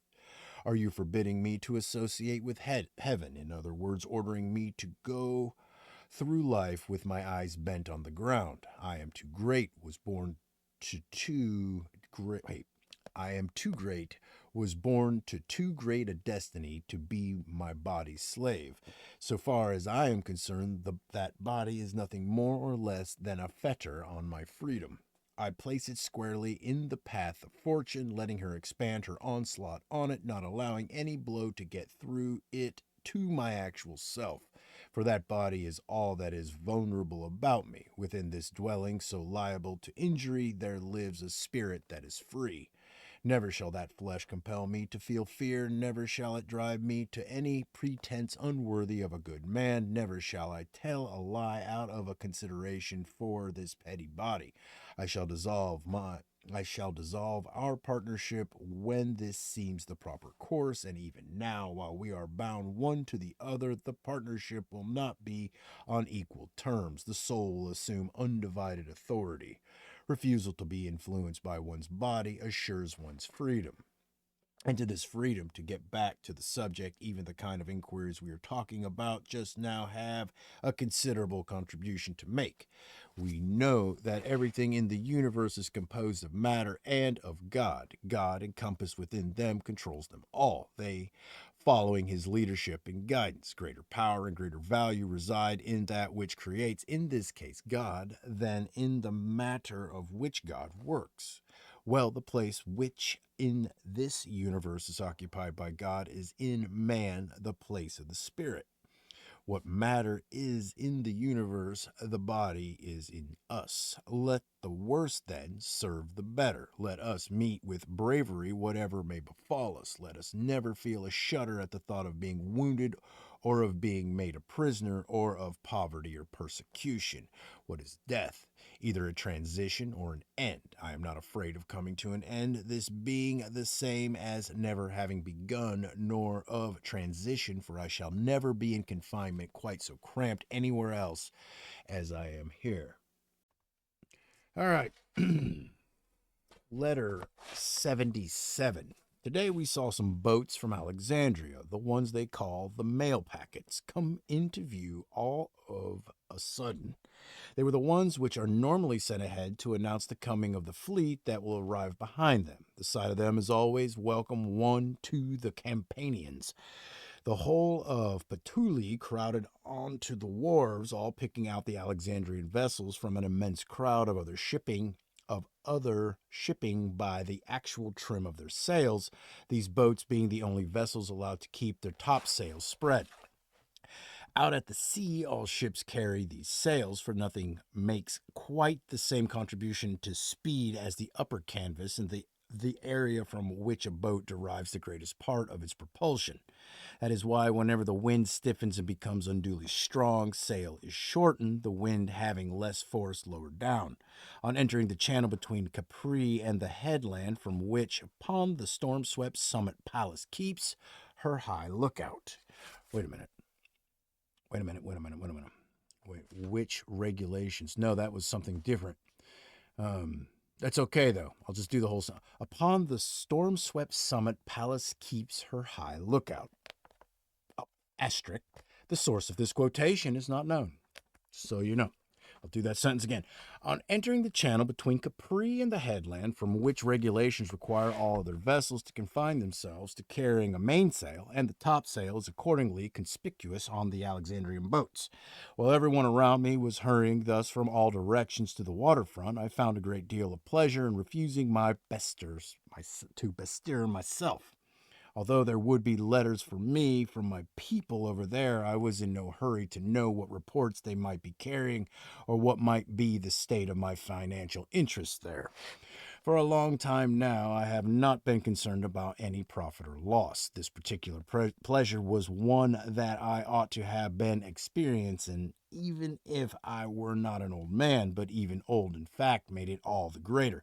For it meant that however little money I might have, I should still have more left to cover the journey than distance left to be covered, especially as the journey on which we have all set out is one which does not have to be traveled to the very end. An ordinary journey will be incomplete if you come to a stop in the middle of it or anywhere short of your destination, but life is never incomplete if it is an honorable one. At whatever point you leave life, if you leave it in the right way, it is whole, and there are many occasions on which a man should leave life not only bravely, but for reasons which are not as pressing as they might be, the reasons which restrain us being not so pressing either. Tullius Marcellinus, whom you knew very well, a man old before his years, who found tranquility early in life, began to meditate suicide after he had gone down with a disease which was not an incurable one, but at the same time was a protracted, troublesome one, importunate, importunate to its demands. Importunate, yeah. He called together a large number of his friends, and each one offered him advice. This consisted either of urgings from the timid among them that he should just take whichever course he himself felt urged to take, or of whatever counsel flattering admirers thought would be most likely to gratify someone meditating suicide, until a Stoic friend of mine, an outstanding personality for whom I can find no more fitting compliment than that of calling him a man of fighting courage, gave what I thought was the most inspiring advice. This was how he began. My dear Marcellinus, he said, you mustn't let this worry you as if you were having to make a great decision. There's nothing so very great about living. All your slaves and all the animals do it. What is, however, a great thing is to die in a manner which is honorable, enlightened, and courageous. Think how long now you've been doing that the same as them. Food, sleep, sex, the never-ending cycle. The desire for death can be experienced not merely by the enlightened or the brave or the unhappy, but even by the squeamish. Well, Marcellinus wanted no urging, only a helper. His slaves refused to obey him in this, whereupon our Stoic talked away their fears, letting them know that the household staff could only be in danger if there had been any room for doubt as to whether their master's death had been a voluntary one. Besides, he told them it was just as bad to let other people see you ordering your master not to kill himself as actually to kill him. He then suggested to Marcellinus himself that it would not be an unkind gesture if, in the same way as at the end of a dinner the leftovers are divided among the attendants, something were offered at the end of his life to those who had served throughout it. Marcellinus had a generous and good-natured disposition which was no less evident where it meant personal expense, and he distributed accordingly little sums of money among his slaves, who were now in tears, and went out of his way to comfort them all. He did not need to resort to a weapon or to shedding blood. After going without food for 3 days, he had a steam tent put up in his own bedroom. A bath was brought in which he lay for a long time, and as fresh supplies of hot water were continually poured in, he passed almost imperceptibly away, not without, as he was commented more than once, a kind of pleasurable sensation, one that is apt to be produced by the gentle fading out of which those of us who have ever fainted will have some experience. Hold on.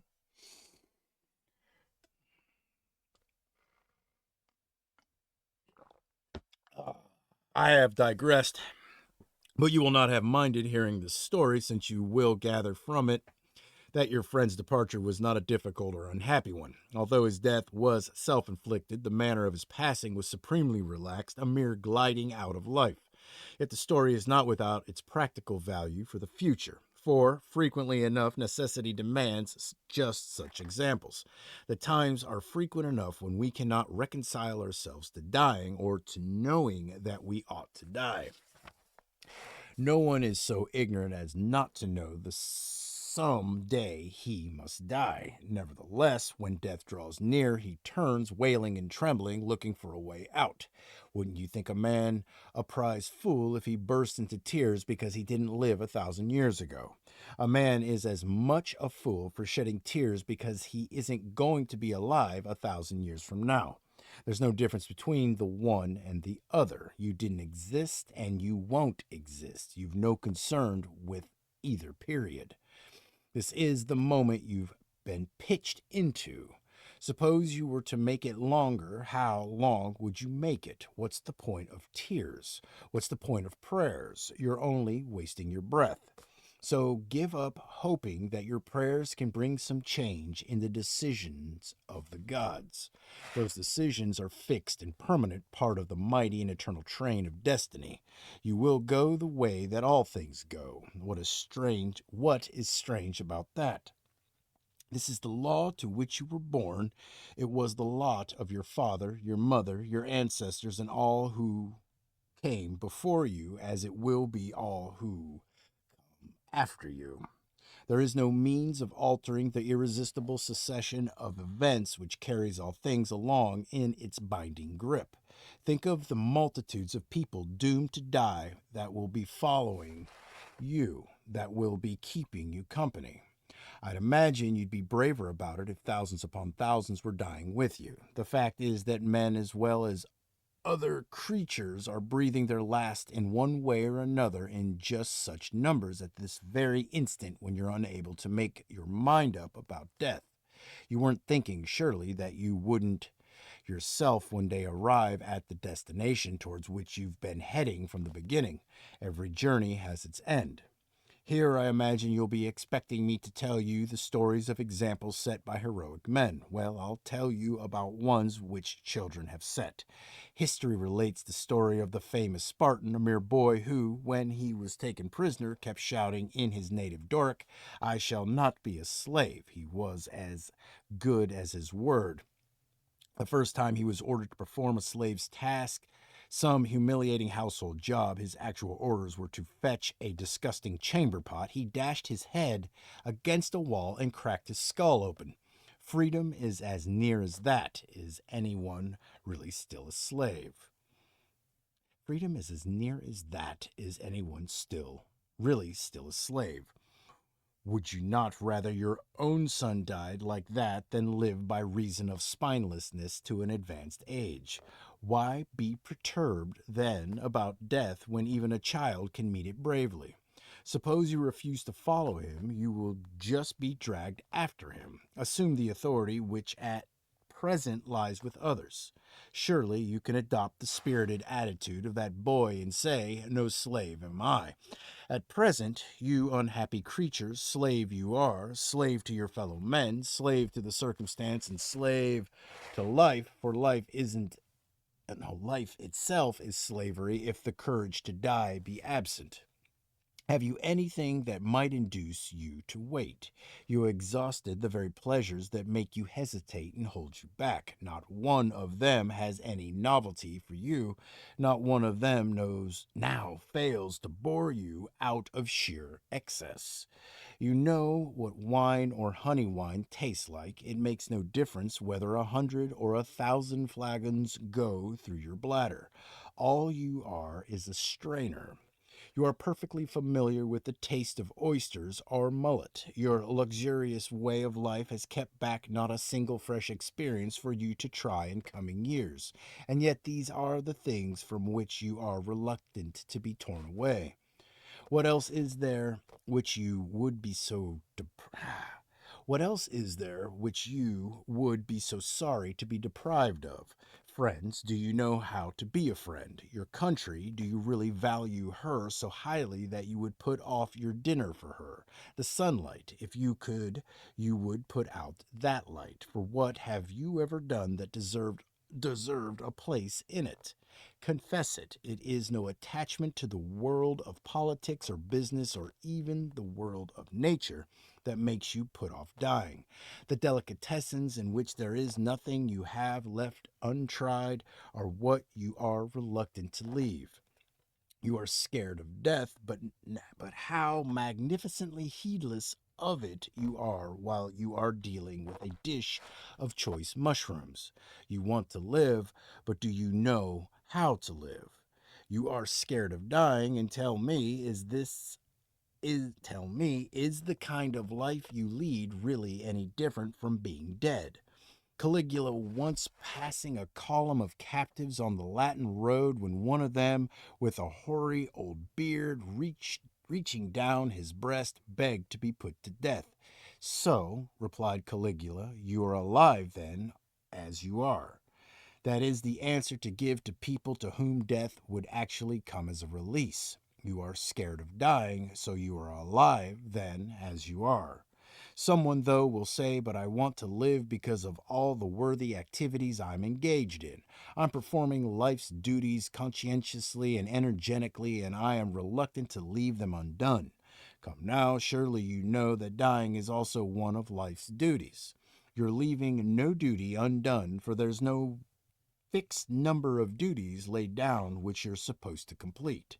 Every life, without exception, is a short one. Looked at in relation to the universe, even the lives of Nestor and Satya were short. In Satya, who ordered that her epitaph should record that she had lived to the age of 99, you have an example of someone actually boasting of a prolonged old age. Had it so happened that she had lasted out the 100th year, everybody surely would have found her quite insufferable. As it is with a play, so it is with life. What matters is not how long the acting lasts, but how good it is. It is not important at what point you stop. Stop whenever you will, only make sure that you round it off with a good ending. I butchered the hell out of that one. Oh well. All right. Letter 78. I'm all the more sorry to hear of the trouble you are having with constant catarrh, the spells of feverishness which go with it when it becomes protracted to the point of being chronic, because this kind of ill health is something I've experienced myself. In its early stages, I refused to let it bother me, being still young enough then to adopt a defiant attitude to sickness and put up with hardships, but eventually I succumbed to it altogether. Reduced to a state of complete emaciation, I had arrived at a point where the catarrhal discharges were virtually carrying me away with them altogether. On many an occasion, I felt an urge to cut my life short there and then, and was only held back by the thought of my father, who had been the kindest of fathers to me and was then in his old age. Having in mind not how bravely I was capable of dying, but how far from bravely he was capable of bearing the loss, I commanded myself to live. There are times when even to live is an act of bravery. Let me tell you the things that provided me with consolation in those days, telling you to begin with that the thoughts which brought me this peace of mind had all the effect of medical treatment. Comforting thoughts, provided they are not of a discreditable kind, contribute to a person's cure. Anything which raises his spirits benefits him physically as well. It was my Stoic studies that really saved me. For the fact that I was able to leave my bed and was restored to health, I give the credit to philosophy. I owe her, and it is the least of my obligations to her, my life. But my friends also made a considerable contribution to my return to health. I found a great deal of relief in their cheering remarks, in the hours they spent at my bedside, and in their conversations with me. There is nothing, my good Lucilius, quite like the devotion of one's friends for supporting one in illness and restoring one to health, or for dispelling one's anticipation and dread of death. I even came to feel that I could not really die when these were the people I would leave surviving me, or perhaps I should say I came to think I would continue to live because of them, if not among them, for it seemed to me that in death I would not be passing away, but passing on my spirit to them. These things gave me the willingness to help my own recovery and to endure all the pain. It is quite pathetic, after all, if one has put the will to die behind one to be without the will to live.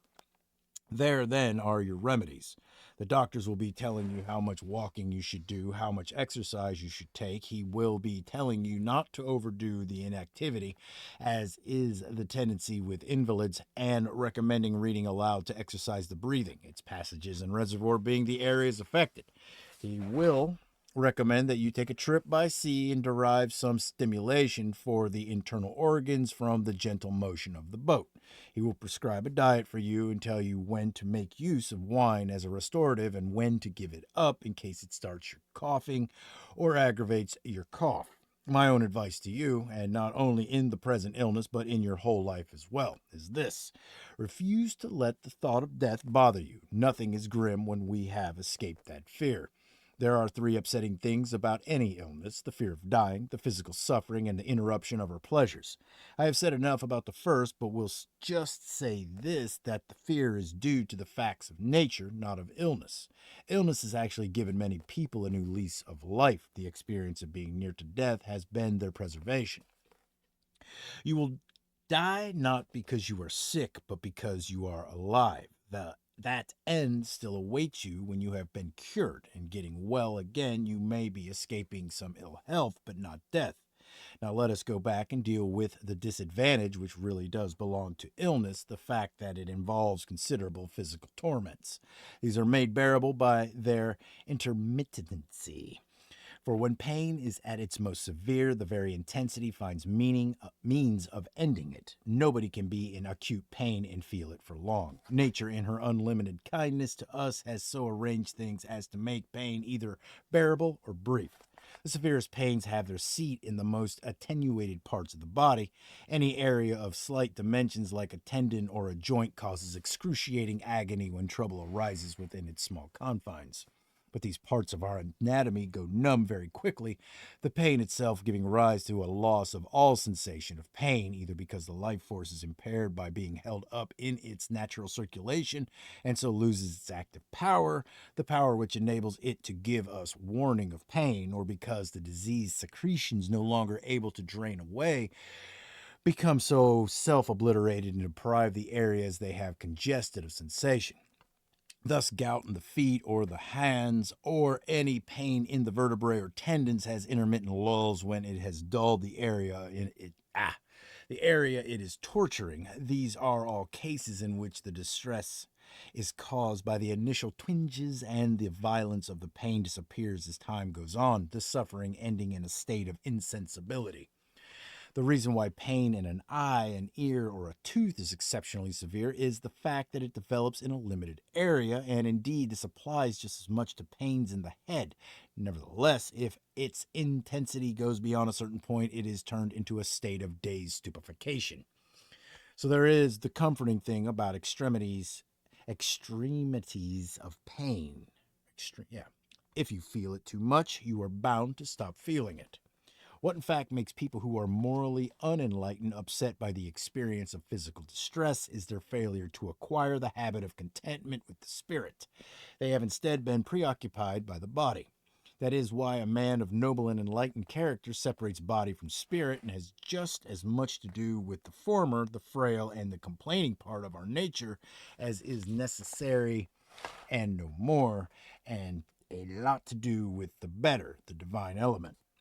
But it's hard having to do without pleasures we're used to, having to give up food and go thirsty as well as hungry. Tiresome it is in the first stages of abstinence. Later, as the organs of appetite decline in strength with exhaustions, the cravings die down. Thereafter, the stomach becomes fussy, unable to stand things it could never have enough of before. The desires themselves die away, and there is nothing harsh about having to do without things for which you have ceased to have any craving.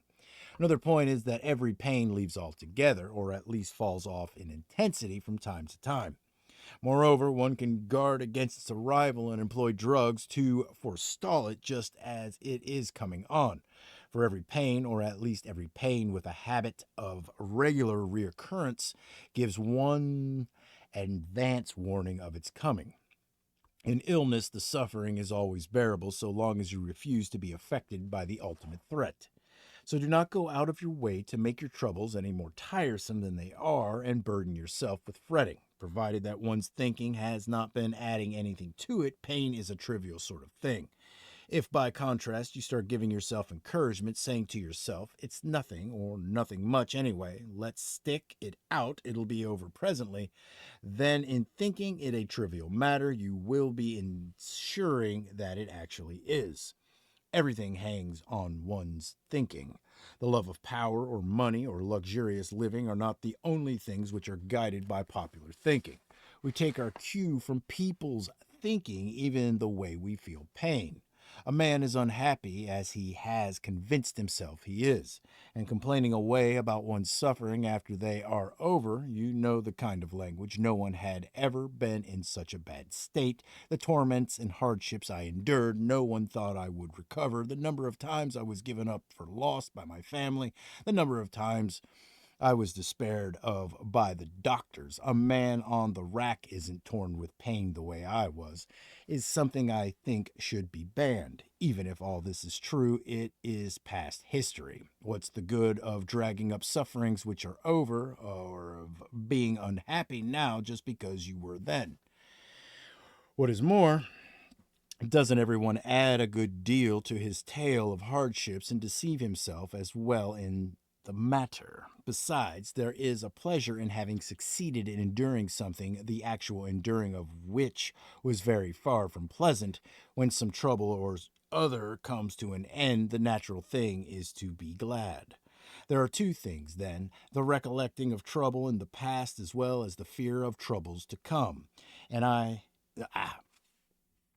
troubles to come that I have to root out. The first is no longer of any concern to me, and the second has yet to be so. And when a man is in the grip of difficulties, he should say, there may be pleasure in the memory of even these events one day. He should put his whole heart into the fight against them. If he gives way before them, he will lose the battle. If he exerts himself against them, he will win. What in fact most people do is pull down on their own heads what they should be holding up against. When something is in imminent danger of falling on you, the pressure of it bearing heavily on you, it will only move after you and become an even greater weight to support if you back away from it. If instead you stand your ground, willing yourself to resist, it will be forced back. Look at the amount of punishment that boxers and wrestlers take to the face and the body generally. They will put up nonetheless with any suffering in their desire for fame, and will undergo it all not merely in the course of fighting, but in preparing for their fights as well. Their training in itself constitutes suffering.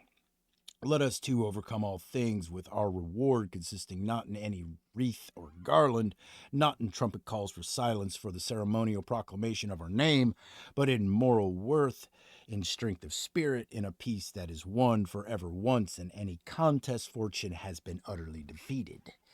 I'm suffering severe pain, you may say. Well, does it stop you suffering it if you endure it in a womanish fashion? In the same way as the enemy can do far more damage to your army if it is in full retreat, every trouble that may come our way presses harder on the one who has turned tail and is giving ground. But it's really severe. Well, is courage only meant to enable us to bear up under what is not severe? Would you rather have an illness that's long drawn out or one that's short and quick?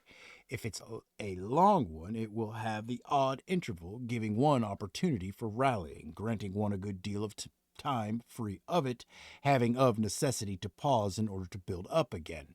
An illness that's swift and short will have one of two results: either oneself or it will be snuffed out. And what difference does it make whether I or it disappears? Either way, there's an end to the pain. Another thing which will help is to turn your mind to other thoughts that are, dang, hold on. Another thing which will help is to turn your mind to other thoughts and that way get away from your suffering. Call to mind things which you have done that have been upright or courageous, run over in your mind the finest parts that you have played, and cast your memory over the things you have most admired. This is a time for recollecting all those individuals of exceptional courage who have triumphed over pain. The man who steadily went on reading a book while he was having varicose veins cut out. The man who never stopped smiling under torture, albeit that this angered his tormentors into trying on him every instrument of cruelty they had.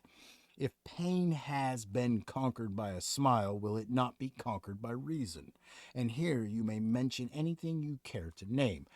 Catarrh, a fit of uninterrupted coughing so violent that it brings up parts of the internal organs, having one's very entrails seared by a fever, thirst, having limbs wrenched in different directions with dislocation of the joints, or, worse than these, being stretched on the rack or burnt alive, or subjected to the red hot plates and instruments designed to reopen and deepen swelling wounds. There have been men who have undergone these experiences and never uttered a groan. He needs more. He hasn't asked for mercy. He needs more. He still hasn't answered. He needs more. He has actually smiled and not a forced smile either. Surely pain is something you will want to smile at after this. But my illness has taken me away from my duties and won't allow me to achieve anything. It is your body, not your mind as well, that is in the grip of ill health. Hence, it may slow the feet of a runner and make the hands of a smith or cobbler less efficient, but if your mind is by habit of an active turn, you may still give instruction and advice, listen and learn, inquire and remember. Besides, if you meet sickness in a sensible manner, do you really think you are achieving nothing? You will be demonstrating that even if one cannot always beat it, one can always bear an illness. There is room for heroism, I assure you, in bed as anywhere else. War and the battlefront are not the only spheres in which proof is to be had of a spirited and fearless character. A person's bravery is no less evident under the bedclothes. There is something it lies open to you to achieve, and that it is nope. There is something it lies open to you to achieve, and that is making the fight with illness a good one. If it threats or if its threats or importunities leave you quite unmoved, you are setting others a signal example. How much scope there would be for renown if, whenever we were sick, we had an audience of spectators. Be your own spectator anyway, your own applauding audience. Pleasures, moreover, are of two kinds. The physical pleasures are the ones which illness interferes with, though it does not do away with them altogether. Indeed, if you take a true view of the matter, they are actually sharpened by illness. A man deriving greater pleasure from drinking something when he is thirsty and finding food all the more welcome through being hungry, anything set before one after one has had to fast being greeted with a heightened appetite. Yes, see. But no doctor can refuse his patient those other, greater, and surer pleasures, the pleasures of the mind and spirit. Anyone who follows these and genuinely knows them pays no attention whatever to all the enticements of the senses. How very unfortunate he is, people say, to be sick like that. Why? Because he isn't melting snow in his wine? Because he isn't breaking ice into a bumper goblet to keep the drink he has mixed in it chilled? Because Lacrine oysters aren't being opened before him at his table, because there isn't any bustling of cooks about the dining room, bringing in not just the viands themselves, but the actual cooking apparatus along with them. For this is the latest innovation in luxurious living, having the kitchen accompany the dinner into the table so as to prevent any of the food losing its heat and avoid anything being at a temperature insufficiently scalding for palates which are nowadays like leather. How very unfortunate he is to be sick, they say. In fact, he'll be eating just as much as he'll digest. There won't be a whole boar lying somewhere where people can see it, conveying the impression that it has been banished from the table as being too cheap and ordinary a piece of meat to be on it, nor will he have his trolley piled high with, now that people think it not quite nice. Nor will he have his trolley piled high with, now that people think it not quite nice to see the whole bird, carved breast of fowl. And what's so bad about your being deprived of that? You may be eating like a sick man, but you'll at last be eating in the way a healthy man should. But given one thing, we shall find it easy to put up with the potions and warm drinks and all the rest of it. All the things that seem unbearable to people who have become spoilt, who have become soft through a life of luxury, ailing more in the mind than they ever are in the body. The one requirement is that we cease to dread death. And so we shall, as soon as we have learnt to distinguish the good things and the bad things in this world. Then and then only shall we stop being weary of living as well as scared of dying. For a life spent viewing all the variety, the majesty, the sublimity in things around us can never succumb to ennui. The feeling that one is tired of being, of existing, is usually the result of an idle and inactive leisure. Truth will never pall on someone who explores the world of nature, wearied as a person will be by the spurious things. Moreover, even if death is on the way with a summons for him, though it come all too early, though it cut him off in the prime of life, he has experienced every reward that the very longest life can offer, having gained extensive knowledge of the world we live in, having learnt that time adds nothing to the finer things in life. Whereas any life must needs seem short. Whereas any life must needs seem short to people who measure it in terms of pleasures which through their empty nature are incapable of completeness. Let these reflections promote your recovery, and meanwhile, do find time for our correspondence. Time will bring us together again one of these days, and when, as it will, the reunion comes, however short it may last, knowing how to make the most of it will turn it into a long one. As Pasadanias said, in a single day there lies open to men of learning more than there ever does to the unenlightened in the longest of lifetimes. In the meantime, cling tooth and nail to the following rule: do not to give in to adversity, never to trust prosperity, and always take full note of Fortune's habit of behaving just as she pleases, treating her as if she were actually going to do everything it is in her power to do. Whatever you have been expecting for some time comes as less of a shock. All right. Chapter 50, 60, 70, 83. You demand an account of my days, generally as well as individually. You think well of me if you suppose that there is nothing in them for me to hide, and we should indeed live as if we were in public view, and think too as if someone could peer into the inmost recesses of our hearts, which someone can. For what is to be gained if something is concealed from man when nothing is barred from God? He is present in our minds and attendance in the midst of our thoughts, although by attendance I do not mean to suggest that he is not at times absent from our thoughts. I shall do as you say then, and gladly give you a record of what I do and in what order. Period. I shall put myself under observation straight away and undertake a review of my day, a course which is of the utmost benefit. What really ruins our characters is the fact that none of us looks back over his life.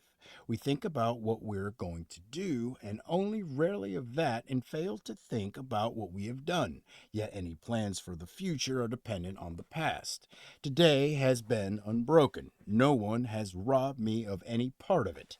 It has been wholly divided between my bed and my reading. A very small part of it has been given over to physical exercise, and on this account I'm grateful for old age, for the exercise costs me little trouble. I only have to stir, and I'm weary, and after that, and that, after all, is the end of exercise, even for the strongest. Interested in having my trainers, one's enough for me. Farius, a likable young fellow, as you know, but he's due for a change. I'm looking now for someone rather more youthful.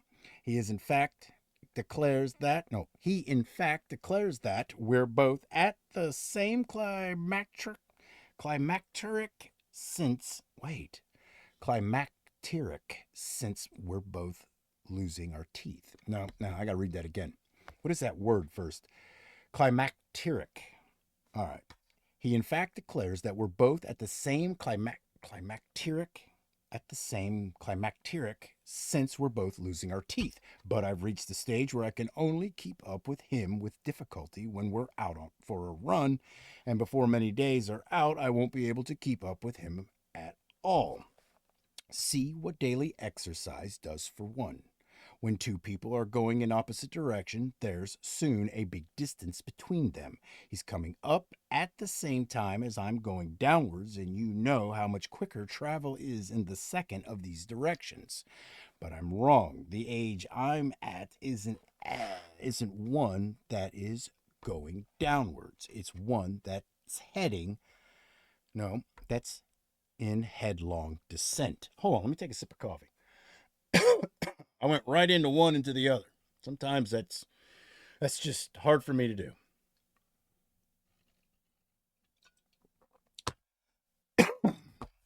However, you'd like to hear how today's race ended. Well, we made it a tie, something that doesn't often happen with runners.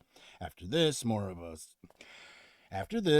a spell of exhaustion than of exercise. I had a cold plunge. Cold with me meaning just short of warm. Here I am, once celebrated as a devotee of cold baths, regularly paying my respects to the canal on the 1st of January and jumping into the maiden pool in just the same way as I wrote and spoke some sentence or other every new year in order to ensure good luck in the coming year, and now I've shifted my scene of operations, first to beer, then to my own pool here, which, even when I'm feeling my heartiest and don't cheat, has had the chill taken off it by the sun.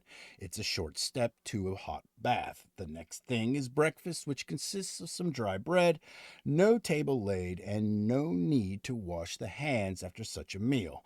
I then have the briefest of naps. You know this habit of mine of dropping off for a moment or two, just slipping off the harness, as you might say.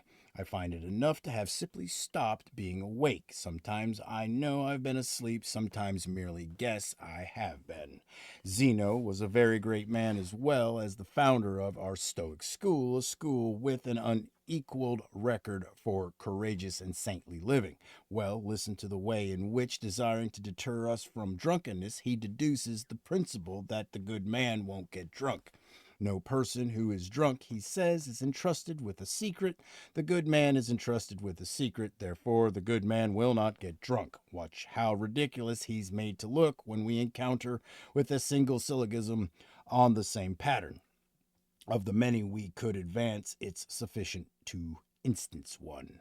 No person who is asleep is entrusted with a secret. The good man is entrusted with a secret, therefore the good man does not go to sleep. Now just let each of us name for himself the people he knows can be trusted with a secret, though they can't be trusted with a bottle. I'll give, all the same, one solitary example myself, just to prevent its being lost to human memory. Life needs a stock of noteworthy examples, nor need we always go running to antiquity for them. Lucius Piso was drunk from the very moment of his appointment as warden of the city of Rome. He regularly spent most of the night wining and dining in company, and slept from then until around midday, noon to him being early morning. He nevertheless discharged his duties, which embraced the general welfare of the whole city, with the utmost efficiency. The late Emperor Augustus, as well as Tiberius, entrusted him with secret orders, the former on appointing him governor of Thrace, the conquest of which he completed, the latter when he left Rome for Campania, leaving behind him in the capital many objects of distrust and hostility. I imagine it was because Pisso's drunken habits had been such a success so far as he was concerned that Tiberius later appointed Cossus to be prefect of the city. This man, otherwise dignified and self controlled, steeped himself in liquor, soaking it up to such an extent that on one occasion in the Senate, having come there straight from a party, he succumbed to a slumber from which nothing could rouse him and had to be carried out. Yet this did not stop Tiberius writing in his own hand a number of letters to Cossus, the contents of which he did not consider suitable for communication even to his ministers, and Cossus never let slip a single secret, whether private or official. If you want to arrive at the conclusion that the good man ought not to get drunk, why set about it with syllogisms? Tell people how disgusting it is for a man to pump more into himself than he can hold and not to know the capacity of his own stomach. Tell them of all the things men do that they blush at sober, and all drunkenness is nothing but a state of self-induced insanity. For imagine the drunken man's behavior extended over several days. Would you hesitate to think him out of his mind? As it is, the difference is simply one of duration, not of degree. Point to the example of Alexander of Macedon stabbing his dearest and trusted friend Clitus at a banquet and wanting to die, as indeed he should have done when he realized the enormity of what he had done. Drunkenness inflames the lays wait Drunkenness inflames and lays bare every vice, removing the reserve that acts as a check on impulses to wrong behavior.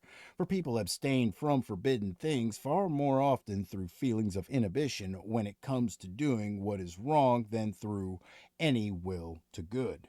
Add to this the drunkard's ignorance of his situation, his indistinct, uncertain speech, his inability to walk straight, his unsteady eye and swimming head, with his very home in a state of motion, as if the whole house had been set spinning by some cyclone, and the tortures in his stomach as the wine ferments.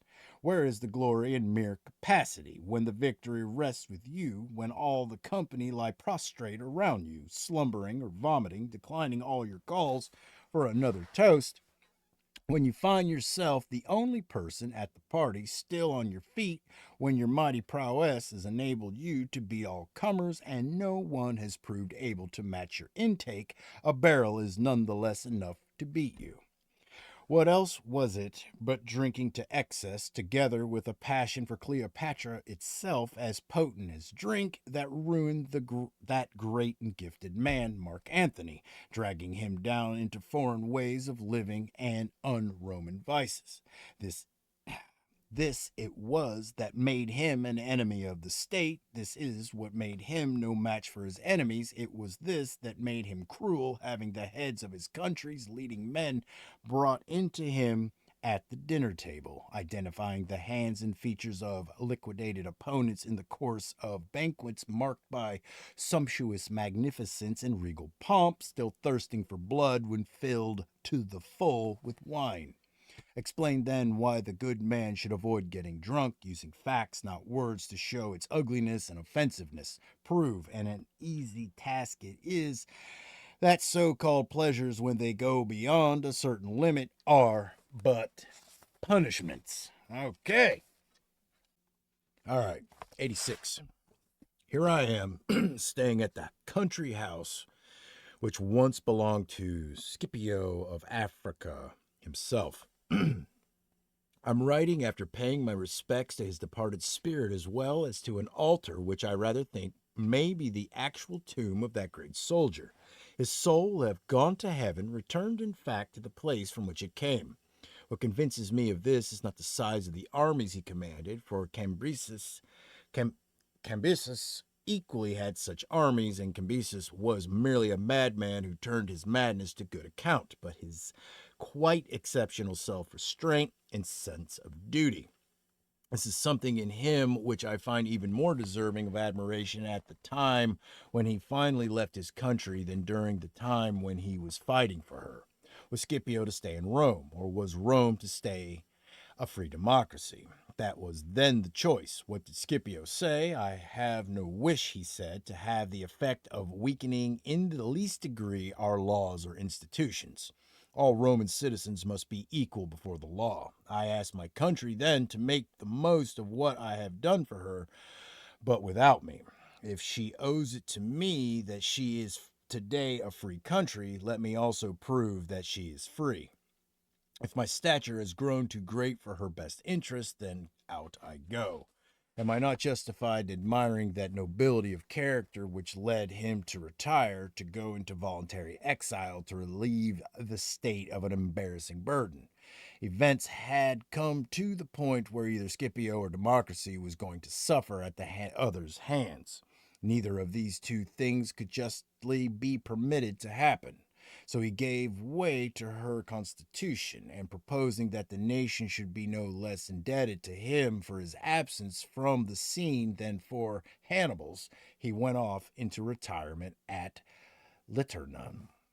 I have seen the house, which is built of squared stone blocks, the walls surrounding the park, and the towers built out on both sides of the house for purposes of defense, the well concealed among the greenery, and outbuildings with sufficient water to provide for the needs of a whole army, and the tiny little bath situated after the old-fashioned custom in an ill-lit corner, our ancestors believing that the only place where one could properly have a hot bath was in the dark. It was this which started in my mind reflections that occasioned me a good deal of enjoyment as I compared Scipio's way of life and our own. In this corner, the famous terror of Carthage, to whom Rome owes it that she has only once in her history been captured, used to wash a body weary from work on the farm. For he kept himself fit through toil, cultivating his fields by his own labor, as was the regular way in the old days. And this was the ceiling, dingy in the extreme, under which he stood, and this the equally undistinguished paving that carried his weight.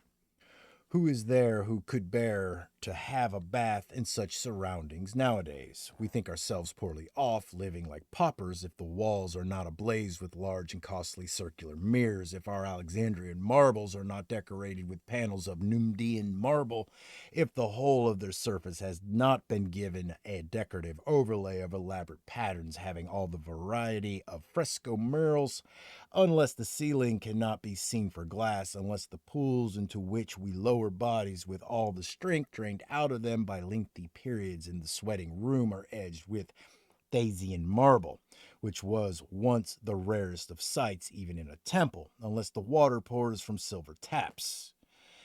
And so far, we have only been talking about the ordinary fellow's plumbing. What about the bathhouses of certain former slaves? Look at their arrays of statues, their assemblies of columns that do not support a thing but are put up purely for ornament, just for the sake of spending money. Look at the cascades of water splashing noisily down from one level to the next. We have actually come to such a pitch of choosiness that we object to walking on anything other than precious stones. In this bathroom of Scipio's there are tiny chinks. You could hardly call them windows, pierced in the masonry of the wall in such a way as to let the light without any way weakening its defensive character. Nowadays, moth hole is the way some people speak of a bathroom unless it has been designed to catch the sun through enormous windows all day long, unless a person can acquire a tan at the same time as he is having a bath, unless he has views from the bath over countryside and sea. The result is that bathhouses which drew admiring crowds when they were first opened are actually dismissed as antiquated as soon as extravagance has hit on any novelty calculated to put its own best previous efforts in the shade. There was a time when bathhouses were few and far between, and never in the least luxuriously appointed. And why should they have been, considering that they were designed for use, not for diversion, and that admission only cost you a copper. There were no showers in those days, and the water did not come in a continuous gush as if from a hot spring. People did not think it mattered then how clear the water was in which they were going to get rid of the dirt. Heavens, what a pleasure it is to go into one of those half lit bathhouses with their ordinary plastered ceilings, where you knew that Cato himself was a dial, or Fabius Maximus, or one of the Cornelii regulated the warmth of your water with his own hand. For however high their rank, it was one of the duties of the Adelides or Aediles to enter all such premises as were open to the public and enforce standards of cleanliness and a healthy sort of temperature sufficient for practical purpose, not the kind of heat which has recently come into fashion, more like that of a furnace. So much so, indeed, that a slave convicted on a criminal charge might well be sentenced to be bathed alive.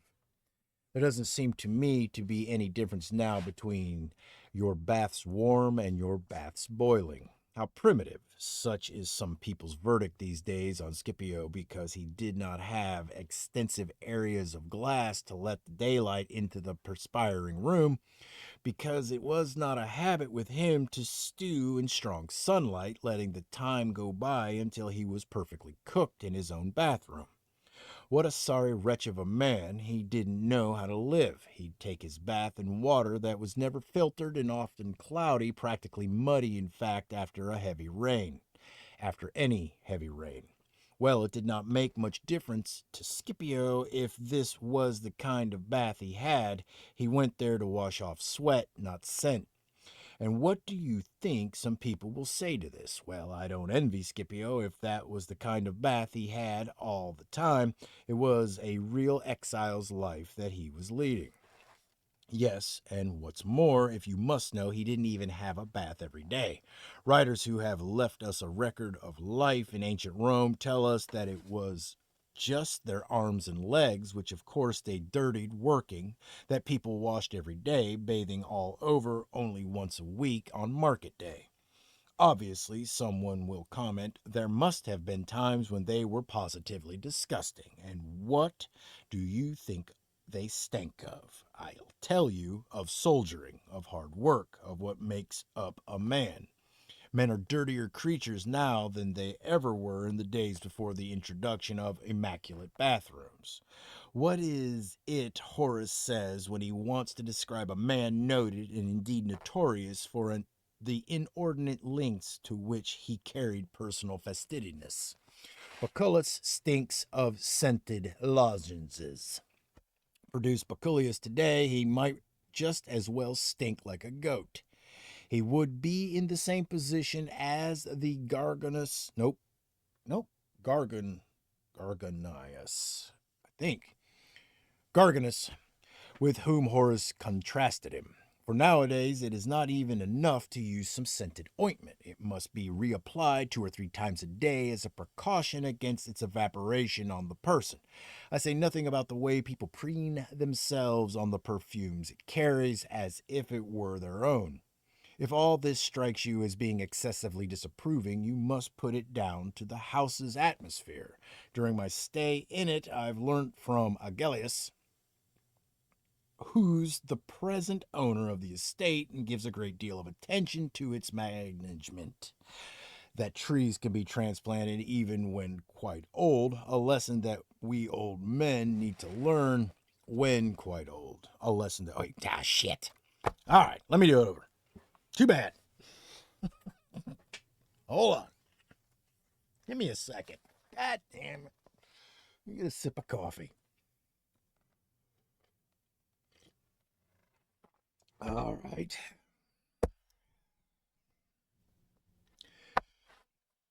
If all this strikes you as being excessively disapproving, you must put it down to the house's atmosphere. During my stay in it, I've learnt from Agellius, who's the present owner of the estate and gives a great deal of attention to its management, that trees can be transplanted even when quite old, a lesson that we old men need to learn when we reckon that every one of us who puts down a new olive plantation is doing so for someone else's benefit. Now that I've seen him carefully transplanting one of a number of trees that had given fruit in unstintingly over 3 and even 4 seasons, so you too can enjoy the shade of the tree which is slow in coming up, is there to give your grandson shade in later years, long hence.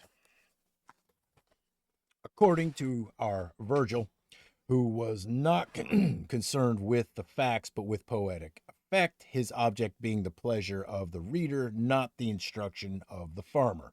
To pick out only one example, let me quote the following passage, which I felt compelled to find fault with today. In spring's the time for sowing beans, then too the crumbling furrows, clover welcome you, and millet too receives her yearly care. I leave you to conclude from this whether the crops mentioned are to be planted at the same time as each other, and whether in each case they're to be sown in spring. As I write, it's June, getting on for July now too, and I've seen people harvesting beans and sowing millet on the same day.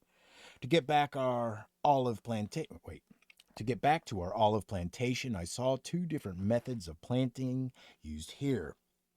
In the first, taking sizable trees and lopping off the branches, cutting them back to a foot from the stem. Agellius transplanted, then complete with crown, pruning away the roots and leaving only the actual base, the part to which the roots are attached.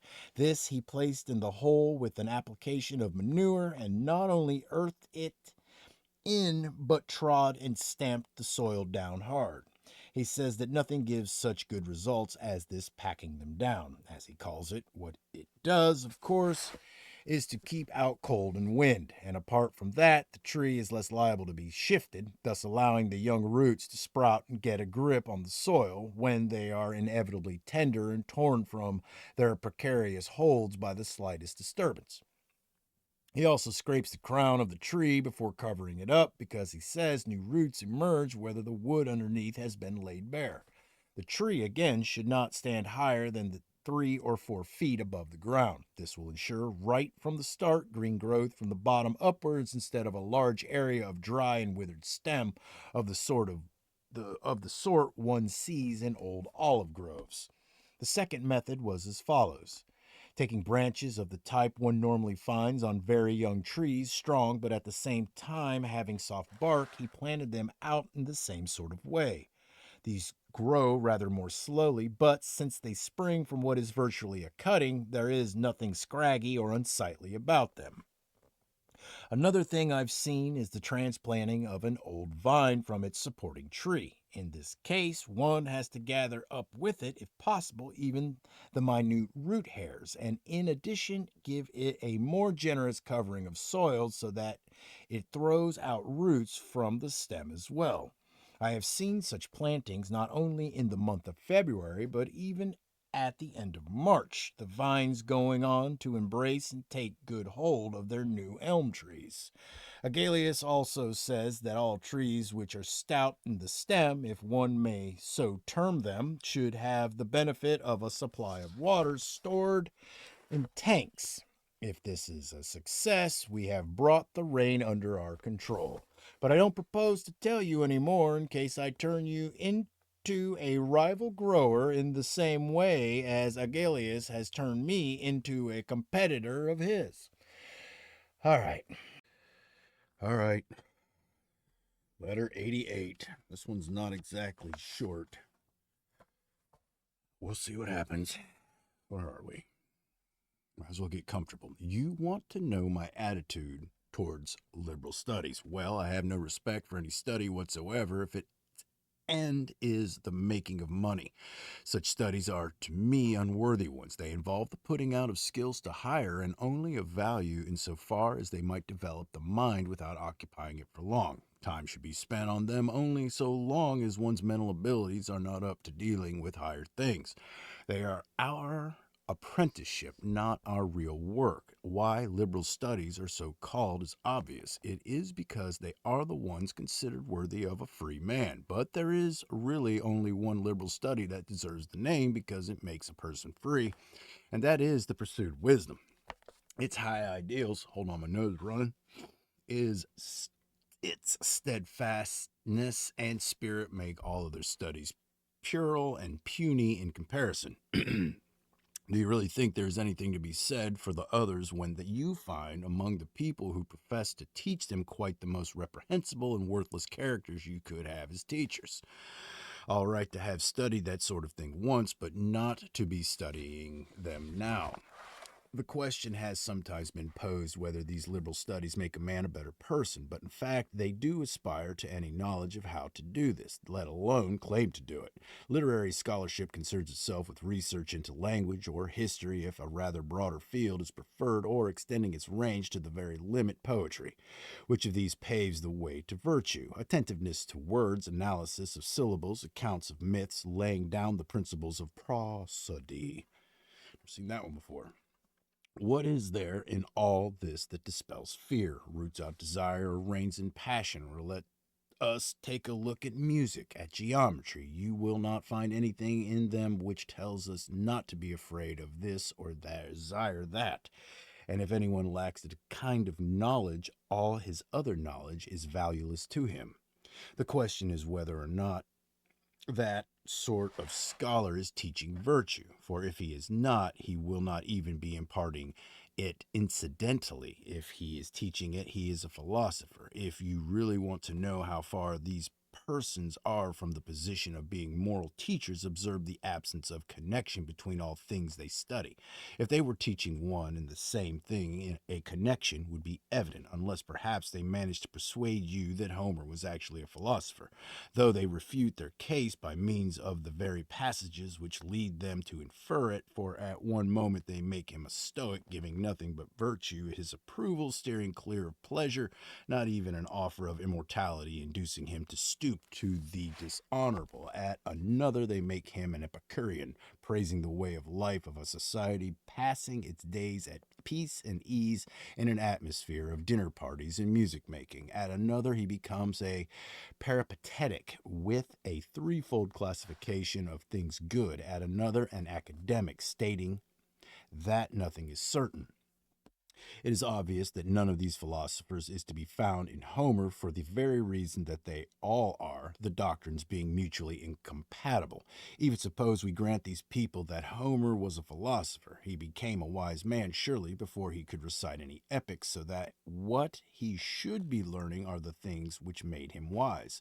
And there is no more point in my investigating which was the earlier, Homer or Hesiod, than there would be in my knowing the reason why Hecuba, though younger than Helen, carried her years so unsuccessfully. And what, I would ask this kind of scholar, do you suppose is the point of trying to establish the ages of Patroclus and Achilles? And are you more concerned to find out where Ulysses's wanderings took him than to find a way of putting an end to our own perpetual wanderings?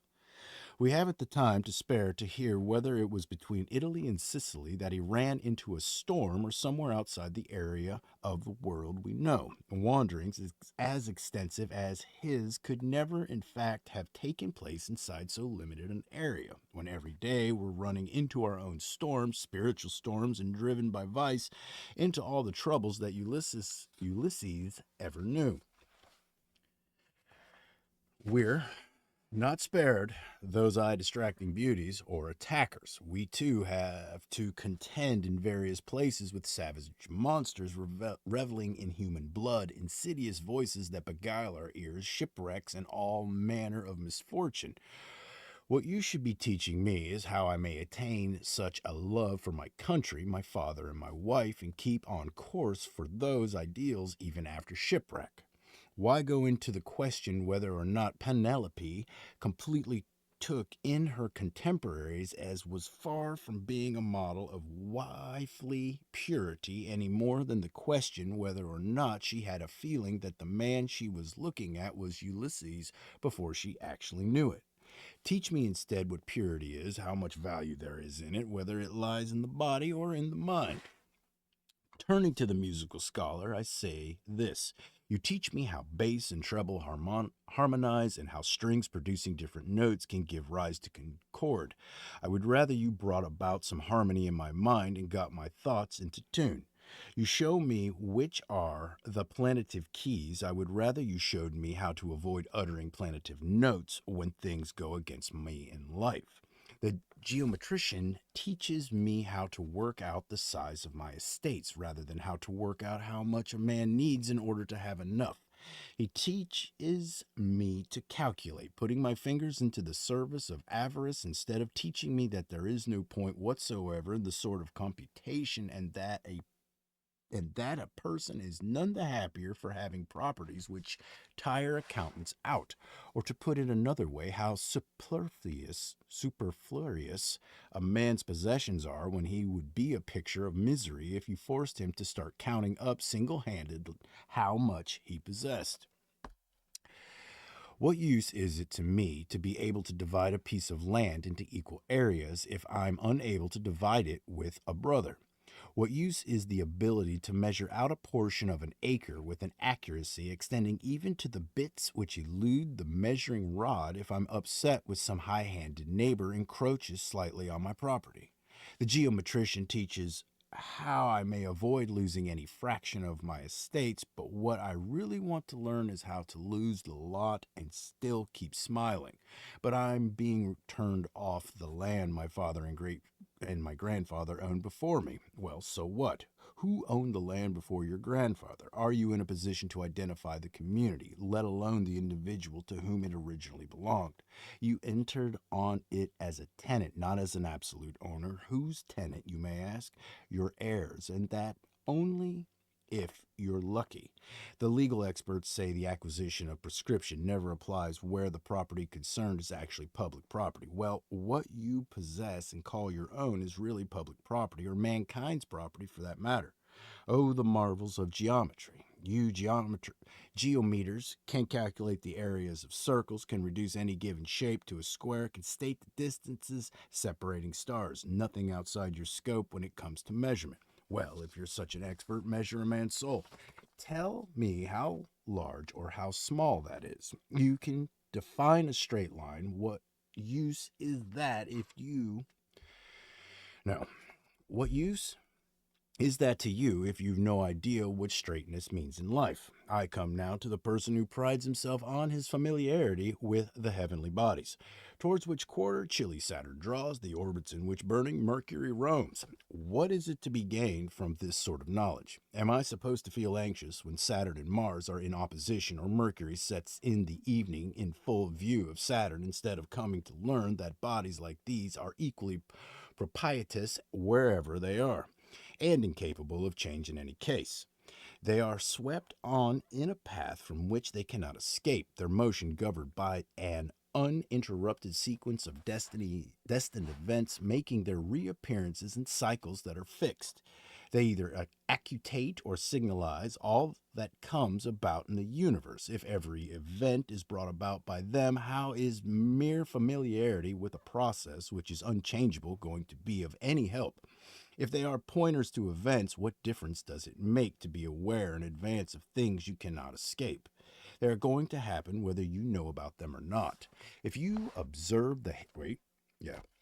If you observe the hasting sun and watch the stars processing through the skies, the day that follows will not prove you wrong, nor will deceptive cloud-free nights then take you in. I've taken sufficient precautions, more than sufficient precautions, to ensure that I'm not taken in by deceptive phenomena.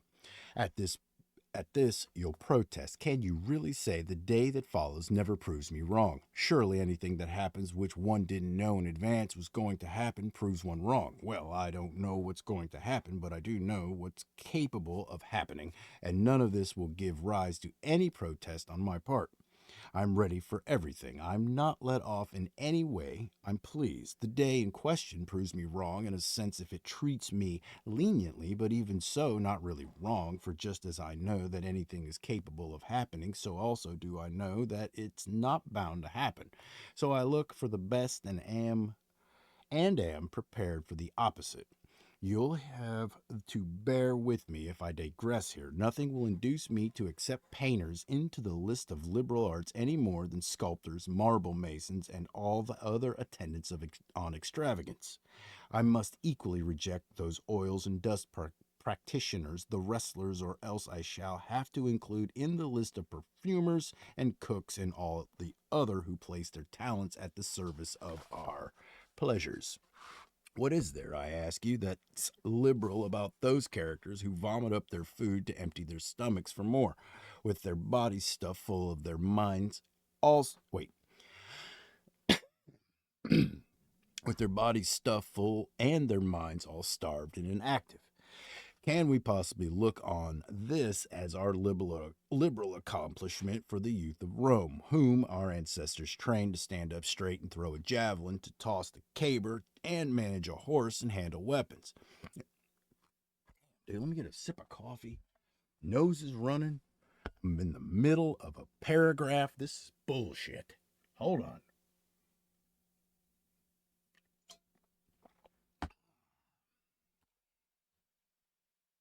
Seneca, why you give me 2-page ones and then it's okay. All right. My complaint for the day. They never used to teach their children anything which could be learned in a reclining posture. That kind of training, nevertheless, doesn't teach or foster moral values any more than the other. What's the use, after all, of mastering a horse and controlling him with the reins at full gallop if you're carried away yourself by totally unbridled emotions? What's the use of overcoming opponent after opponent in the wrestling or boxing rings if you can be overcome by your temper? So we don't, you may ask, in fact, gain anything from the liberal studies. As far as a character is concerned, no, but we gain a good deal from them in other directions, just as even these admittedly inferior arts which have been talking we've been talking about, the ones that are based on use of the hands, make important contributions to the amenities of life, although they have nothing to do with character. Why then do we give our sons a liberal education? Not because it can make them morally good, but because it prepares the mind for the acquisition of moral values, just as that grounding in grammar, as they call it in the old days, in which boys are given their elementary schooling, does not teach them the liberal arts, but prepares the ground for knowledge of them in due course. So when it comes to character, the liberal arts open the way to it rather than carry the personality all the way there. Some 45 lines of the Latin are omitted for their relative lack of interest. That's a little, what is that, a footnote? Yeah. In this connection, I feel prompted to take a look at individual qualities of character. Bravery is the one which treats with contempt things ordinarily inspiring fear, despising and defying and demolishing all the things that terrify us and set chains on human freedom. Is she in any way fortified by liberal studies? Take loyalty, the most sacred quality that can be found in a human breast, never corrupted by a bribe, never driven to betray by any form of compulsion. Crying, beat me, burn me, put me to death, I shall not talk. The more the torture probes my secrets, the deeper I'll hide them. Can liberal studies create that kind of spirit? Take self-control, the quality which takes command of the pleasures. Some she dismisses out of hand, unable to tolerate them. Others she merely regulates, ensuring that they are brought within healthy limits, never approaching pleasures for their own sake. She realizes that the ideal limit with things you desire is not the amount you would like to, but wait, it's not the amount you would like to, but the amount you ought to take. Humanity is the quality which stops one being arrogant towards one's fellows or being acrimonious. In words, in actions, in emotions, she reveals herself as kind and good natured towards all. To her, the troubles of anyone else are her own, and anything that benefits herself she welcomes primarily because it would be of benefit to someone else. Do the liberal studies inculcate these attitudes? No, no more than they do simplicity or modesty and restraint or frugality and thrift or mercy. The mercy that is as sparing with another's blood as though it were its own, knowing that it is not for man to make wasteful use of man. Someone will ask me how I can say that liberal studies are of no help towards morality when I've just been saying that there's no attaining morality without them? My answer would be this: there's no attaining morality without food either, but there's no connection between morality and food. The fact that a ship can't begin to exist without the timbers of which it's built doesn't mean that the timbers are of help to it. There's no reason for you to assume that X being something without which Y could never have come about, Y came about as a result of the assistance of X. And indeed, it can actually be argued that the attainment of wisdom is perfectly possible without the liberal studies. Although moral values are things which have to be learnt, they are not learnt through these studies. Besides, what grounds could I possibly have for supposing that a person who has no acquaintance with books would never be a wise man? For wisdom does not lie in books. Wisdom publishes not words but truths. I'm not sure that the memory isn't more reliable when it has no external aids to fall back on.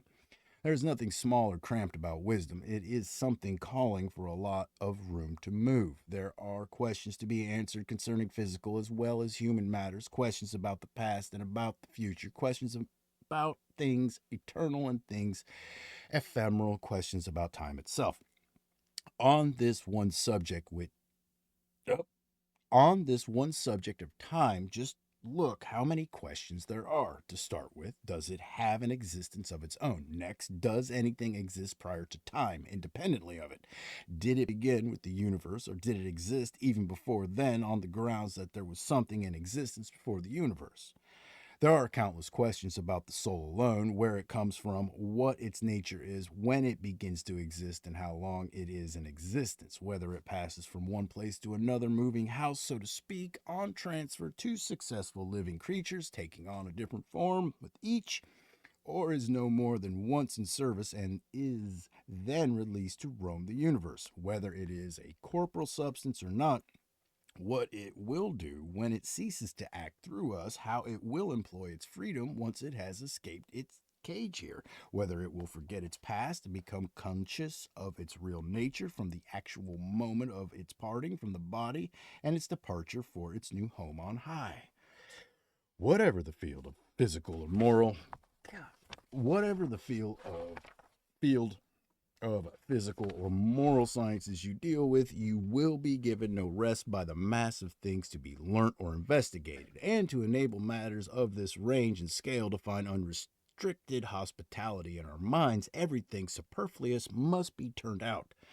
Virtue will not bring herself to enter the limited space we offer her. Something of great size requires plenty of room. Let everything else be evicted and your heart completely open to her. But it's a nice thing, surely, to be familiar with a lot of subjects. Well, in that case, let us retain just as much of them as we need. Would you consider a person open to criticism for putting superfluous objects on the same level as really useful ones by arranging on display in his house a whole array of costly articles, but not for cluttering himself up with a lot of superfluous furniture in the way of learning? To want to know more than is sufficient is a form of intemperance, apart from which this kind of obsession with the liberal arts turns people into pedantic, irritating, tactless, self satisfied bores, not learning what they need simply because they spend their time learning things they will never need.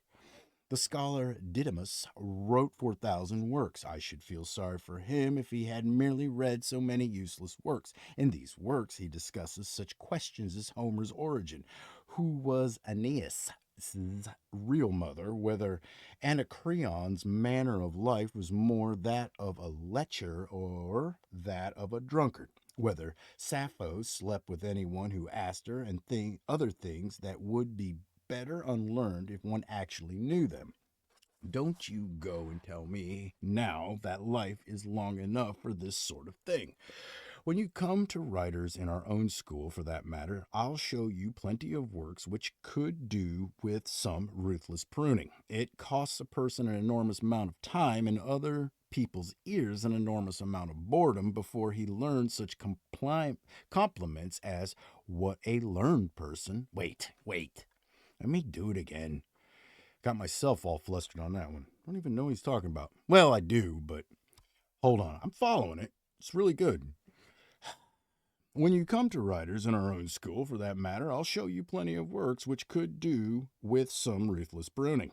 It costs a person an enormous amount of time and other people's ears an enormous amount of boredom before he earns such compliments as, "What a learned person."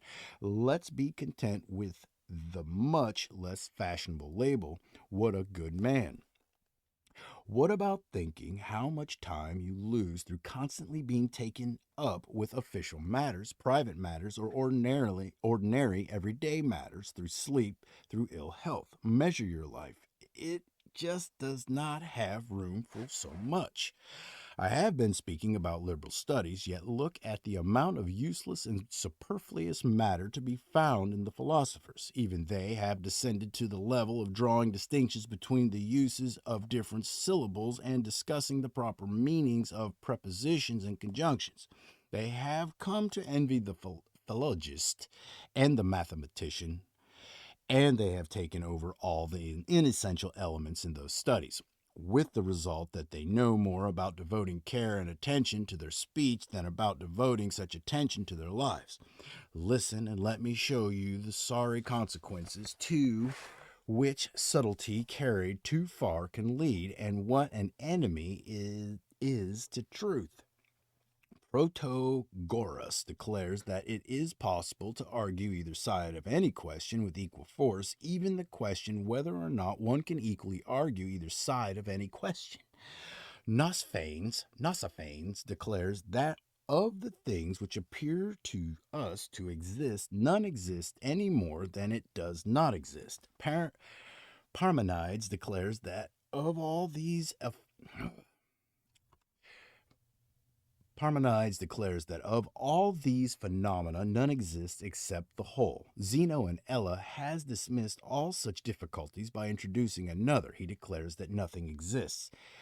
The Parahonian, Megarian, Eritrean, and academic schools pursue more or less similar lines. The last named have introduced a new branch of knowledge, non-knowledge. Well, all these theories you should just toss on top of that heap of superfluous liberal studies. The people I first mentioned provided me with knowledge which is not going to be of any use to me, while the others snatch away from me any hopes of ever acquiring any knowledge at all.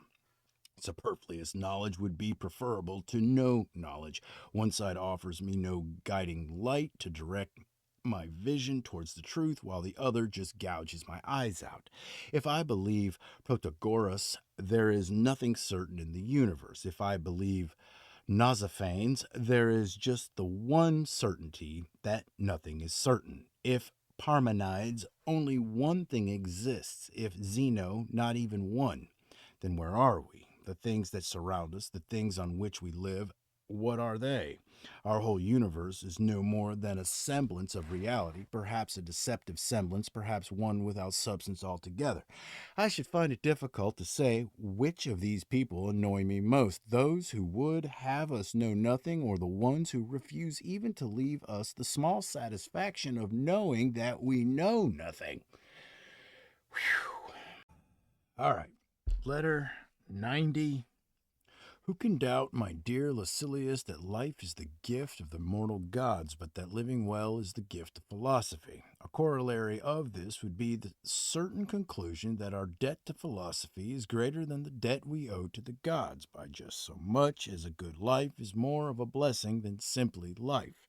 Had it not been for the fact that philosophy itself was something bestowed by the gods, they have given no one the present of a knowledge of philosophy, but every one the means of acquiring it. For if they had made philosophy a blessing given to all sundry, if we were born in a state of moral enlightenment, wisdom would have been deprived of the best thing about her, that she isn't one of the things which fortune either gives us or doesn't.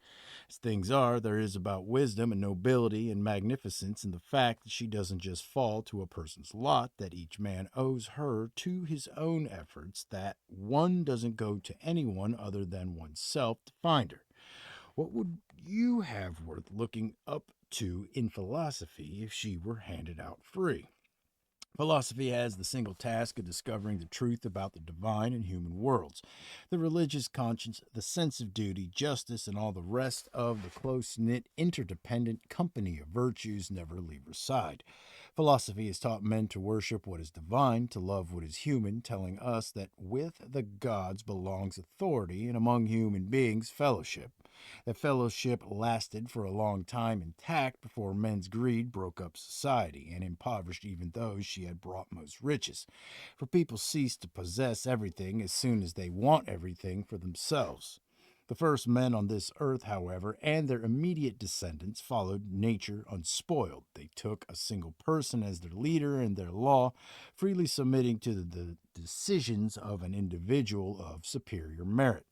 It is nature's way to subordinate the worse to the better. With dumb animals, indeed, the ones who dominate the group are either the biggest or the fiercest. The bull who leads the herd is not the weakling, but the one whose bulk and brawn has brought it victory over the other males. In a herd of elephants, the tallest is the leader. Among human beings, the highest merit means the highest position, so they used to choose their ruler for his character. Hence, peoples were supremely fortunate when among them a man could never be more powerful than others unless he was a better man than they were. For there is nothing dangerous in a man's having as much power as he likes if he takes the view that he has power to do only what it is his duty to do. In that age, then, which people commonly refer to as the Golden Age, government, so Poseidonius maintains, was in the hands of the wise. They kept the peace, protected the weaker from the stronger, urged and dissuaded, pointed out what was advantageous and what was not. Their ability to look ahead ensured that their peoples never went short of anything, whilst their bravery averted dangers and their devotedness brought well being and prosperity to their subjects. To govern was to serve, not to rule. No one used to try out the extent of his power over those to whom he owed that power in the first place, and no one had either reason or inclination to nope, per, what is that? Perpetrate injustice, since people governing well were equally well obeyed, and a king could issue no greater threat to disobedient subjects than that of his own abdication. But with the gradual infiltration of the vices and the resultant transformation of kingships into tyrannies, the need arose for laws which were themselves, to begin with, drafted by the wise. Solon, who established Athens as a democratic state, was one of the 7 men of antiquity celebrated for their wisdom. If the same age had produced Lycurgus, an 8th name would have been added to the revered number.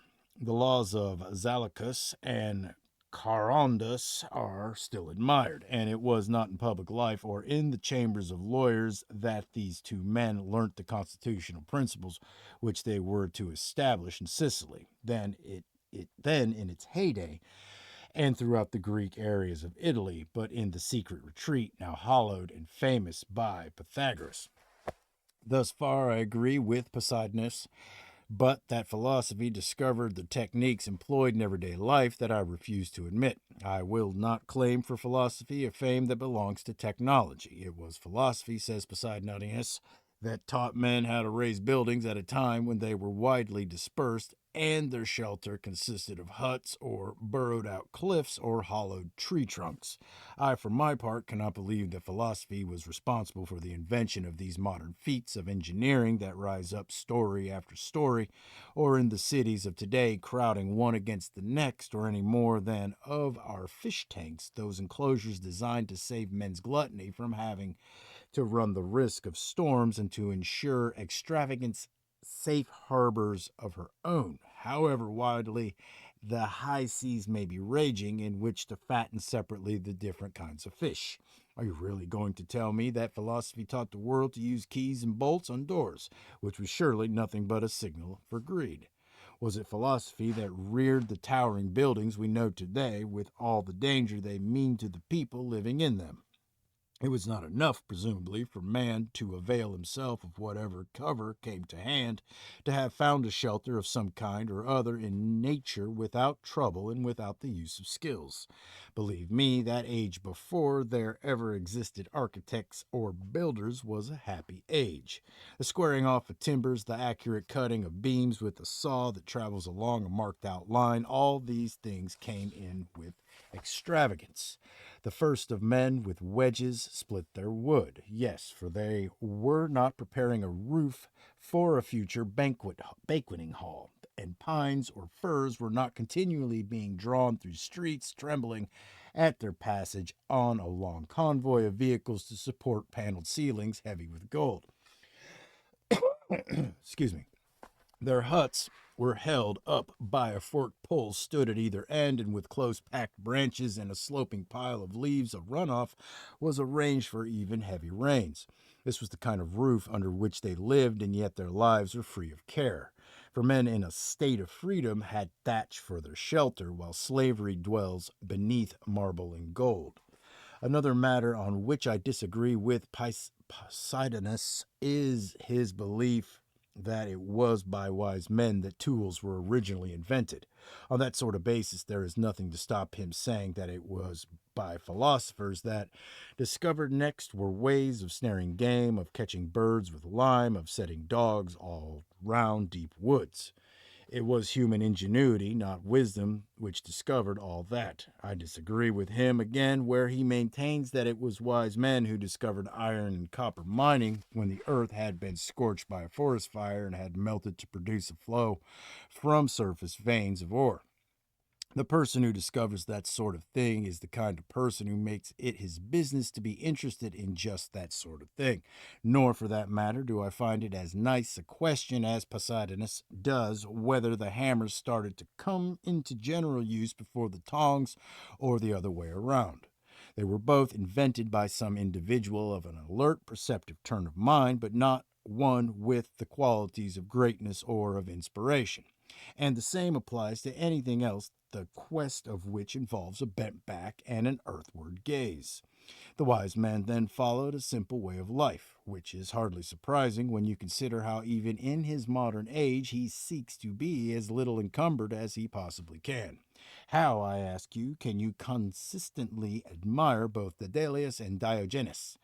Tell me which of these two you would say was a wise man, the one who hit on the saw, or the one who, on seeing a boy drinking water from a hollow of his hand, immediately took the cup out of his knapsack and smashed it, telling himself off for his stupidity in having super, superfluous luggage about him all the time, and curled himself up in a jar and went to sleep.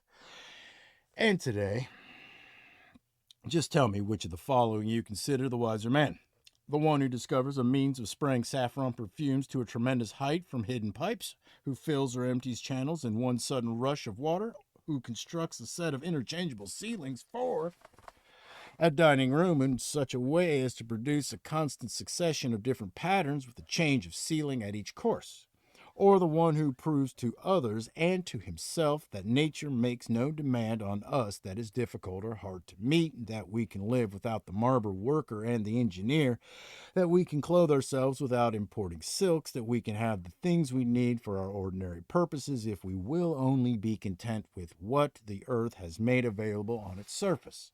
If they only cared to listen to this man, the human race would realize that cooks are as unnecessary to them as are soldiers. That race of men to whom taking care of the body was a straightforward enough matter were, if not philosophers, something very like it. The things that are essential are acquired with little bother. It is the luxuries that call for toil and effort. Follow nature, and you will feel no need of craftsmen. It was nature's desire that we should not be kept occupied thus. She equipped us for everything she required us to contend with. But the naked body can't stand cold. So what? Are the skins of wild beasts and other creatures not capable of giving us more than adequate protection against the cold? Is it not a fact that many peoples make a covering for their bodies out of bark, that feathers are sewn together to serve as clothing, that even today the majority of the Scythians wear the pelts of fox and mice, which are soft to the touch and impervious to the wind. Are you going to tell me to the are you going to tell are you going to tell me, too, that any people you care to mention never use their hands to weave a basketwork of wattles, smear it all over with common mud, and then cover the whole roof with long grass stems and other material growing wild, and went through winter weather, the rain streaming down the slopes of the roof without any worry? But we need some pretty dense shade to keep off the heat of the sun in the summer. So what? Have past ages not left us plenty of hiding places that have been carved out by the ravages of time or whatever other cause one cares to suppose and have developed into caves? And again, is it not a fact that Sirtian tribes take shelter in pits dug in the ground, as do other people who, because of extreme sun temperatures, find nothing less than the baked earth itself sufficiently substantial as a protective covering against the heat? When nature granted all the other animals a simple passage through life, she was not so unfair to man as to make it impossible for him alone, to live without all these skills. Nature demanded nothing hard from us, and nothing needs painful contriving to enable life to be kept going. We are born into a world in which things were ready to our hands. It is we who have made everything difficult to come by through our own disdain for what is easily come by. Shelter and apparel and the means of warming body and food, all the things which nowadays entail tremendous trouble, were there for the taking, free to all, obtainable at trifling effort. With everything, the limit corresponded to the need. It is we, and no one else, who have made those same things costly, spectacular, and unobtainable only by means of a large number of full scale techniques. Nature suffices for all she asks of us. Luxury has turned her back on nature, daily urging herself on and growing through all the centuries, pressing men's intelligence into the development of the vices. First, she began to hanker after things that were inessential, and then after things that were injurious, and finally she handed the mind over to the body and commanded it to be the out and out slave of the body's whim and pleasure. All those trades that give rise to noise or hectic activity in the city are in business for the body, which once was in the position of the slave, having everything issued to it, and is now the master, having everything procured for it. This is the starting point for textile and engineering workshops, for the perfumes used by chefs, the sensual movements of our dancing teachers, even sensual and unmanly songs. And why? Because the bounds of nature, which set a limit to man's wants by relieving them only where there is necessity for such relief, have been lost sight of, to want simply what is enough nowadays suggests to people primitiveness and squalor. It is incredible, Lucilius, how easily even great men can be carried away from the truth by the sheer pleasure of holding forth on a subject.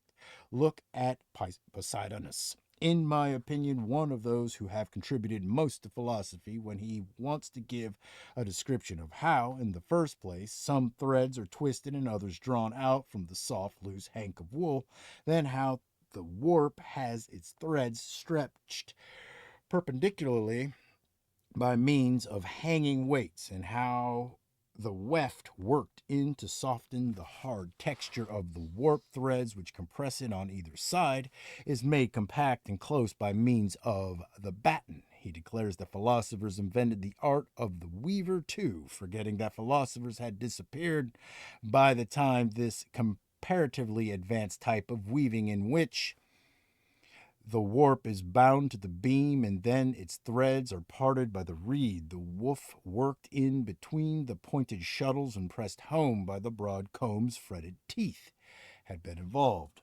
He might have thought differently if he had only had the opportunity of seeing the looms of the present day, the end product of which is clothing which is not going to conceal a thing, clothing which is no help to modesty, let alone the body.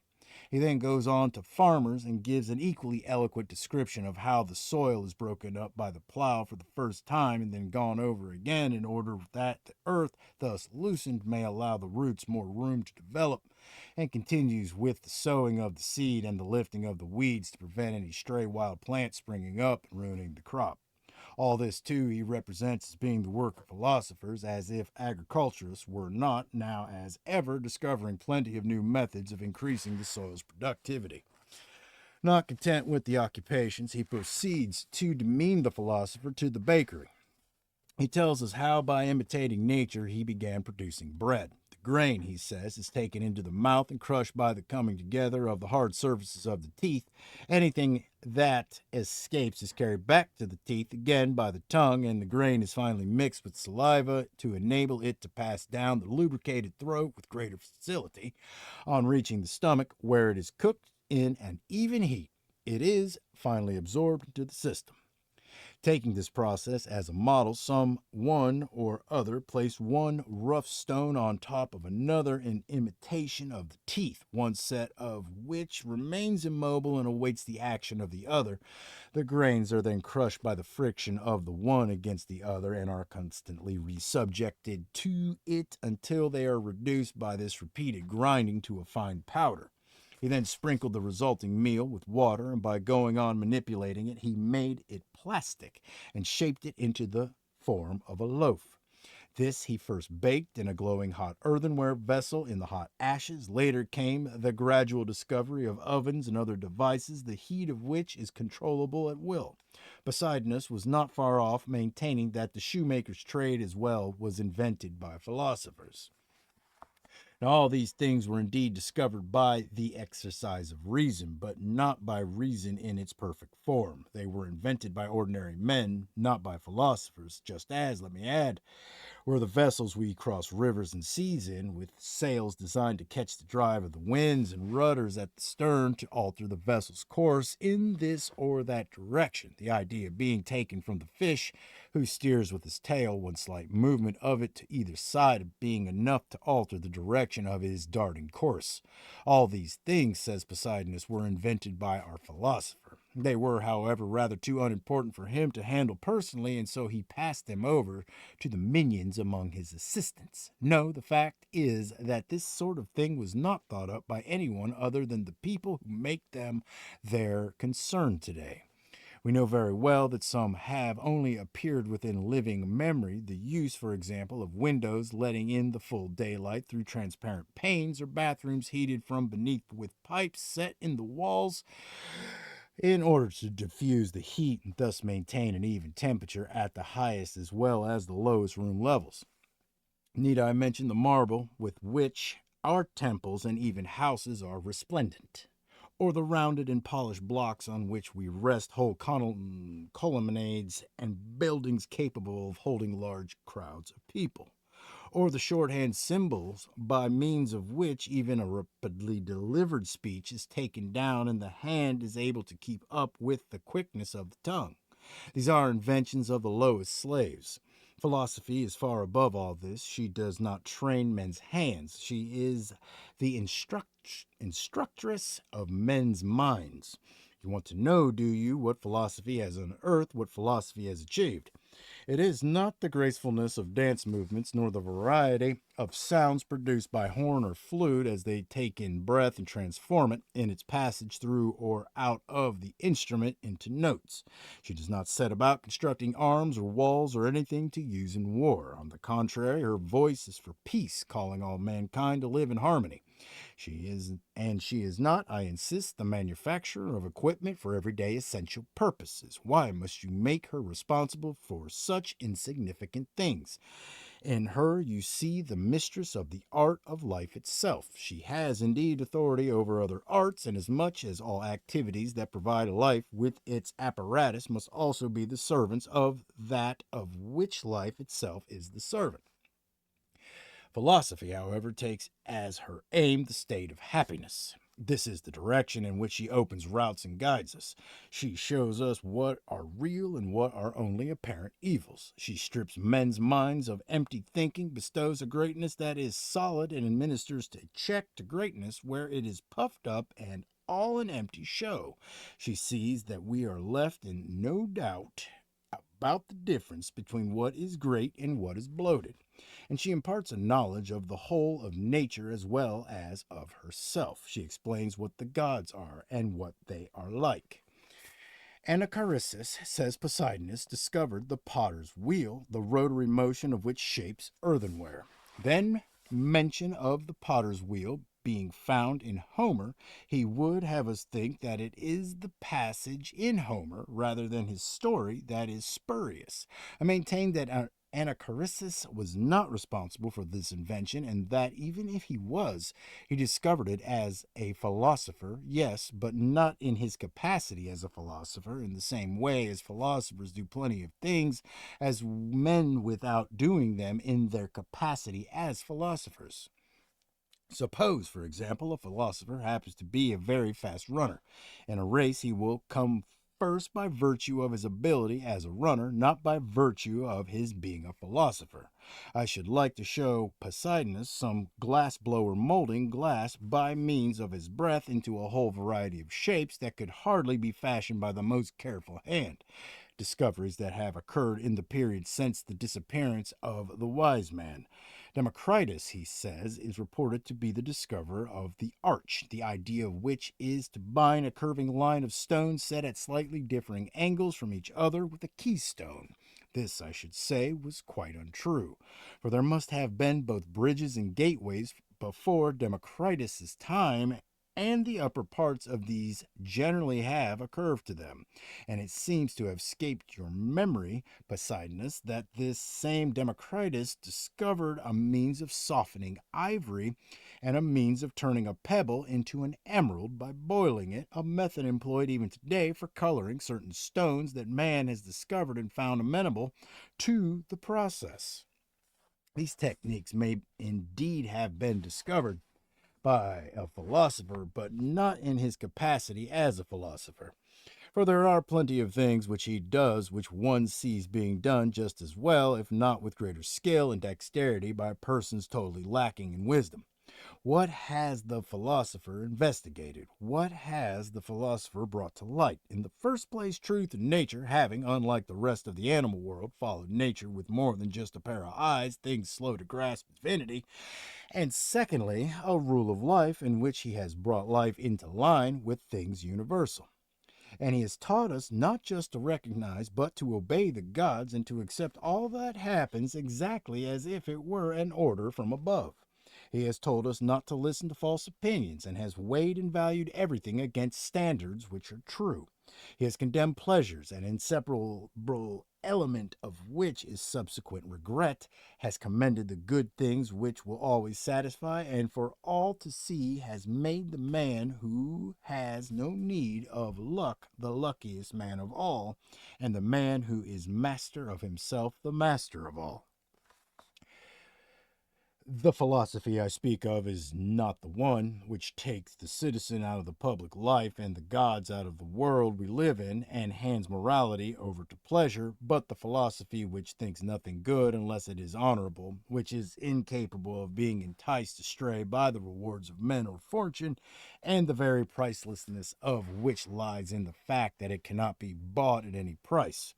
And I do not believe that this philosophy was in existence in the primitive era in which technical skills were still unknown and useful knowledge was acquired through actual practical experience, or that it dates from an age that was happy, an age in which the bounties of natures were freely available for the use of all without discrimination, before avarice and luxury split human beings up and got them to abandon partnership for plunder. The men of that era were not philosophers, even if they acted as philosophers are supposed to act. No other state of man could cause anyone greater admiration. If God were to allow a man to fashion the things of this earth and to allot its peoples their social customs, that man would not be satisfied with any other system than the one which traditions say existed in those people's time, among whom no farmers tilled plowed fields. Merely to mark the line of boundaries dividing land between its owners was a sin. Men shared their findings, and the earth herself then gave all things more freely unsolicited. What race of men could be luckier? Share and share alike, they enjoyed nature. She saw to each and every man's requirements for survival like a parent. What it all amounted to was undisturbed possession of resources owned by the community. I can surely call that race of men one of unparalleled riches, it being impossible to find a single pauper in it.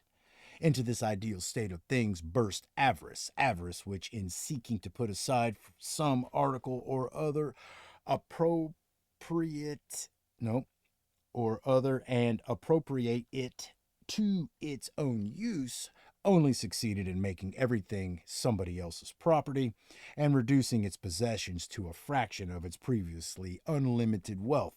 Avarice brought in poverty by coveting a lot of possessions, losing all that it had. This is why, although it may endeavor to make good its losses, may acquire estate after estate by buying out or forcing out its neighbors, and large country properties to the dimensions of whole provinces, speak of owning some property when it can go on a long tour overseas without once stepping off its own land. There is no extension of our boundaries that can bring us back to our starting point. When we have done everything within our power, we shall possess a great deal, but we once possessed the world. The earth herself, untilled, was more productive, her yields being more than ample for the needs of peoples who did not raid each other. With any of nature's products, men found as much pleasure in showing others what they had discovered as they did in discovering it. No one could outdo or be outdone by any other. All was equally divided among people living in complete harmony.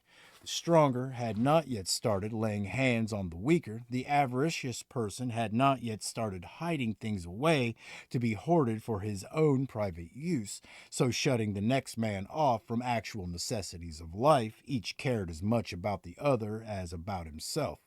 Weapons were unused, hands still unstained with human blood had directed their hostility exclusively against wild beasts. Protected from the sun in some thick wood, living in some very ordinary shelter under a covering of leaves, preserving them from the rigors of winter or the rain, those people passed tranquil nights with never a sigh. We, in our crimson luxury, toss and turn with worry, stabbed by needling cares. What soft sleep the hard earth gave those people. They had not carved or paneled ceilings hanging over them. They lay out in the open with the stars slipping past above them and the firmament silently conveying onward that mighty work of creation as it was carried headlong below the horizon in the magnificent pageant of the night sky. And they had clear views by day as well as by night of the loveliest of mansions, enjoying the pleasure of watching constellations falling away from the zenith and others rising again from out of sight beneath the horizon. Surely it was a joy to roam the earth with marvels scattered so widely around one. You now, by contrast, go pale at every noise your houses make. And if there is a creaking sound, you run away long. And if there is a creaking sound, you run away along your frescoed passages in alarm. Those people had no mansions on the scales of town. Fresh air and the untrammeled breezes of the open spaces, the unoppressive shade of a tree or rock, springs of crystal clarity, streams which chose their own course, streams unsullied by the work of man, by pipes or any other interference with their natural channels, meadows whose beauty owed nothing to man's art, that was the environment around their dwelling places in the countryside, dwelling places given a simple countryman's finish. This was a home in conformity with nature, a home in which one enjoyed living, and which occasioned neither fear of it nor fears for it, whereas nowadays our own homes count for a large part of our feeling of insecurity. But however wonderful and guileless the life they led, they were not wise men. This is a title that has come to be reserved for the highest of all achievements. All the same, I should be the last to deny that they were men of exalted spirit, only one step removed, so to speak, from the gods. There can be no doubt that before this earth was worn out, it produced a better type of offering. But though they all possessed a character more robust than that of today, and one with a greater aptitude for hard work, it is equally true that their personalities fell short of genuine perfection. For nature does not give a man virtue. The process of becoming a good man is an art. Certainly they did not go in search of gold or silver or the various crystalline stones to be found in the nethermost dregs of the earth. They were still merciful even to dumb animals. Man was far and away from killing man, not out of fear of provocation, but simply for entertainment. They had yet to wear embroidered clothing and had yet to have gold woven into robes or even mine it. But the fact remains that their innocence was due to ignorance and nothing else. And there is a world of difference between, on the one hand, choosing not to do what is wrong, and on the other, not knowing how to do it in the first place. They lacked the cardinal virtues of justice, moral insight, self control, and courage. There were corresponding qualities in each case, not unlike these, that had a place in their primitive lives, but virtue only comes to a character which has been thoroughly schooled and trained and brought to a pitch of perfection by unremitting practice. We are born for it, but not with it. And even in the best of people, until you cultivate it, there is only the material for virtue, not virtue itself. All right. All right, so letter 91. When I started reading these, I told you I started this book, and this is where I got to. So everything else is new to me. Not that I remembered anything that I read before, but it's kind of fun. It feels like a year ago, too. That's the weird thing. I look back, I was like, dude, it was like a month and a half ago. It's great. Letter 91. My friend Liberalis is in some distress at the present moment following the news of the complete destruction of Lyons by fire. It is a disaster by which anyone might be shaken, let alone a person quite devoted to his hometown. This event has left him groping for that staunchness of spirit which, naturally enough, he cultivated when it was a case of facing what to him were conceivable fears. One is not surprised, though, that there were never any advanced fears of such an unexpected, virtually unheard of catastrophe, considering that there was no precedent for it. Plenty of cities have suffered damage by fire, but none has ever been blotted out by one. Even when its buildings have been set aflame by enemy hands, in many places the flames die out, and even if they are continually rekindled, they are seldom so all-consuming as to leave nothing for tools to demolish. Earthquakes, too, have hardly ever been so ruinous and violent as to raze whole towns. There has never, in fact, been a fire so destructive as to leave nothing for a future fire to consume. But here, a single night has laid low a host of architectural splendors, any one of which might have been the glory of a separate city. In the depth of peace, there has come such a blow as could not have been dreaded in war itself. Who would believe it at a time when military conflict is in abeyance everywhere, when an international peace covers all parts of the globe? Lyons, the showpiece of Gaul, is lost to view. Fortune invariably allows those whom she strikes down in the sight of all of chance to fear what they're going to suffer. The fall of anything great generally takes time, but here a single night is all there was between a mighty city and no city at all. It was destroyed, in fact, in less time than I have taken telling you of its destruction. Sturdy and resolute though he is when it comes to facing his own troubles, our Liberalis has been deeply shocked by the whole thing, and he has some reason to be shaken. What is quite unlooked for is more crushing in its effect, and unexpectedness adds to the weight of a disaster. The fact that it was unforeseen has never failed to intensify a person's grief. This is a reason for ensuring that nothing ever takes us by surprise. We should project our thoughts ahead of us at every turn and have in mind every possible eventuality instead of only the usual course of events. For what is there that fortune does not, when she pleases, fell at the height of its powers? What is there that is not the more assailed and buffeted by her the more lustrous its attraction? What is there that is troublesome or difficult for her? Her assaults do not always come along a single path or even a well recognized path. At one time, she will call in the aid of our own hands in attacking us. At another, she will be content with her own powers in devising for us dangers for which no one is responsible. No moment is exempt. In the midst of pleasures, there are found the springs of suffering. In the middle of peace, war rears its head, and the bulwarks of one security are transformed into sources of alarm, friend turning foe and ally turning enemy. The summer's calm is upset by sudden storms more severe than those of winter. In the absence of any enemy, we suffer all that an enemy might wreak on us. Over much prosperity, if all else fails, we hit on the instruments of its own destruction.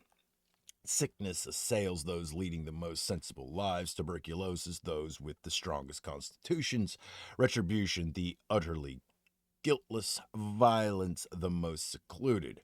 Misfortune has a way of choosing some unprecedented means or other of impressing its power on those who might be said to have forgotten it.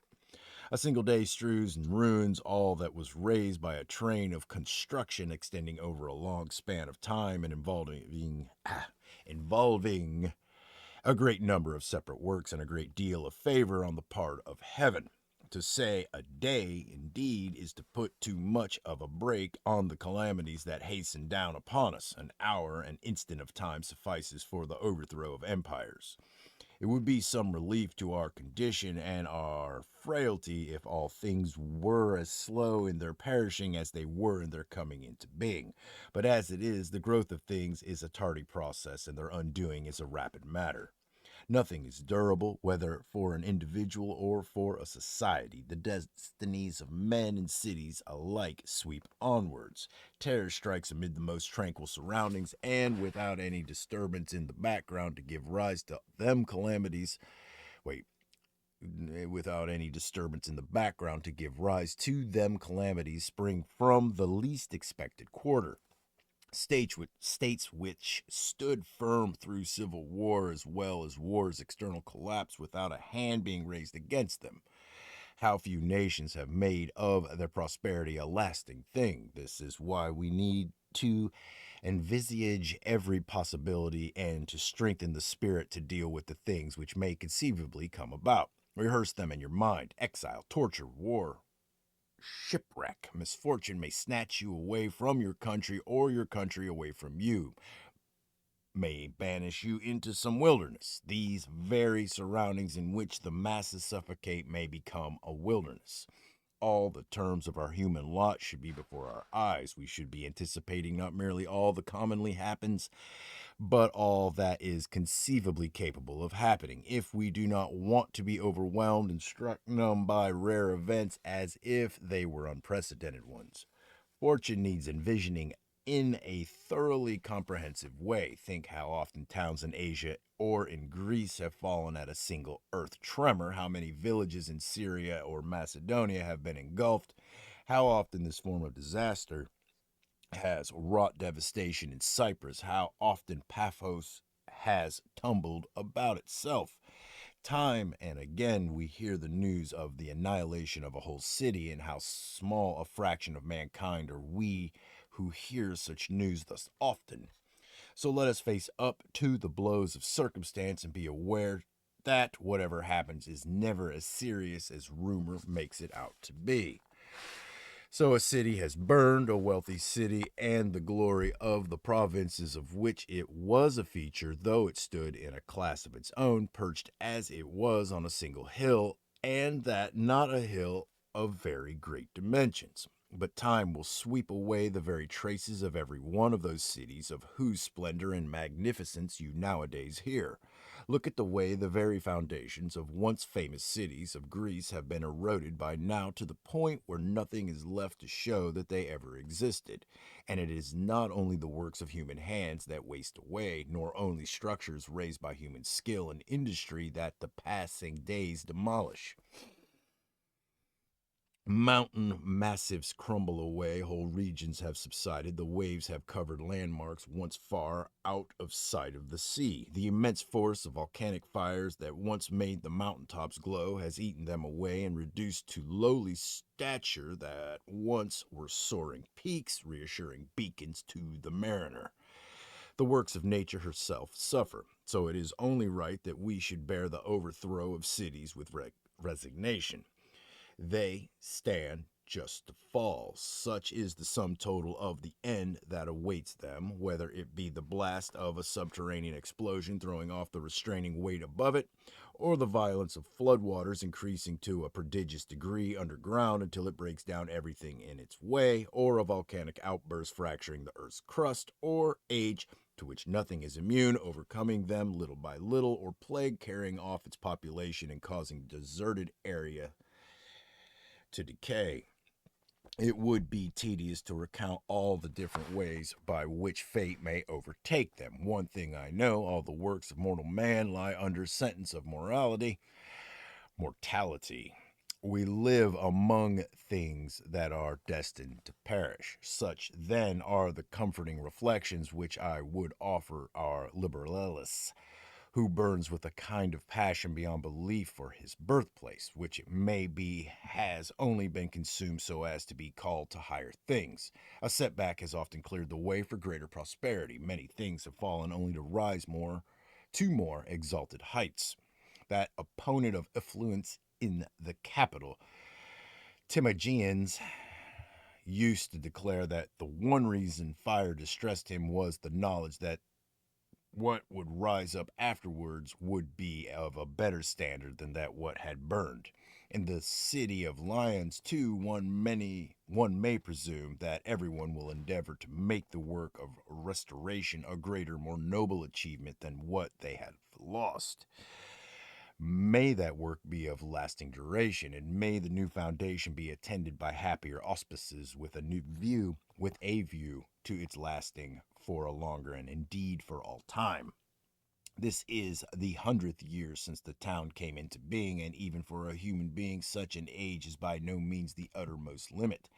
Founded by Plancus in an area of concentrated population, it owes its growth to its favorable situation. How many grievous blows it has had to suffer in the time it takes for a man to grow old. So the spirit must be trained to a realization and an acceptance of its lot. It must come to see that there is nothing fortune will shrink from, that she wields the same authority over emperor and empire alike, and the same power over cities as over men. Damn. There is no ground for resentment in all this. We've entered into a world in which these are the terms life is lived on. If you're satisfied with that, submit to them. If you're not, get out, whatever way you please. Resent a thing by all means resent a thing by all means if it represents an injustice decreed against yourself personally. But if this same constraint is binding on the lowest and the highest alike, then make your peace again with destiny, the destiny that unravels all ties. There is no justification for using our graves and all the variety of monuments we see bordering the highways as a measure of our stature. In the ashes all men are leveled. We're born unequal, we die equal, and my words apply as much to cities as to those who live in them. Ardea was taken, and so was Rome. The great lawgiver draws no distinctions between us according to our birth or the celebrity of our names, save only while we exist. On the reaching of mortality's end, he declares, away with snobbery, all that the earth carries shall forthwith be subject to one law without discrimination. When it comes to all we're required to go through, we're equals. No one is more vulnerable than the next man, and no one can be more sure of his surviving to the morrow. King Alexander of Macedon once took up the study of geometry, poor fellow, inasmuch as he would thus find out how minute the earth really was, the earth of which he had possessed himself of a tiny part. Yes, poor fellow, I call him for the reason that he was bound to discover that his title was a false one. For who can be great in an area of minute dimensions? Anyway, the points he was being instructed in were of some subtlety and such that the learning of them demanded the closest concentration, not the sort of thing that would be grasped by a crazed individual projecting his thoughts across the seas. Teach me, he said, the easy things, to which his instructor answered, these things are the same for everyone, equally difficult for all. Well, imagine that nature is saying to you, those things you grumble about are the same for everyone. I can give no one anything easier, but anyone who likes may make them easier for himself. How? By viewing them with equanimity. You must needs experience pain and hunger and thirst and grow old, assuming that you are vouchsafed a relatively long stay among men, and be ill and suffer loss and finally perish. But you needn't believe the chatter of the people around you. There's nothing in all this that's evil, insupportable, or even hard. Those people are afraid of these things by a kind of general consent. Are you going to feel alarm at death? Then, in the same way as you might at some common report. What could be more foolish than a man's being afraid of people's words? My friend Demetrius has a nice way of putting things when he says, as he commonly does, that to him the utterances of the unenlightened are as noises emanating from the belly. What difference does it make to me, he asks, whether their rumblings come from the upper or their nether regions? What utter foolishness it is to be afraid that those who have a bad name can rob you of a good one. Just as the dread aroused in you by some common report has proved groundless, so too is the dread of things of which would never be afraid if common report did not tell you to be. What harm could ever come to the good man from being besmirched by unwarranted gossip? We shouldn't even let a prejudice against debt. Wait, we shouldn't even let it prejudice us against death, which itself has an evil reputation. Yet none of the people who malign it has put it to rest. Until one does, it's rather rash to condemn a thing one knows nothing about. And yet one thing you do know, and that is this. How many people it's a blessing to, how many people it frees from torture, want, maladies, suffering, weariness. And no one has power over us when death is within our own power. All right. All right. Letter 104. I have gotten away to my place at Nomentum. Getting away from what? Guess. City? No, a fever. And just as it was infiltrating my defenses, too. I had already taken a hold. It had already taken a hold on me, my doctor being decided in his opinion that a disturbed irregular pulse, its natural rhythm upset, was the start of it. Whereupon I immediately ordered my carriage out, and although my Paulina tried to hold me back, insisted on driving away. I kept saying the same thing as my mentor Gallio when he started sickening for a fever in Achaia. He immediately boarded a ship, assuring everyone that the disorder was to be put down to the place where he was living and not to his constitution.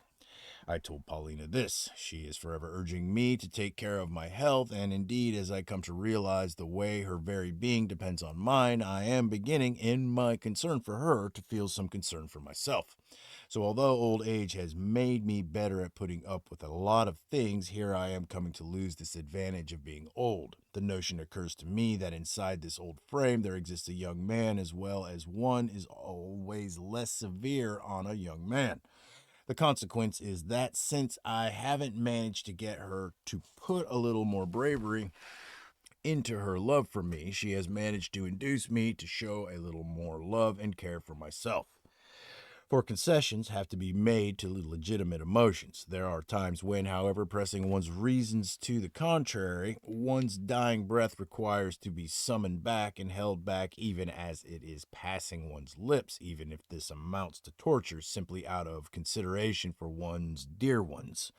The good man should go on living as long as he ought to, not just as long as he likes. The man who does not value his wife or a friend highly enough to stay a little longer in life, who persists in dying in spite of them, is a thoroughly self-indulgent character. This is a duty which the soul should also impose on itself when it is merely the convenience of near and dear ones that demands it. And not only if and when it feels the wish to die, but also if and when it has begun to carry out the wish, it should pause a while to fit in with their interests. To return to life for another's sake is a sign of a noble spirit. It is something that great men have done on a number of occasions. Yet to give your old age greater care and attentiveness in the realization that this pleases any of the persons closest to you, or is in their interests, or would be likely to gratify them, and this in spite of the fact that the greatest reward of that period is the opportunity it gives you to adopt a relatively carefree attitude towards looking after yourself and a more adventurous manner of living, is also, to my mind, a mark of the highest possible kindness. Besides, it brings you more than a little pleasure and recompense, for can anything be sweeter than to find that you are so dear to your wife that this makes you dearer to yourself? So it comes about that my Paulina succeeds in making me responsible for anxiety of my own as well as hers on my behalf.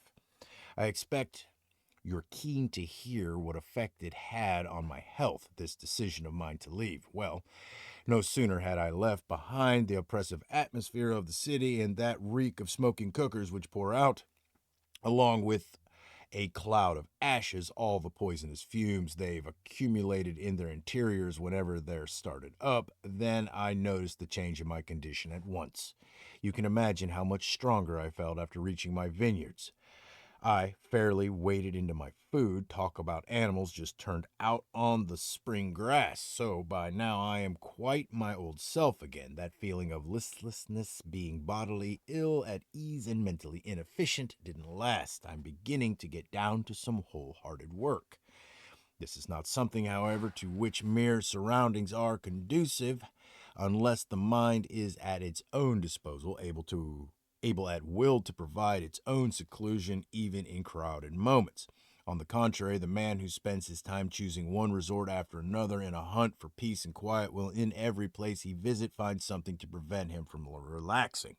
The story is told that someone complained that Socrates that traveling abroad had never done him any good, and received the reply, "What else can you expect, seeing that you always take yourself along with you when you go abroad?"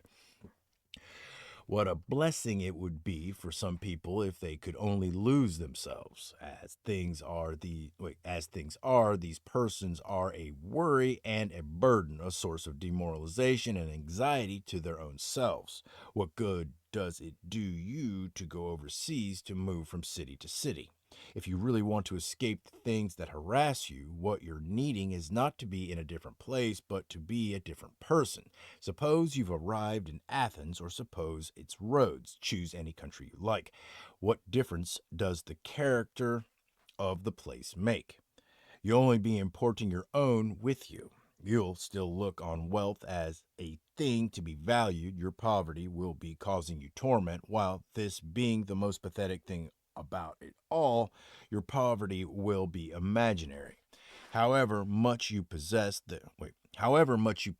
there's someone else who has more, and you'll be fancying yourself to be short of things you need to the exact extent to which you lag behind him. Another thing that you'll regard as something to be valued is success in public life, in which case you're going to feel resentment when so and so is elected consul, or when so and so is re-elected for that matter, and be jealous whenever you see a person's name appearing too often in the honors lists. Your ambition will be running at so feverish a pitch that if anyone's ahead of you in the race, you'll see yourself as coming last. Death you'll think of as the worst of all bad things, though in fact there's nothing bad about it at all except the thing which comes before it, the fear of it. You'll be scared stiff by illusory as well as genuine dangers, hunted by imaginary alarms. What good will it do? You, too, have found a route past all those Argive forts, and one escaped right through the enemy's lines.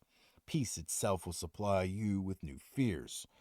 If your mind has once experienced the shocks of fright, you'll no longer have any confidence even in things which are perfectly safe. Once it has acquired the habit of unthinking panic, it is incapable even of attending to its own self preservation, for it runs away from dangers instead of taking steps in to avert them, and we're far more exposed to them once our backs are turned. To lose someone you love is something you'll regard as the hardest of all blows to bear, while all the time this will be as silly as crying because the leaves fall from the beautiful trees that add to the charm of your home. Preserve a sense of proportion in your attitude to everything that pleases you and make the most of them while they are at their best. At one moment, chance will carry off one of them, at another moment, another, but the falling of the leaves is not difficult to bear since they grow again, and it is no more hard to bear the loss of those whom you love and regard as brightening your existence, for even if they do not grow again, they are replaced. But their successors will never be quite the same. No, and neither will you. Every day, every hour sees a change in you. Although the ravages of time are easier to see in others, in your own case they are far less obvious because to you they do not show. While other people are snatched away from us, we are being filched away surreptitiously from ourselves. Are you never going to give any of these considerations any thought, never going to apply any healing treatment to your wounds instead of sowing the seeds of worry for yourself by hoping for this or that, or despairing of obtaining this or that other thing? If you're sensible, you'll run the two together and never hope without an element of despair, never despair without an element of hope. What good has travel of itself ever been able to do anyone? It has never acted as a check on pleasure or a restraining influence on desires. It has never controlled the temper of an angry man or quelled the reckless impulse of a lover. Never, in fact, has it rid the personality of a fault. It has not granted us the gift of judgment. It has not put an end to mistaken attitudes. All it has ever done is distract us for a little while through the novelty of our own surroundings, like children fascinated by something they haven't come across before. The instability, moreover, of a mind which is seriously unwell is aggravated by it, the motion itself increasing the fitfulness and restlessness. This explains why people, after setting out for a place with the greatest of enthusiasm, are often more enthusiastic about getting away from it. Like migrant birds, they fly on, away even quicker than they came. Travel will give you a knowledge of other countries. It will show you mountains whose outlines are quite new to you, stretches of unfamiliar plains, valleys watered by perennial streams. It will allow you to observe the unique features of this or that river, the way in which, for example, the Nile rises in summer flood, or the Tigris vanishes from sight, and at the completion of its journey through hidden subterranean regions, is restored to view with its volume undiminished, or the way the meander, theme of every poet's early training exercises, winds about, loop after loop, again and again, is carried close to its own bed, and then once more diverted into a different course before it can flow into its own stream. Excuse me. All right. Well, stream. Where to go? There it is. But travel won't make a better or saner man of you. For this, we must spend time in study and in the writings of wise men to learn the truths that have emerged from their researches, and carry on the search ourselves for the answers that have not yet been discovered. This is the way to liberate the spirit that still needs to be rescued from its miserable state of slavery. So long, in fact, as you remain in ignorance of what to aim at and what to avoid, what is essential and what is superfluous, what is upright or honorable conduct and what is not, it will not be traveling but drifting. All this hurrying from place to place won't bring you any relief, for you're traveling in the company of your own emotions, followed by your troubles all the way. If only they were really following you, they'd be farther away from you. As it is, they're not at your back, but on it. That's why they weigh you down with just the same uncomfortable chafing wherever you are. It's medicine, not a particular part of the world that a person needs if he's ill. Suppose someone has broken his leg or dislocated a joint. He doesn't get into a carriage or board a ship. He calls in a doctor to have the fracture set or the dislocation reduced. Well, then, when a person's spirit is wretched or broken at so many points, do you imagine that it can be put right by a change of scenery, that the sort of trouble isn't so serious that it can't be cured by an outing? Traveling doesn't make a man a doctor or a public speaker. There isn't a single art which is acquired merely by being in one place rather than another. Can wisdom, then, the greatest art of all, be picked up in the course of taking a trip? Take my word for it, the trip doesn't exist that can set you beyond the reach of cravings, fits of temper, or fears. If it did, the human race would be off there in a body. So long as you carry the sources of your troubles about with you, those troubles will continue to harass and plague you wherever you wander, on land or on sea. Does it surprise you that running away doesn't do you any good? The things you're running away from are with you all the time. What you must do then is mend your ways and get rid of the burden you're carrying. Keep your cravings within safe limits. Scour every trace of evil from your personality. If you want to enjoy your travel, you must make your traveling companion a healthy one. So long as you associate with a person who's mean and grasping, you will remain a money minded individual yourself. So long as you keep arrogant company, just so long will conceit stick to you. Cruelty you'll never say goodbye to while you share the same roof with a torturer. Familiarity with adulterers will only inflame your desires. If you wish to be stripped of your vices, you must get right away from the examples others set of them. The miser, the swindler, the bully, the cheat, who would do you a lot of harm by simply being near you, are actually inside you. Move to better company. Live with the Catos, with Laelius, with Tiburo. If you like Greek company too, attach yourself to Socrates and Zeno. The one would teach you how to die should it be forced upon you, the other how to die before it is forced upon you. Live with Chrysippus, live with Poseidonus. They will give you a knowledge of man and the universe. They will tell you to be a practical philosopher, not just to entertain your listeners to a clever display of language, but to steel your spirit and embrace it against whatever threatens. For the only safe harbor in this life's tossing, troubled sea is to refuse to be bothered about what the future will bring, and to stand ready and confident, squaring the breast to take without skulking, or flinching whatever fortune hurls at us. When she created us, nature endowed us with noble aspirations, as just as she gave certain animals ferocity, others timidity, others cunning, so to us she gave a spirit of exalted ambition, a spirit that takes us in search of a life of not the greatest safety, but the greatest honor, a spirit very like the universe, which, so far as mortal footsteps may, it follows and adopts as a model. It is self assertive. It feels assured of honor and respect. It is master of all things. It is above all things. It should accordingly give in to nothing. In nothing should it see a burden calculated to bow the shoulders of a man. Shapes frightening to the sight, hardship and death, are not so at all if one can break through the surrounding darkness and look directly at them. Many are the things that have caused terror during the night and been turned into matters of laughter without coming of daylight. Shapes frightening to the sight, hardship, and death. Our Virgil perfectly rightly says that they are frightening, not in reality, but to the sight. In other words, that they seem to be in fact. In other words, that they seem so, but in fact are not. Just what is there about them that is as terrifying as legend would have us believe? Why, Lucilius, I ask you, why should any real man be afraid of hardship, or any human being be afraid of death? I constantly meet people who think that what they themselves can't do can't be done. who say that to bear up under the things we Stoics speak of is beyond the capacity of human nature.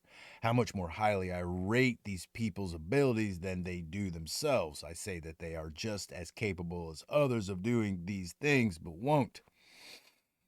In any event, what person actually trying them has found them prove beyond him. What was that? Let me say it again. In any event, what person actually trying them has found them prove beyond him. Who hasn't noticed how much easier they are in the actual doing? It's not because they're hard that we lose confidence. They're hard because we lack the confidence. If you still need an example like Socrates, an old man who had known his full share of suffering, who had taken every blow life could inflict and still remained unbeaten either by poverty, a burden for him aggravated by domestic worries, or by constant hardships, including those endured on military service.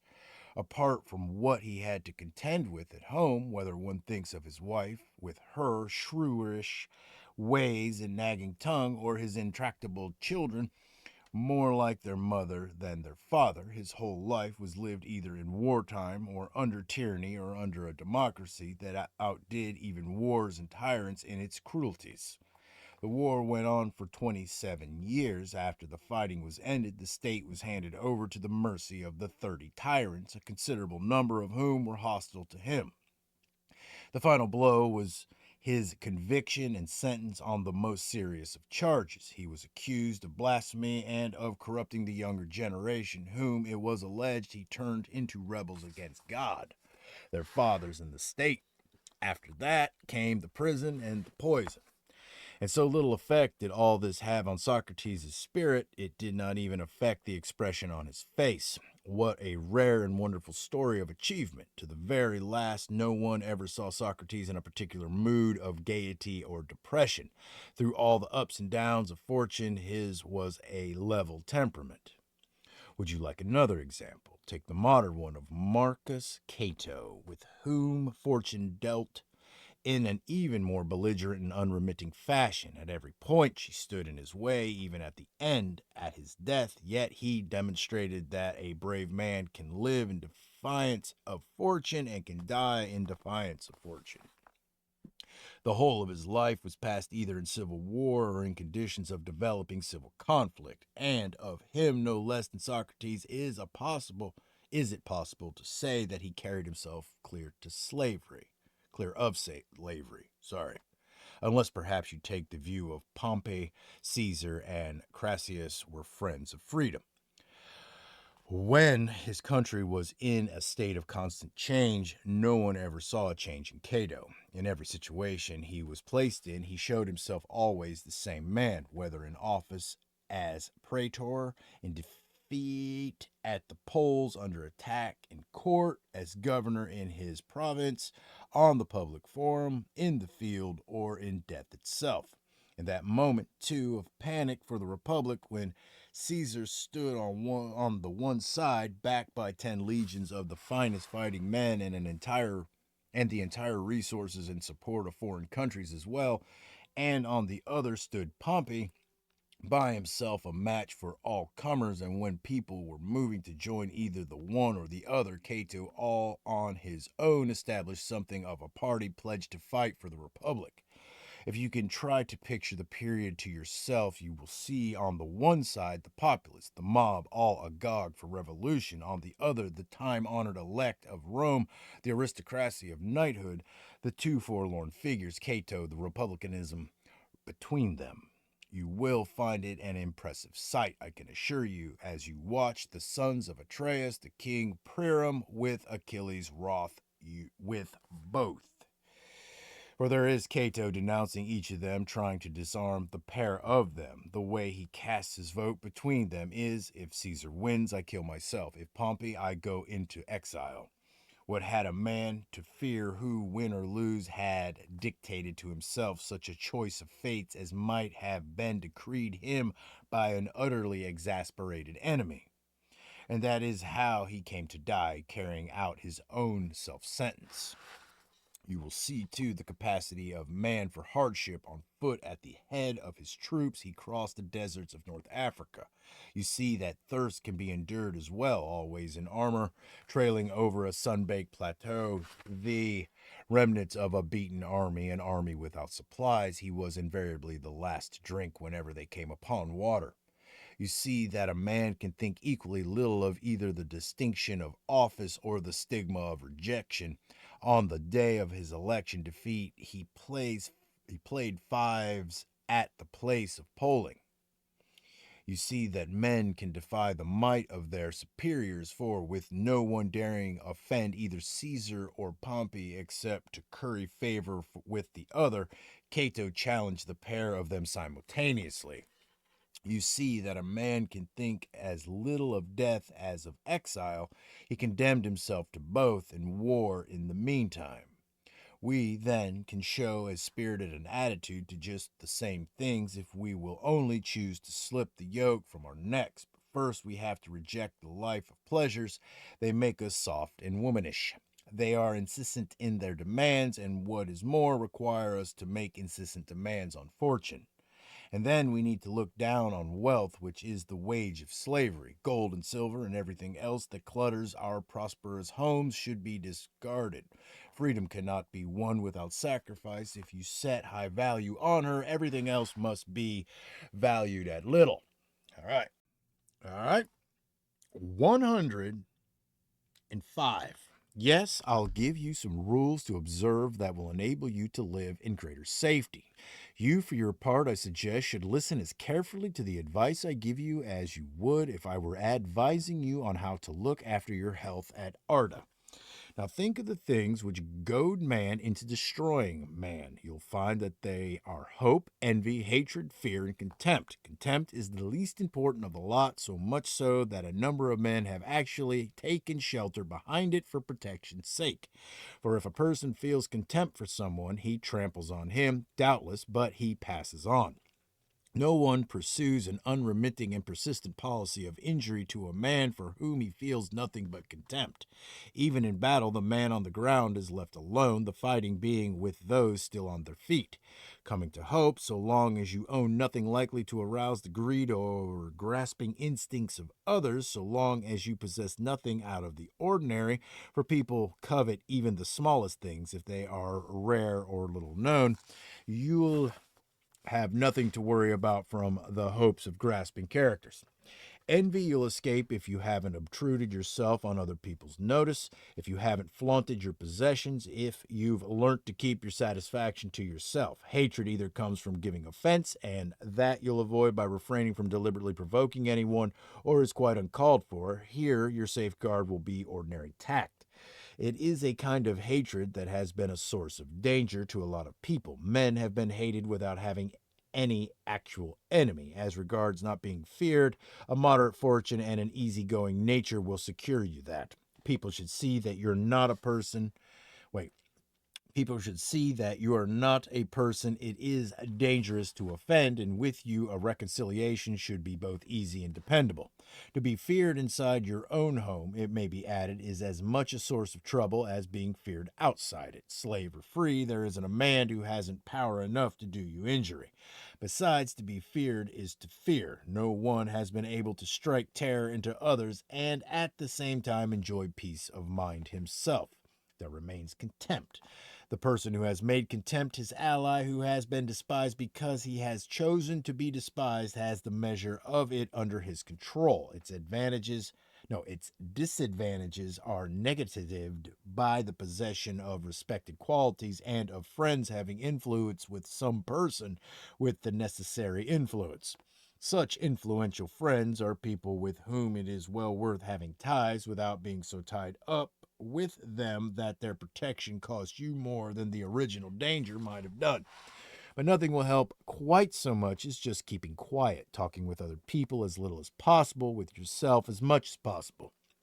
For conversation has a kind of charm about it, an insinuating and insidious something that elicits secrets from us just like love or liquor. Nobody will keep the things he hears to himself, and nobody will repeat just what he hears and no more. Neither will anyone who has failed to keep a story to himself keep the name of his informant to himself. Every person without exception has something to whom he confides everything that is confided to himself. Even supposing he puts some guard on his garrulous tongue and is content with a single pair of ears, he will be the creator of a host of later listeners. Such is the way in which what was but a little while before a secret becomes common rumor. Never to wrong others takes one a long way towards peace of mind. People who know self restraint lead stormy and disordered lives, passing their time in a state of fear, commiserate with the injuries they do to others, never able to relax. After every act, they tremble, paralyzed, their consciousnesses continually demanding an answer, not allowing them to get on with other things. To expect punishment is to suffer it, and to earn it is to expect it. Where there is a bad conscience, some circumstance or other may provide one with impunity, but never with freedom from anxiety. For a person takes the attitude that even if he isn't found out, there's always the possibility of it.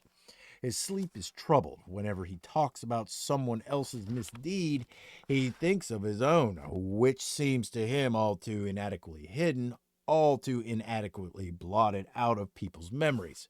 A guilty person sometimes has the luck to escape detection, but never to feel sure of it. All right. All right. 107. Letter. Where's that moral insight of yours? Where's that acuteness of perception or magnanimity? Does something as trivial as that upset you? Your slaves have seen your absorption in business as their chance to run away. So be it you have been let down by friends, for by all means let them keep the name we mistakenly bestow on them and be called such just to heighten their disgrace.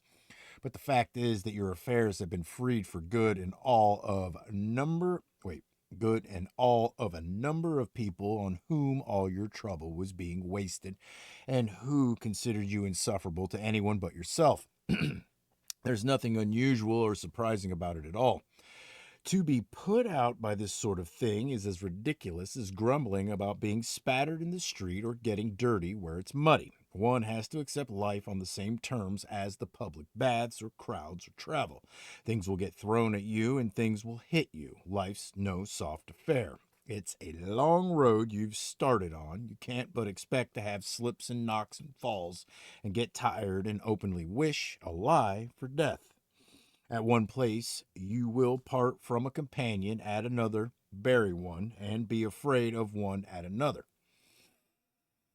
These are the kind of things you'll come up against all along this rugged journey. Wanting to die, let the personality be made ready to face everything. Let it be made to realize that it has come to terrain on which thunder and lightning play, terrain on which grief and vengeful care have set their couch, and pallid sickness dwells, O drear old age. This is the company in which you must live out your days. Escape them you cannot, scorn them you can, and scorn them you will if by constant reflection you have anticipated future happenings. Everyone faces up more bravely to a thing for which he has long prepared himself, sufferings even being withstood if they have been trained for in advance. Those who are unprepared, on the other hand, are panic stricken by the most insignificant happenings. We must see to it that nothing takes us by surprise, and since it is invariably unfamiliarity that makes a thing more formidable than it really is, this habit of continual reflection will ensure that no form of adversity finds you a complete beginner. I've been deserted by my slaves. Others have been plundered, incriminated, set upon, betrayed, beaten up, attacked with poison or with calumny. Mention anything you like, it has happened to plenty of people. A vast variety of missiles are launched with us as their target. Some are planted in our flesh already, some are hurtling towards us at this very moment, others merely grazing us in passing on their way to other targets. Let's not be taken aback by any of the things we're born to, things no one need complain at for the simple reason that they're the same for everybody. Yes, the same for everybody. For even if a man does escape something, it was a thing which he might have suffered. The fairness of a law does not consist in its effect being actually felt by all alike, but in its having been laid down for all alike. Let's get this sense of justice firmly into our heads and pay up without grumbling the taxes arising from our moral state. Winter brings in the cold and we have to shiver. Summer brings back the heat and we have to swelter. Bad weather tries the health and we have to be ill. Somewhere or other we are going to have encounters with wild beasts and with man too, more dangerous than all those beasts. Floods will rob us of one thing, fire another. These are conditions of our existence which we cannot change. What we can do is adopt a noble spirit, such a spirit as befits a good man, so that we may bear up bravely under all that fortune sends us and brings our wills into tune with nature's reversals. Nope, yeah, reversals. After all, are the means by which nature regulates this visible realm of hers. Clear skies follow cloudy. After the calm comes the storm. The winds take turns to blow. Day succeeds night. While part of the heavens is in the ascendant, another is sinking. It is by means of opposites that eternity endures. This is the law to which our minds are needing to be reconciled. This is the law they should be following and obeying. They should assume that whatever happens was bound to happen and refrain from railing at nature. One can do nothing better than endure what cannot be cured and attend uncomplainingly the God at whose instance all things come about. It is a poor soldier that follows his commander, grumbling. So let us receive our orders readily and cheerfully and not desert the ranks along the march of this glorious fabric of creation in which everything we shall suffer is a strand. And let us address Jupiter, whose guiding hand directs this mighty work in the way our own Cleisthenes did, in some most expressive lines, which I may perhaps be pardoned for translating in view of the example set here by that master of expressiveness, Cicero. If you like them, so much the better. If not, you will at least know that I was following Cicero's example. Lead me, master of the soaring vault, O heaven, lead me, Father, where you will. I stand here prompt and eager to obey, and even suppose I were unwilling, still I should attend you in no suffering, dishonorably and grumbling, when I might have done so and been good as well. For fate, the willing leads, the unwilling drags along. Let us speak and live like that. Let fate find us ready and eager. Here is your noble spirit, the one which has put itself in the hands of fate. On the other side, we have the puny, degenerate spirit which struggles and which sees nothing right in the way the universe is ordered and would rather reform the gods than reform itself. All right. All right. Let's see. Letter 108. The subject you ask me about is one of those in which knowledge has no justification than the knowledge itself. Nevertheless, and just because it is so justified, you're in a great hurry and reluctant to wait for the encyclopedia of ethics I'm compiling at this very moment. Well, I shall let you have your answer immediately, but first I'm going to tell you how this enthusiasm for learning with which I can see you are on fire is to be brought under control if it isn't going to stand in its own way. What is wanted is neither haphazard dipping nor a greedy onslaught of knowledge in the mass. The whole will be reached through its parts, and the burden must be adjusted to our strength. We mustn't take on more than we can manage. You shouldn't attempt to absorb all you want to, just what you've room for. Simply adopt the right approach and you will end up with room for all you want. The more the mind takes in, the more it expands. I remember a piece of advice which Attalus gave me in the days when I practically laid siege to his lecture hall, always first to arrive and last to go, and would draw him into a discussion of some point or other, even when he was out taking a walk, for he was always readily available to his students, not just accessible. A person teaching and a person learning, he said, should have the same end in view, the improvement of the latter. A person who goes to a philosopher should carry away with him something or other of value every day. He should return home a sounder man, or at least more capable of becoming one. And he will, for the power of philosophy is such that she helps not only those who devote themselves to her, but also those who come in contact with her. A person going out into the sun, whether or not this is what he's going out for, will acquire a tan. Customers who sit around rather too long in a shop selling perfumes carry the scent of the place away with them. And people who have been with a philosopher are bound to have derived from it something of benefit, even to the inattentive. Note that I say the inattentive, not the hostile. That's all very well, but don't we all know certain people who have sat at a philosopher's feet year after year without acquiring even a semblance of wisdom? Of course I do. Persevering, conscientious people, too. I prefer to call them a philosopher's squatters, not students. Some come to some come not to learn, but just to hear him, in the same way as we're drawn to a theater for the sake of entertainment, to treat our ears to a play or music or an address. You'll find that a large proportion of the philosopher's audience is made up of this element, which regards his lecture hall as a place of lodging for periods of leisure.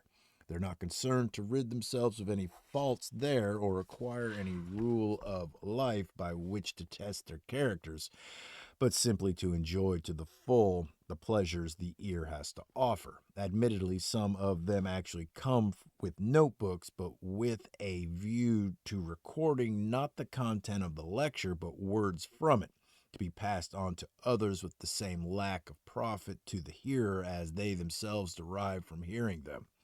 Some of them are stirred by the noble sentiments they hear. Their faces and spirits light up, and they enter into the emotions of the speaker, going into a transport just like the eunuch priests who work themselves into a frenzy to order at the sound of a Phrygian flute. They are captivated and aroused not by a din of empty words, but by the splendor of the actual content of the speaker's words. Any expression of bold or spirited defiance of death or fortune, making you keen to translate what you've heard into action straight away. They are deeply affected by the words and become the persons they are told to be, or would if the impression on their minds were to last, if this magnificent enthusiasm were not immediately intercepted by the discourager of noble conduct, the crowd, very few succeeding in getting home in the same frame of mind. It is easy enough to arouse in a listener a desire for what is honorable, for in every one of us nature has laid the foundations or sown the seeds of the virtues. We are born to them all of us, and when a person comes along with the necessary stimulus, then those qualities of the personality are awakened, so to speak, from their slumber. Haven't you noticed how the theater murmurs agreement whenever something is spoken, the truth of which we generally recognize and unanimously confirm? The poor lack much, the greedy everything. The greedy man does no one any good, but harms no person more than his own self. Your worst miser will clap these lines and be delighted at hearing his own faults lashed in this manner.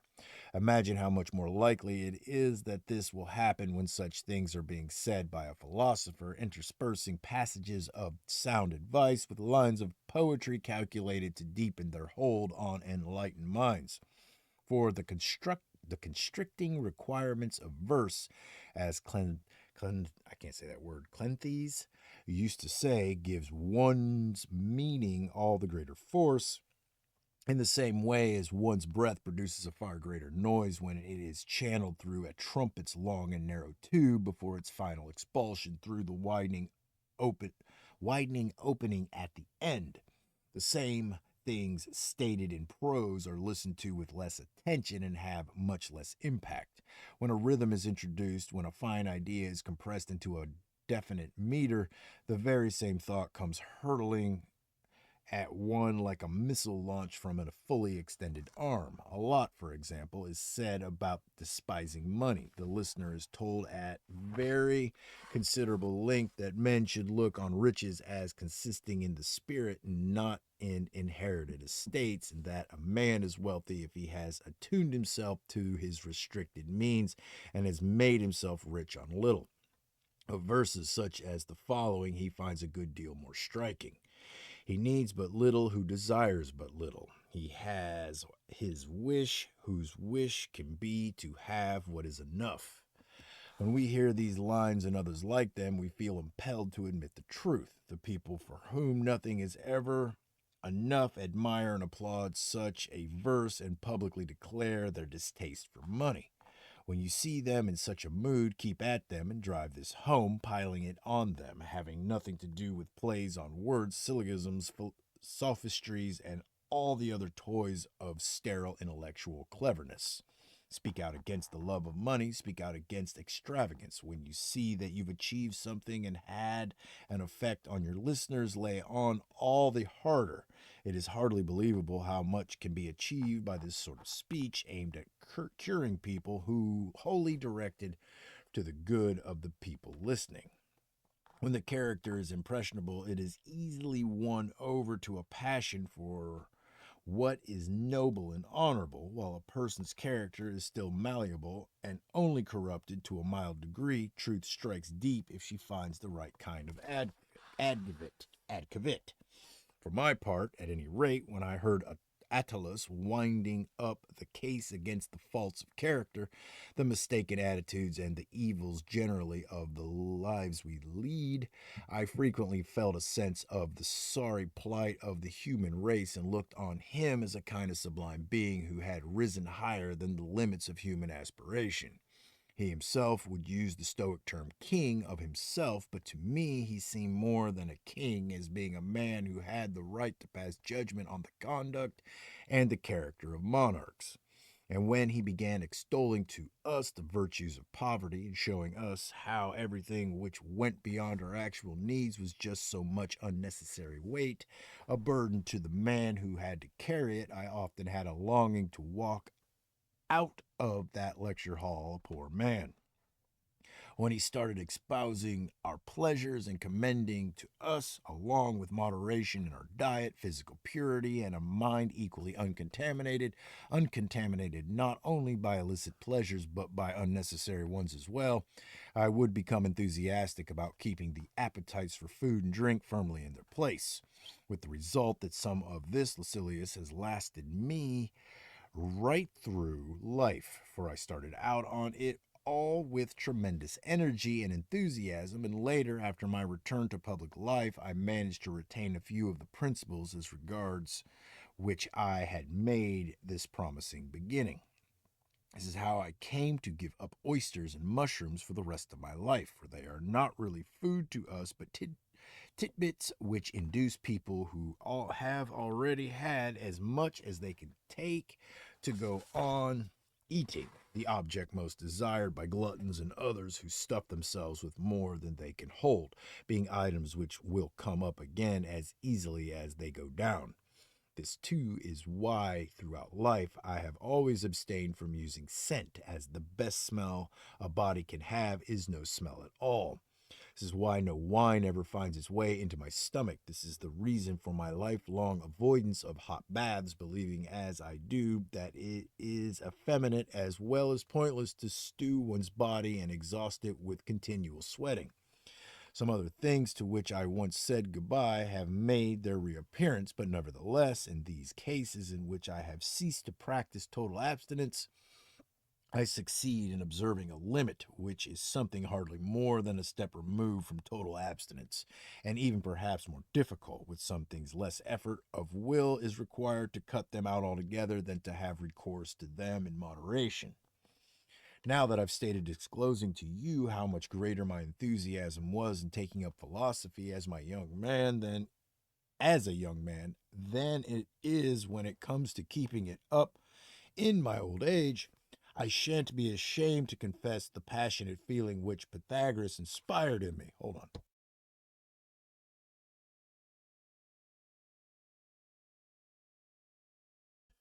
Soton used to tell us why Pythagoras and later Sextius was a vegetarian. Each had a quite different reason, but each was a striking one. Sextius believed the man had enough food to sustain him without shedding blood, and that when men took this tearing of flesh so far that it became a pleasure, a habit of cruelty was formed. He argued, in addition, that the scope for people's extravagance was in any case something that should be reduced, and he gave reasons for inferring that variety of diet was incompatible with our physical makeup and inimical to health. Pythagoras, on the other hand, maintained that creatures were interrelated and that there was a system of exchange of souls involving transmigration from one bodily form to another. If we are to believe Pythagoras, no soul ever undergoes death or even a suspension of its existence, except perhaps for the actual moment of transfusion into another body. This is not the moment for inquiring by what stages or at what point a soul completes its wanderings through a succession of other habitations and reverts to human form. It is enough for our present purpose that he has instilled into people a dread of committing the crime of parricide in view of the possibility that they might, all unknowing, come across the soul of an ancestor and with knife or teeth do it dreadful outrage, assuming that the spirit of a relative might be lodging in the flesh concerned. After setting out this theory and supplementing it with arguments of his own, Sotion would say you cannot accept the idea of souls being assigned to one body after another and the notion that what we call death is only a move to another home. You cannot accept that the soul which was once that of a man may sojourn in wild beasts or in our own domesticated animals or in the creatures or the deep. You cannot accept that nothing ever perishes on this earth, instead merely undergoing a change in its whereabouts, and that the animal would, not just the heavenly bodies that revolve in their unalterable tracks, move in cycles with its soul propelling along an orbital path of their own. Well, the first fact, nope, well, the fact that these ideas are ones which have been, damn, hold on. Well, the fact that these ideas are ones which have been accepted by great men should make you suspend judgment. You should preserve an open mind on the whole subject anyway, for if these ideas are correct, to abstain from eating the flesh of animals will mean guiltlessness, and even if they are not, it will still mean frugal living. What do you lose by believing in it all? All I am depriving you of is what the lions and the vultures feed on. Fired by this teaching, I became a vegetarian, and by the time a year had gone by, was finding it an enjoyable as well as an easy habit. I was beginning to feel that my mind was more active as a result of it, though I would not take my oath to you now that it really was.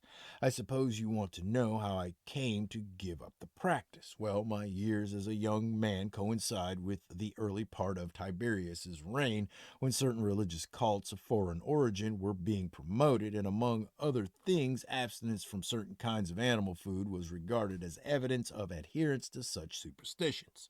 So, at the request of my father, who did not really fear my being prosecuted, but who detested philosophy, I resumed my normal habits, and in fact, he had little difficulty in persuading me to adopt a fuller diet. Another thing, though, which Attalus used to recommend was a hard mattress, and that is the kind I still use even in my old age, the kind which shows no trace of a body having slept on it. I tell you all this just to show you the tremendous enthusiasm with which the merest beginner will set about attaining the very highest goals, provided someone gives him the necessary prompting and encouragement. Things tend, in fact, to go wrong. Part of the blame lies on the teachers of philosophy, who today teaches how to argue instead of how to live. Part on their students, who come to the teachers in the first place with a view to developing not their character but their intellect. The result has been the transformation of philosophy, the study of wisdom, into philology, the study of words. The object which we have in view, after all, makes a great deal of difference to the manner in which we approach any subject. If he intends to become a literary scholar, a person examining his Virgil does not say to himself when he reads that magnificent phrase, irrestorable time flies. We need to bestir ourselves. Life will leave us behind unless we make haste. The days are fleeting by, carried away at a gallop, carrying us with them. We fail to realize the pace at which we are being swept along. Here we are making comprehensive plans for the future and generally behaving as if we had all the leisure in the world when there are precipices all around us. No, his purpose is to note that Virgil invariably uses this word flies whenever he speaks of the swift passage of time. Life's finest days for us poor human beings first fly, the sickness and sufferings, a bleak old age, the snatching hand, implacable of merciless death creep near. It is the person with philosophy in his mind who takes these words in the way they are meant to be taken. Virgil, he says, never speaks of the hours as passing but as flying, this being the swiftest form of travel. He is also telling us that the finest ones are the first to be borne away. Then why are we so slow to get ourselves moving so as to be able to keep up with the pace of this swiftest of all things? The best parts of life are flitting by, the worst are to come. The wine which is poured out first is the purest wine in the bottle, the heaviest particles and any cloudiness settling to the bottom. It is just the same with human life. The best comes first. Are we going to let others drain it so as to keep the dregs for ourselves? Let the sentence stick in your mind, accept it as unquestioningly as if it had been uttered by an oracle. Life's finest days for us poor human beings fly first. Why finest? Because what is to come is uncertain. Why finest? Because while we are young, we are able to learn. When the mind is quick to learn and still susceptible to training, we can turn it to better ends. Because this is a good time for hard work, for studies as a means of keeping our brains alert and busy, and for strenuous activities as means of exercising our bodies, the time remaining to us afterwards is marked by relative apathy and indolence and is all the closer to the end. Let us act on this then wholeheartedly. Let us cut out all distractions and work away at this alone for fear that otherwise we may be left behind and only eventually realize one day the swiftness of the passage of this fleeting phenomena, time, which we are powerless to hold back. Every day as it comes should be welcomed and reduced forthwith into our own possession as if it were the finest day imaginable. What flies past has to be seized at. These thoughts never occur to someone who looks at the lines I have quoted through the eyes of our literary scholar. He does not reflect that our finest days are our best days for the very reason that the sicknesses creep near, with old age bearing down on us, hovering over our heads, whilst our minds are still full of our youth. No, his comment is that Virgil constantly couples sicknesses and old age, and not without good reason. I can tell you I should describe old age itself as a kind of incurable sickness. The scholar further remarks on the epitaph attached to old age, pointing out that the poet speaks in the passage quoted of bleak old age, and in another passage writes, where dwell wan sicknesses and bleak old age. There is nothing particularly surprising about this way which everyone has of deriving material for his own individual interest from identical subject matter. In one and the same meadow, the cow looks for grass, the dog for a hare, and the stork for a lizard. When a commentator, a literary man, a devotee of philosophy, picks up Cicero's book, The State, each directs his attention in different directions. The philosopher finds it astonishing that so much could have been said in it by way of criticism of justice. The commentator, coming to the very same reading matter, inserts his sort of footnote. There are 2 Roman kings, one of whom has no father and another no mother, the mother of Servius being a matter on which there is uncertainty, and Ancus, the grandson of Numa, having no father on record. He observes further that the man to whom we give the title dictator and read about in his history books under the same name was called the Master of the Commons by the early Romans. This title survives to the present day in the augural records, and the fact that the person appointed by him has to his deputy and the fact that the person appointed by him as his deputy was known as the master of the knights is evidence that this is correct.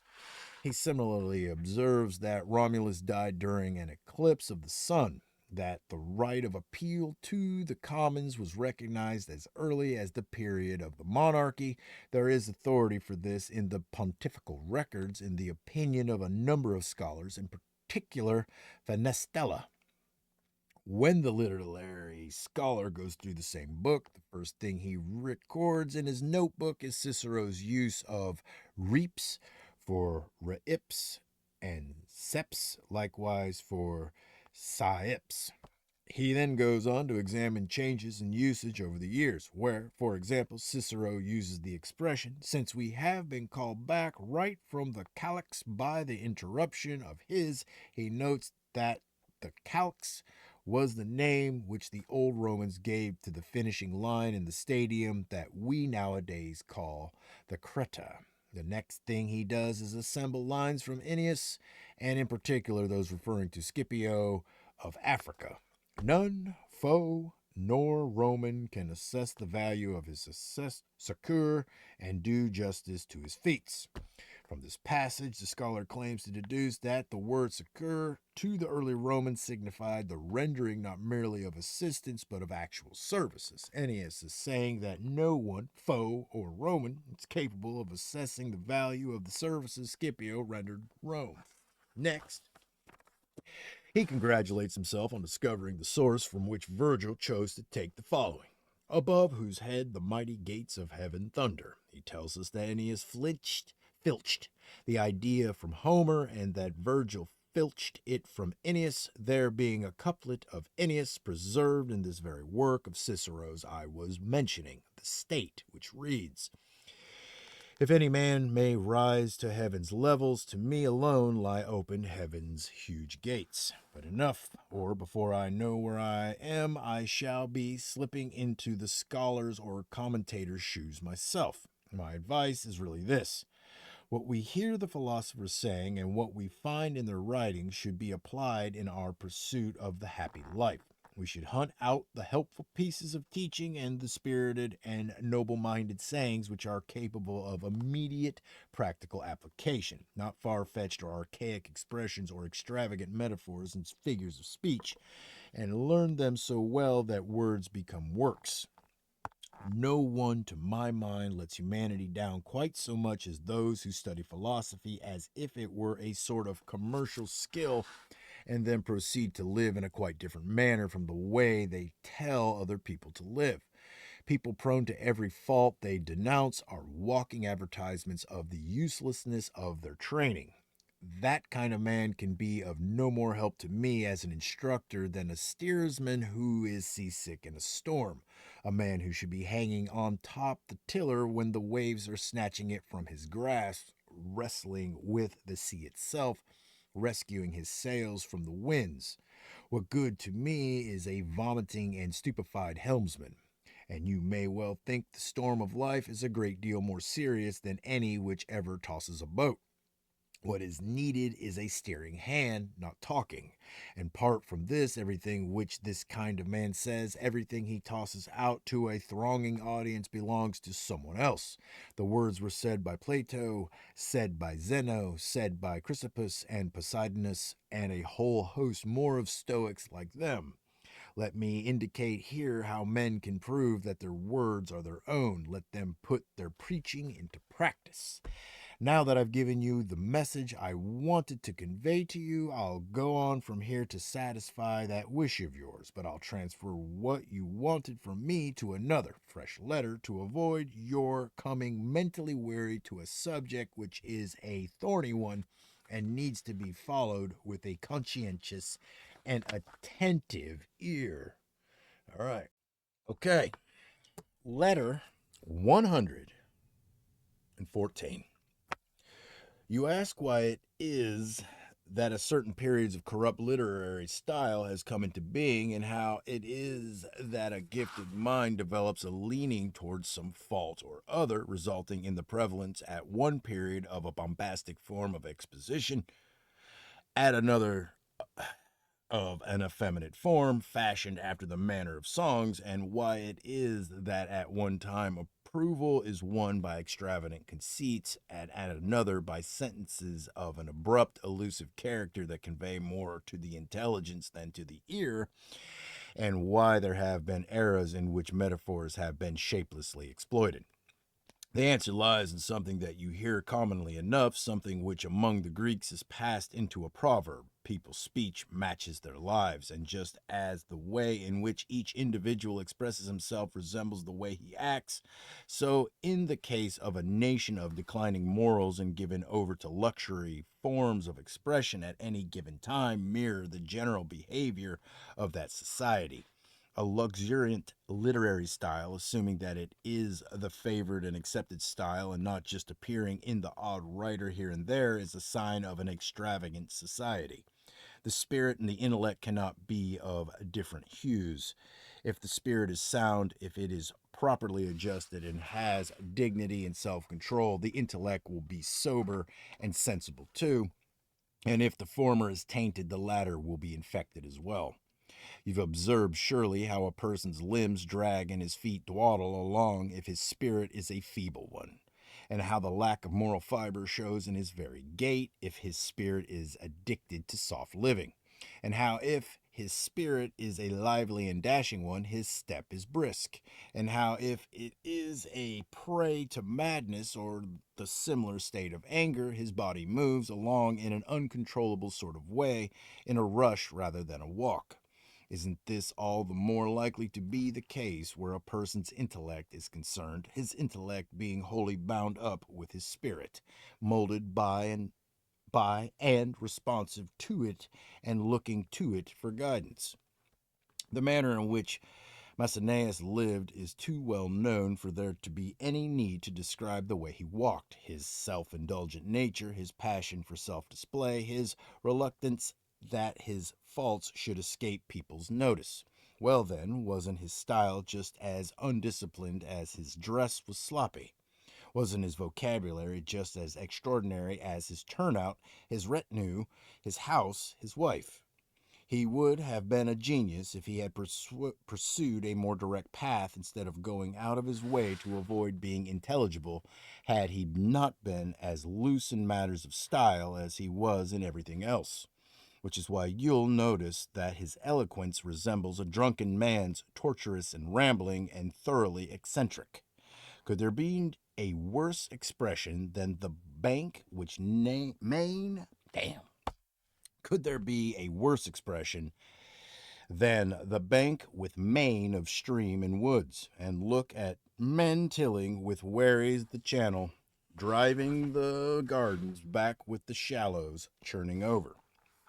What about a person curvetting at a woman's beck, with lips on billing bent, a sigh the opening of his address, neck lolling like a forest giant in his ecstasy? The unregenerate company rummage homes for victuals, raiding them with provision jars and trading death for hope. But hardly should I call a witness on his holy day my guardian spirit, else the wick of slender wax light and sputtering meal, mothers or wives octure the hearth.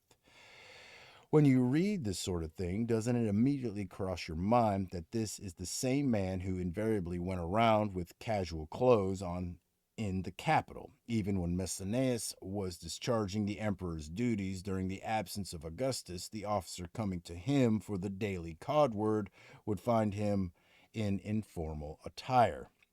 who appeared on the bench, on the platform, and at any public gathering wearing a mantle draped over his head, leaving both ears exposed, looking just like the rich man's runway slave as depicted on the cosmic stage.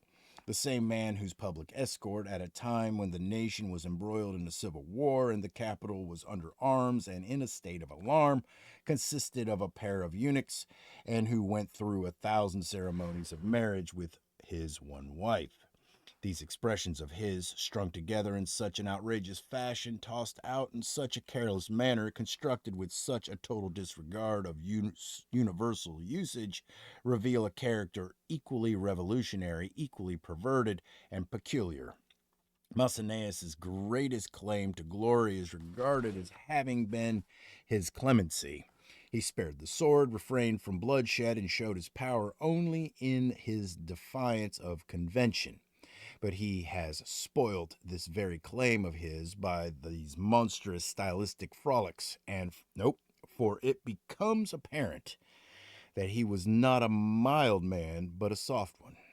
That perplexing word order, those transpositions of words, and those startling ideas which have indeed the quality of greatness in them, but which lose all their effect in the expression, will make it obvious to anyone that his head was turned by overmuch prosperity.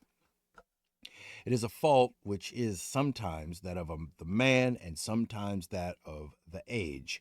Where prosperity has spread luxury over a wide area of society, people start paying closer attention to their personal turnout. The next thing that engages people's energies is furniture. Then pains are devoted to the houses themselves so as to have them running out over broad expanses of territory, to have the walls glowing with marble shipped from overseas and the ceilings picked out in gold, to have the floors shining with a luster matching the panels overhead. Splendor then moves on to the table, where praise is courted through the medium of novelty and variations in the accustomed order of dishes, making what normally rounds off a meal the first course, and giving people as they go what they used before to be given on arrival. Once a person's spirit has acquired the habit of disdaining what is customary and regards the usual as banal, it starts looking for novelty in its methods of expression as well. At one moment, it will disinter and revive archaic or obsolete expressions. At another, it will coin new, unheard of expressions and give a word a new form. At another, this is something that has become very common recently. The bold and frequent use of metaphor passes for good style. There are some who cut their thoughts short and hope to win acclaim by their meaning elusive, giving their audience a mere hint of it. There are others who stretch them out, reluctant to let them go. There are others still who do not merely fall into a defect of style, which is something that is inevitable if one is striving for any lofty effect, but have a passion for the defect for its own sake. So, wherever you notice that a corrupt style is in general favor, you may be certain that in that society people's characters are as well have deviated from the true path. In the same way as extravagance in dress and entertaining are indications of a diseased community, so an aberrant literary style, provided it is widespread, shows that the spirit from which people's words derive has also come to grief. And in fact, you need feel no surprise at the way corrupt work finds popularity not merely with the common bystander, but with your relatively cultivated audience. The distinction between these two classes of critic is more one of dress than of discernment. What you might find more surprising is the fact that they do not confine themselves to admiring passages that contain defects, but admire the actual defects themselves as well. The former thing has been the case all throughout history. No genius that ever won acclaim did so without a measure of indulgence. Name me any man you like who had a celebrated reputation, and I'll tell you what the age he lived in forgave him, what it turned a blind eye to in his work. I'll show you plenty of stylists whose faults never did them any harm and some who were actually helped by them. I'll even say this. I could show you some men of the highest renown, men held up as objects of wonder and admiration, in whose case to amend their faults would be to destroy them, their faults being so inextricably bound up with their virtues. Besides, there are no fixed rules of style. They are governed by the usage of society, and usage never stands still for any length of time. Many speakers hark back to earlier centuries for their vocabulary, taking in the language of the 12 Tables. Gracchus, Crassius, and Curio are too polished and modern for them. They go right back to Appius and Coruncanius. Others, by contrast, and seeking to confine themselves to familiar everyday expressions, slip into an undistinguished manner. Both these practices, in their different ways, are debased style, quite as much so as the rejection of any expression that is not high sounding, florid, and poetical, avoiding the indispensable expressions in normal use. The one is as much a fault as the other, in my view, the first paying undue attention to itself, and the second unduly neglecting itself. The former removes the hair from its legs as well, the latter not even from its armpits. Let us turn our attention to composition. How many species of fault can I show you where this is concerned? Some like it broken and uneven and go out of their way to disarrange any passage with a relatively smooth and even flow. They want every transition to come with a jolt and see virility and forcefulness in a style, the irregularities of which jar the ear. With some other literary figures, it is not a case of composition, but of setting words to melodies, so sweetly, softly do they glide along. What shall I say about the kind in which words are held back and keep us waiting for a long time before they make their reluctant appearance right at the end of the period? What of that, like Cicero's, which moves to its conclusion in a leisurely fashion, in a gentle and delayed incline, and unvaryingly true to its customary rhythm? In the field of the epigram, too, faults comprise a tameness and childishness, or a boldness and daring that oversteps the bounds of decency, or a richness that has a cloying quality, or a barrenness in the outcome, an ineffectiveness, a ringing quality, and nothing more. These faults are introduced by some individual dominating letters at the time, are copied by the rest, and handed on from one person to another. Thus, in Sallust's heyday, abruptly terminated sentences, unexpectedly sudden endings, and brevity carried to the point of obscurity passed for a polished style. Lucius Aruntius, the historian of the Punic War and a man of unusual simplicity of character, was a follower of Sallust and strove after that kind of style. By means of money, he procured an army, hired one, in other words, is an expression found in Sallust.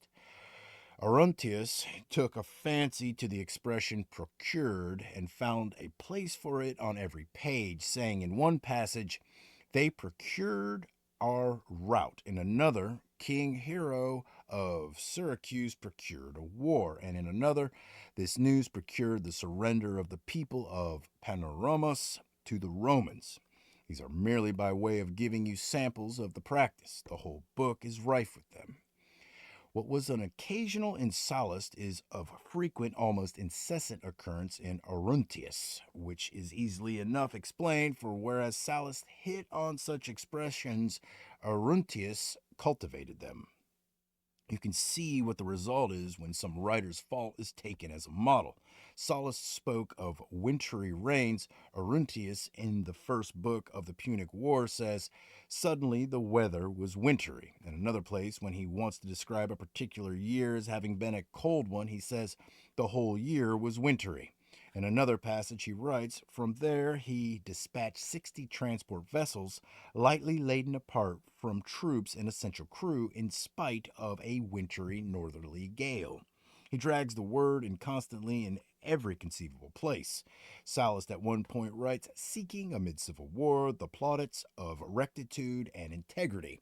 Aruntius was unable to restrain himself from inserting right at the beginning of his first book mention of Regulus's tremendous plaudits.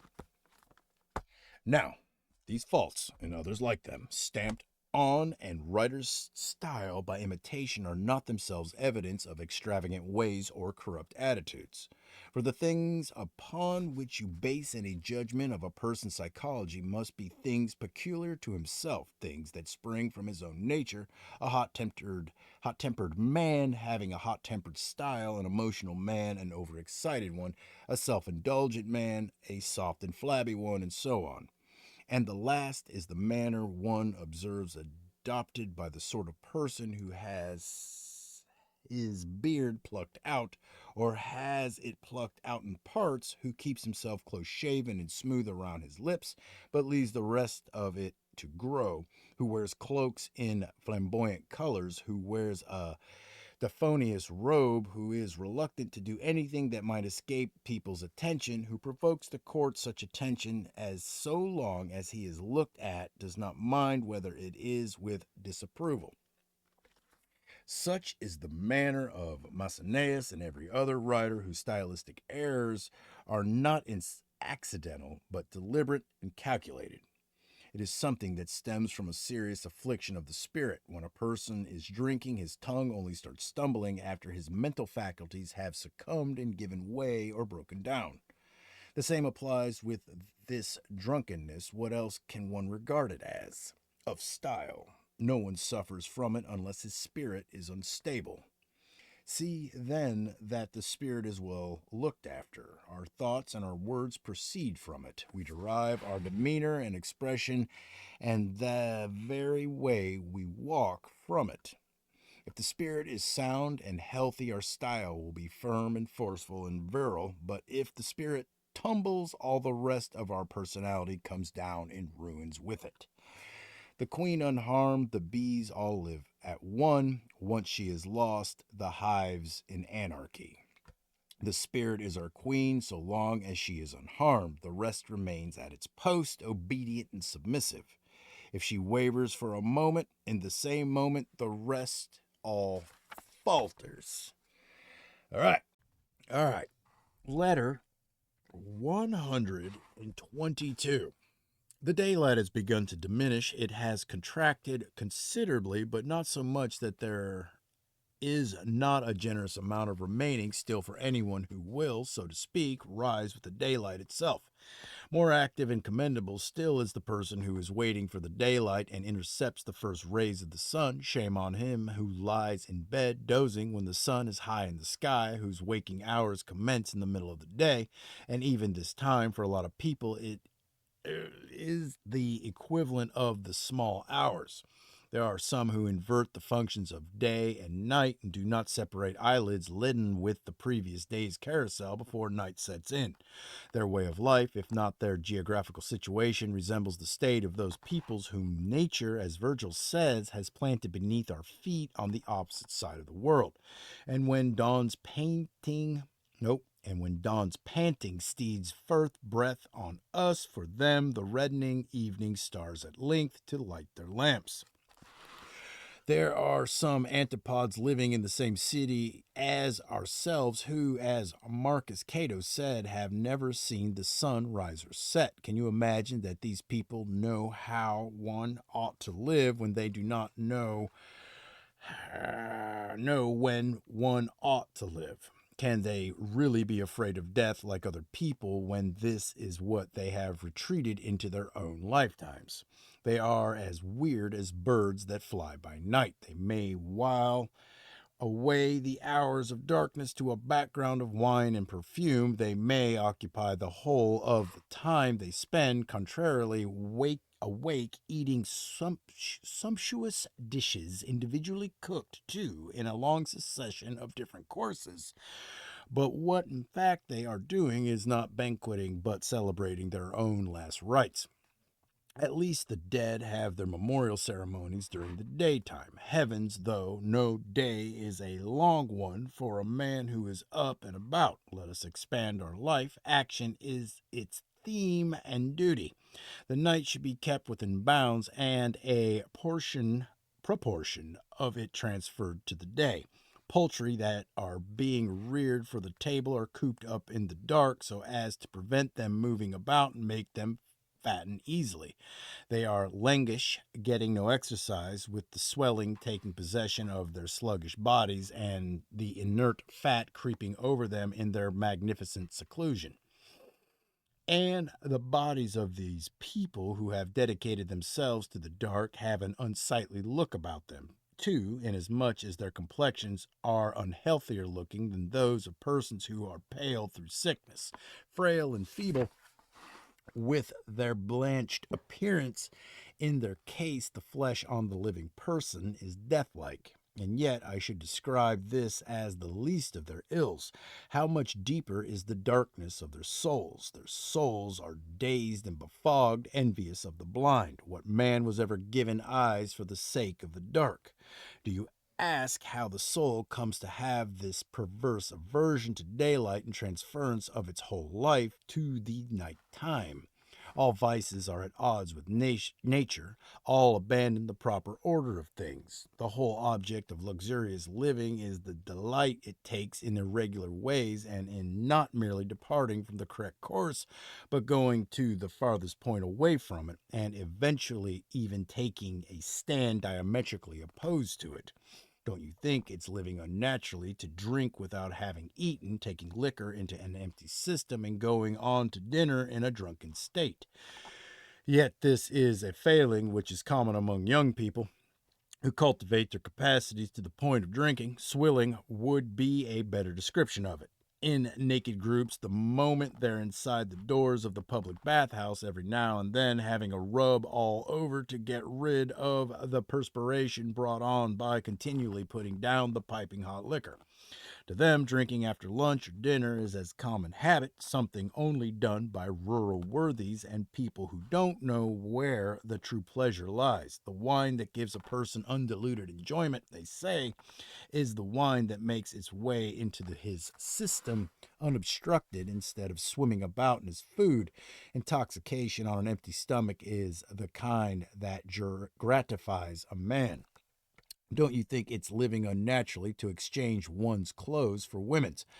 Is it not living unnaturally to aim at imparting the bloom of youth to a different period of life? Can there be a sorrier or crueler practice than that by whereby a boy is never apparently allowed to grow up into a man in order that he may endure a man's attentions for as long as may be? Won't even his years rescue him from the indignity his sex ought to have precluded? Is it not living unnaturally to hanker after roses during the winter and to force lilies in midwinter by taking the requisite steps to change their environment and keeping up the temperature with hot water heating? Is it not living unnaturally to plant orchards on top of towers, or to have a forest of trees waving in the wind on the roofs of ridges of one's mansions, their roots springing at a height which it would have been presumptuous for their crests to reach?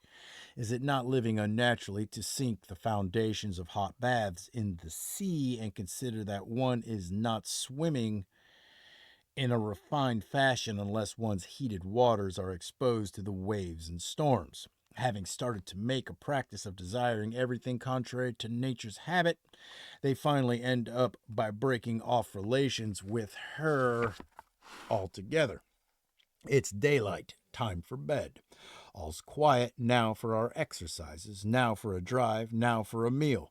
The daylight's getting nearer, time we had our dinner.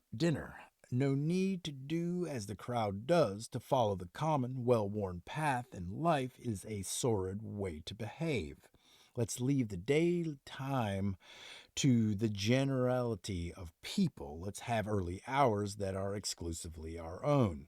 This sort of person is to me as good as dead. After all, how far can a person be from the grave, and an untimely one at that, if he lives by the light of tapers and torches? I can recall a great many people who led this kind of life at one time, with a former praetor among them too, Acilius Buta, the man who had squandered an enormous fortune which he had inherited, and when he confessed his impoverished state to the Emperor Tiberius, was met with the remark, "You have woken up rather late." Montanus Julius, a tolerably good poet, noted for his closeness to Tiberius and subsequent fall from favor, who used to give public readings of his verse, took great delight in working sunrises and sunsets into his compositions. Hence the remark of Nata Panaris, when someone was expressing disgust at the way Montanus' reading had continued for a whole day and declaring that his readings weren't worth attending. I'm quite prepared to listen to him, can I say fairer than this, from sunrise to sunset, when Montanus had just read the lines, "The sun god starts his fiery flames to extend, the rosy dawn to diffuse her light, and now that plaintive bird, the swallow, starts to thrust her morsels down the throats of nestlings shrill, with gentle bills supplying each its share, with journeys yet to come." One Varus called out, and Buta starts to sleep. Varus was a Roman knight, a friend of Marcus Vicinus, who was always in attendance at good dinners, for which he used to qualify by the sauciness of his tongue. It was he, too, who said a little later on, when Montanus had read, "The herdsmen now in byres have stalled their beasts, and night now starts to bring the drowsy world a dreamy stillness." What's that, you say? Night is it now? I'll go and pay a morning call to Buddha. Buddha's upside down way of life was byword, and yet, as I've said, at one time this sort of life was led by a great many people. The reason why some people live in this sort of way is not that they think that night in itself has any special attraction, but that they get no pleasure out of anything which is usual, apart from the fact that daylight is anathema to a bad conscience. A person who experiences a craving or a contempt for things in proportion to their costliness or cheapness looks down his nose at a form of illumination which does not cost him anything. Moreover, the man who lives extravagantly wants his manner of living to be on everybody's lips as long as he is alive. He thinks he is wasting his time if he is not being talked about. So every now and then he does something calculated to set people talking. Plenty of people squander fortunes, plenty of people keep mistresses. To win any reputation, in this sort of company, you need to go in for something not just extravagant, but really out of the ordinary. In a society as hectic as this one, it takes more than common profligacy to get oneself talked about. I once heard that delightful storyteller Albinovanus Pedo describing how he had lived above Sextus Papinius. Papinius was once of the daylight shy fraternity. About 9 o'clock at night, I'd hear the sound of whips. "What's he doing?" I'd ask, and be told he was inspecting the household accounts. About 12, I'd hear some strenuous shouting. "What's that?" I'd ask, and be told he was doing his voice exercises. About 2, I'd ask what the noise of wheels meant, and be told he was off for his drive. About daybreak, there would be a scurrying in all directions, a shouting for boys, and a chaos of activity among stewards and kitchen staff. "What is it?" I'd ask, to be told he was out of his bath and had called for his pre-dinner appetizer. His dinner, then, it might be said, exceeded the capacity of his day. Far from it, for he lived in a highly economical fashion. All he used to burn up was the night. Hence Pedo's remark, when some people were describing Papinius as being mean and grasping, I take it you would describe him as being an artificial light addict as well. You needn't be surprised to discover so much individuality where the vices are concerned. Vices are manifold, take countless different forms, and are incapable of classification. Devotion to what is right is simple. Devotion to what is wrong is complex and admits an infinite variations. It is the same with people's characters. In those who follow nature, they are straightforward and uncomplicated and differ only in minor degree, while those that are warped are hopelessly at odds with the rest and equally at odds with themselves. But the chief cause of this disease, in my opinion, is an attitude of disdain for a normal existence. These people seek to set themselves apart from the rest of the world, even in the manner in which they organize their timetable, in just the same way as they mark themselves off from others by the way they dress, by the stylishness of their entertaining and the elegance of their carriages. People who regard notoriety as a reward for misbehavior have no inclination for common forms of misbehavior. And notoriety is the aim of all these people who live, so to speak, back to front. We, therefore, Lucilius, should keep to the path which nature has mapped out for us and never diverge from it. For those who follow nature, everything is easy and straightforward, whereas for those who fight against her life is just like rowing against the stream. All right. All right. This is the one we've been looking for. Letter 123. I've reached my house at Alba at last, late at night and worn out by the journey, which wasn't so much long as thoroughly uncomfortable, to find nothing ready for my arrival, apart from myself. So I'm in bed, recovering from my fatigue and making the best of this slowness on the part of the cook and the baker by carrying on a conversation with myself on this very theme of how nothing is burdensome if taken lightly, and how nothing need arouse one's irritation so long as one doesn't make it bigger than it is by getting irritated. My baker may be out of bread, but the farm manager will have some, or the steward, or a tenant. Bad bread, yes, you'll say. Wait then, it'll soon turn into good bread. Hunger will make you find even that bread soft and weedy. One shouldn't accordingly eat until hunger demands. I shall wait then, and not eat until I either start getting good bread again or cease to be fussy about bad bread. It is essential to make oneself used to putting up with a little. Even the wealthy and the well provided are continually met and frustrated by difficult times and situations. It is in no man's power to have whatever he wants, but he has it in his power not to wish for what he hasn't got, and cheerfully make the most of the things that do come his way. And a stomach firmly under control, one that will put up with hard usage, marks a considerable step towards independence. I'm deriving immeasurable satisfaction from the way my tiredness is becoming reconciled to itself. I'm not asking for masseurs or a hot bath or any remedy except time. What was brought on by exertion, rest is taking away. Wait. What was brought on by exertion, rest is taking away, and whatever kind of meal is on the way is going to beat an inaugural banquet for enjoyment. I have, in fact, put my spirit to a sort of test, and a surprise one, too, such a test being a good deal more candid and revealing. When the spirit has prepared itself beforehand, has called on itself in advance to show endurance, it is not so clear just how much real strength it possesses. The surest indications are the ones it gives on the spur of the moment, when it views annoyances in a manner not merely unruffled but serene, when it refrains from flying into a fit of temper or picking a quarrel with someone, when it sees to everything it requires by refraining from hankering after this and that, reflecting that one of its habits may miss a thing, but its own self need never do so.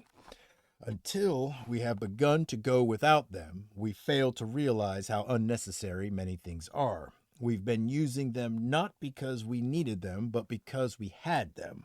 Look at the number of things we buy because others have bought them or because they're in most people's houses. One of the causes of the troubles that beset us is the way our lives are guided by the example of others. Instead of being set to rights by reason, we're seduced by convention. There are things that we shouldn't wish to imitate if they were done by only a few, but when a lot of people have started doing them, we follow along, as though a practice became more respectable by becoming more common. Once they have become general, mistaken ways acquire in our minds the status of correct ones. Nobody travels without a troop of Numidian horsemen riding ahead of him and a host of runners preceding his carriage. One feels ashamed not to have men with one to hustle oncoming travelers off the road and to show there's a gentleman coming by the cloud of dust they raise. Everybody nowadays has mules to carry his crystal ware, his mirren vessels, and the other articles engraved by the hands of master craftsmen. One is ashamed to be seen to have only the kind of baggage which can be jolted around without coming to any harm. Everyone's pages ride along with their faces smeared with cream in case the sun or the cold should spoil their delicate complexions. One is ashamed if there is no member of one's retinue of boys whose healthy cheeks call for protection with cosmetics. With all such people, you should avoid associating. These are the people who pass on vices, transmitting them from one character to another. One used to think that the type of person who spreads tales was as bad as any, but there are persons who spread vices. An association with them does a lot of damage, for even if its success is not immediate, it leaves a seed in the mind, and even after we've said goodbye to them, the evil follows us to rear its head at some time or other in the future. In the same way as people who've been in a concert carry about with them the melody and haunting quality of pieces they've just heard, interfering with their thinking and preventing them from concentrating on anything serious, so the talk of snobs and parasites sticks in our ears long after we've heard it. And it's far from easy to eradicate these haunting notes from the memory. They stay with us, lasting on, coming back to us every so often. This is why we must shut our ears against mischievous talk, and as soon as it starts, too. Once such talk has made its entry and been allowed inside, it becomes a good deal bolder. Eventually, it reaches the stage where it says that virtue and philosophy and justice are just a lot of claptrap. There's only one way to be happy, and that's to make the most of life. Eating, drinking, spending the money that's been left to you, that's what I call living, and that's what I call not forgetting that you've got to die someday too. The days are slipping by and life is running out on us, never to be restored. Why should we hesitate? What's the point of being wise? Our years won't always allow us a life of pleasure, and in the meantime, while they're capable of it and clamoring for it, what's the point of thrusting austerity on them? Steal a march on death by disposing here and now of whatever he is going to take away. Look at you, no mistress, no boy to make you your mistress jealous. Every day you go out sober. You eat as if you had to submit a daily account book to your father for approval. That's not living, that's merely being part of the life enjoyed by other people. And what madness it is to deny yourself everything and so build up a fortune for your heir, a policy which has the effect of actually turning a friend into an enemy, though the very amount that you're going to leave him, for the more he's going to get, the more gleeful he's going to be at your death.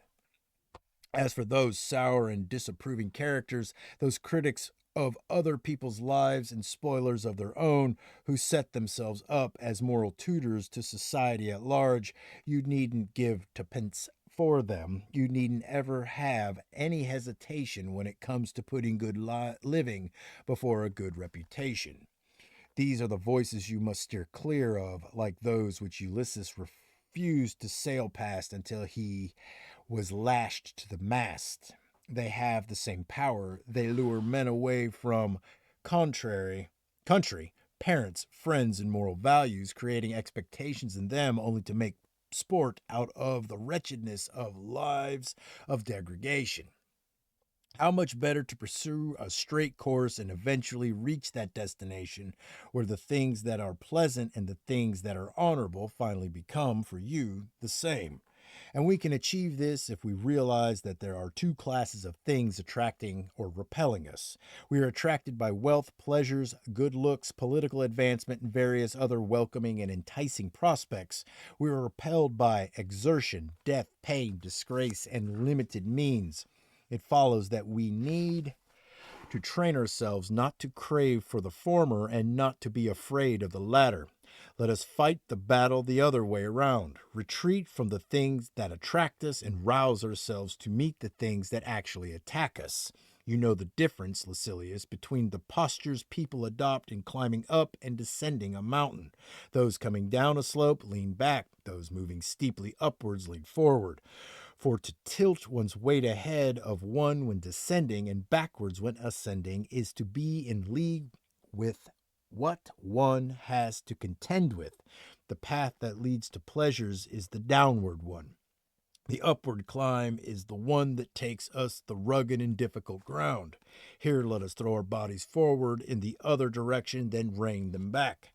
Are you now supposing that the only people I consider a danger to our ears are the ones who glorify pleasure and inculcate in us a dread, itself a fearsome thing, of pain?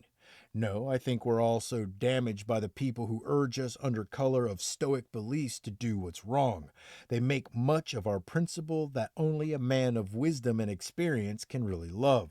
He's the one man with a natural gift for the art of lovemaking. Then they say, and he's equally in the best position to know all about drink and parties. Well, here's a question for discussion. Up to what age is it proper to love young men? The sort of thing may be all right for the Greeks, but the kind of talk to which we would be better to turn our ears is this: no man's good by accident. Virtue has to be learnt. Pleasure is a poor and petty thing. No value should be set on it. It's something we share with dumb animals. The minutest, most insignificant creatures scutter after it. Glory's an empty, changeable thing, as fickle as the weather. Poverty's no evil to anyone unless he kicks against it. Death is not an evil. What is it then? The one law mankind has that is free of all discrimination. Superstition is an idiotic heresy. It fears those it should love. It dishonors those it worships. For what difference does it make whether you deny the gods or bring them into disrepute? These are the things which should be learnt, and not just learnt, but learnt by heart. Philosophy has no business to supply vice with excuses. A sick man who is encouraged to live in a reckless manner by his doctor has not a hope of getting well. All right, that's it.